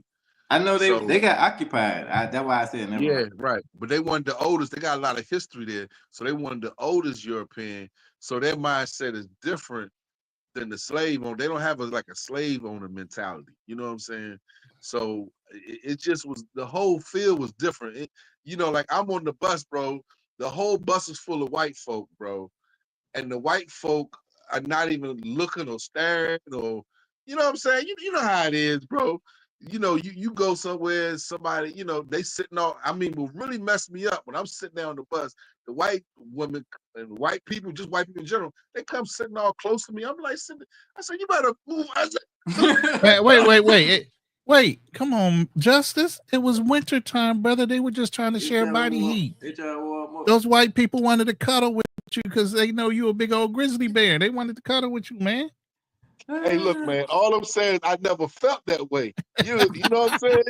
They were invading his personal space. He was like, yo, wait a minute. Right. I ain't You comfortable invade with my this personal space. Exactly correct. That's exactly right. But I told my family, I'm like, I like, never been Mr. treated Black like Man, that. you so big and cuddly. Can we warm up with you? Yo, I was treated. They treated me like a human being, bro. I had to say that. They treated me like an equal. Hey, that's all we asked for. So salute to you for letting us know that. For real. Mm-hmm. You ain't got to meet And then I had one white dude. He came over. It was so funny. He was talking about another white dude that was a gypsy. He came and said, "Look, don't talk to them white folk over there because they gypsies." And I'm like, He said they're racist against their own people. Hey, now they do that a lot though. They do that a lot. I was it's this lady that's works at the company I work for, and we had some Venezuelans come into the store, and she was being all super nice because she married to one of the owners. And then she came over to me. She was like, "You know the Venezuelans, da da da da da da da." And I was like, "What the fuck?" I was tripping like, "What the fuck?" Like, don't talk to me about that shit. Cause we cool and shit. You want to talk down on the Venezuelans after you was just over there, buddy, and goddamn speaking all that Spanish with them. You know what I'm saying? So they definitely, it's not just us that they try to fucking dog out. They dog out each other. They dog out countries and shit. They got all these stereotypes and shit. And she's from Peru. You know what I'm saying? She's from Lima. So she was telling me stories about how the Venezuelans kill these people and do that and shit. I was like, wow. I thought y'all was together on this. There was a united front. So yeah, they'll definitely hate on us, but they hate on each other a lot as well. but the most important part is they speak English, man. That was the most important part. It was easy to communicate. And like I said, I'm walking to 5-star restaurants with my sweatpants, hanging sweatpants, and they calling me sir. I'm like, calling me sir? Everybody here got a suit on. You're not supposed to let me in here. And I'm walking in. They seated me, and they real professional. So I was like, damn. Are you finished cooking? No, it's in the wrap mode. Now it's just sitting there cooking for the next 6 hours, getting up to about 200 to 205 degrees, getting nice and tender. Can you go to sleep and then get up? Yeah, I'm about to go to sleep. That's I got a 6-hour window really before I have to. But this thing's got an alarm on it. The minute it hits the temperature, it'll let me know. Hey, go check it. I'm about to say because I was down to fall asleep. No, yeah, I'm yawning already. And I already know my girl's gonna be texting me in a minute. They probably at the mall right now. In fact, I know they at the mall right now. Well, it's 1:00 Atlanta time. I don't know where y'all at. You in Texas, right? So yeah, I'm in Texas. It's like what? So 12? It's 12 o'clock. It's 12 o'clock here. Oh shit! Merry Christmas to y'all. Yeah, Merry Christmas. Merry Christmas. Navidad. Yeah, I got one more hour left. Okay. Where you at? Where you at? Oh, you in Cali? Arizona. Arizona, that's right. Oh shit! You on Mountain Time or is that considered West Coast time? I think I'm on Mountain. Okay. Shit, are you in Phoenix? We got our own time zone. Arizona. Yeah, I know. You guys don't move. We don't move. Yeah, every time. Really? Yeah, they don't move. Mountain Time does not move. It stays the same all the time. Bro, I met some very beautiful white chicks when I was at corporate in Illinois. They was from Arizona, so, but they had the super tans though. So what is it like out there with the chicks? The What you mean? chicks. Oh, in AZ? In Arizona, everybody like everybody. Yeah, it's really pretty friendly out here. That's why I like it. Huh. Oh, the Really chicks chill, be checking for nice brothers out there. environment. They really be checking for brothers in Arizona. They can, Yeah, depending on how you carry yourself. Yeah. yeah. Yeah, You I'm carry just asking, yourself that's correctly, yeah. Man, I'm gonna Interesting. tell you something else about overseas, man. And one thing I experienced, every time I stayed in a hotel, I had a free breakfast, bro.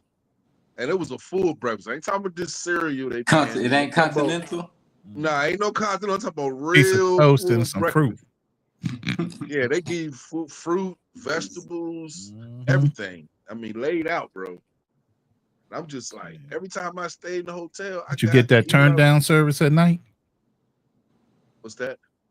Did you get that bed turned down service at night? I don't know what you're talking about. You talking about room service? What you talking about? The way he said it, but He ain't catching it the way I'm saying it. He ain't catching it. Nah. I thought you was talking about room service. Yeah, it's called turn down service. If you say, "Hey, I'd like my bed turned down," what that means is they'll come up to your room and pull your blankets down and set them up to where you can just slide your ass up in the bed, right? But the way I said it was like, she stayed. You got the turn down service. You know what I'm saying? I don't know nothing about that. You just taught me something. Yeah, you gotta ask them. Do y'all offer? That. Y'all gotta ask them, man. Do they have a turn down service? You never know. That maid that comes in the room might be like, "Yo, I got a couple hours to spend." You know what I'm saying? Oh, okay. Do you need anything else service at the bed turned down? Well, I don't know, man. You know what you offer. I've definitely seen that before in Boca Chica. You had the turn down service? I don't know if it was turn down or turn up, but I was like, what the fuck? Now, she when I was asked me, school, I didn't even have to ask. I was like, what the hell? You want to come? What? You can come do what? Yeah. Now, when I was in turn my school, sheets down. What? Put my blankets back. What? Yeah, that shit threw me. Strange. When I was in school in Santo Domingo, when I was at both of those spots, I stayed in the hotel. As soon as you come down from the steps, they waiting right there for you, bro. That's one thing I know about in the Dominican Republic. They be in the hotels waiting for on the bottom floor. As soon as you come down, they be waiting. They be like, we give massages. And I'd be like, massage? Because when I first got there, I ain't know what they talking about. They said massage. I said, nah, I want no massage.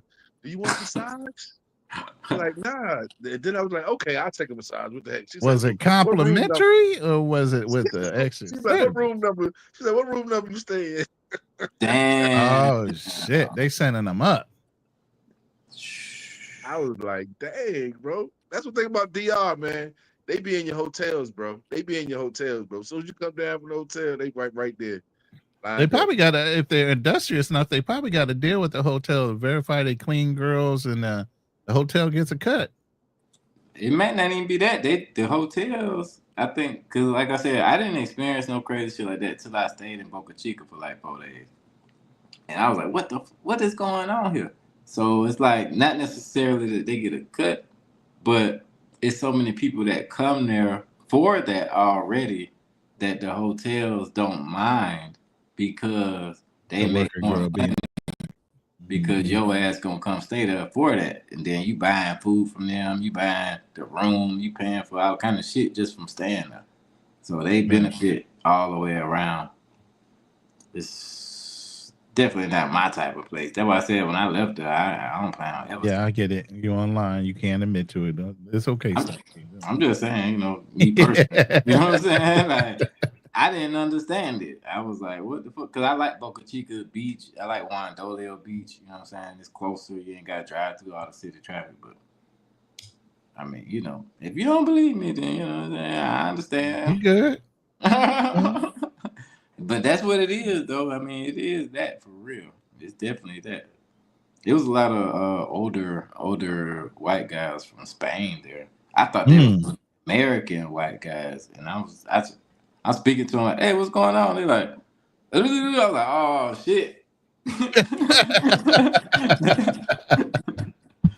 They from Spain. What the fuck? They came all the way from Spain to the DR.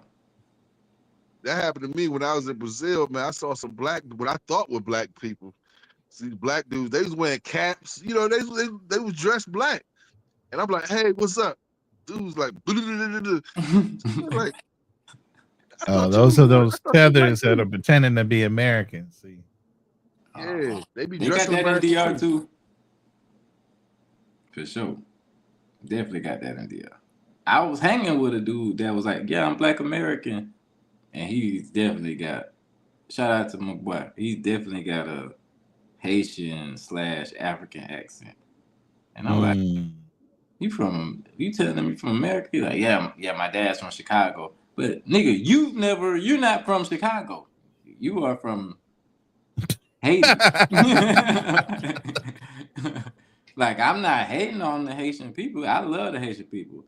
But you know, I love myself, so why would I encourage somebody to be somebody they're not? I don't really think that's the right thing to do.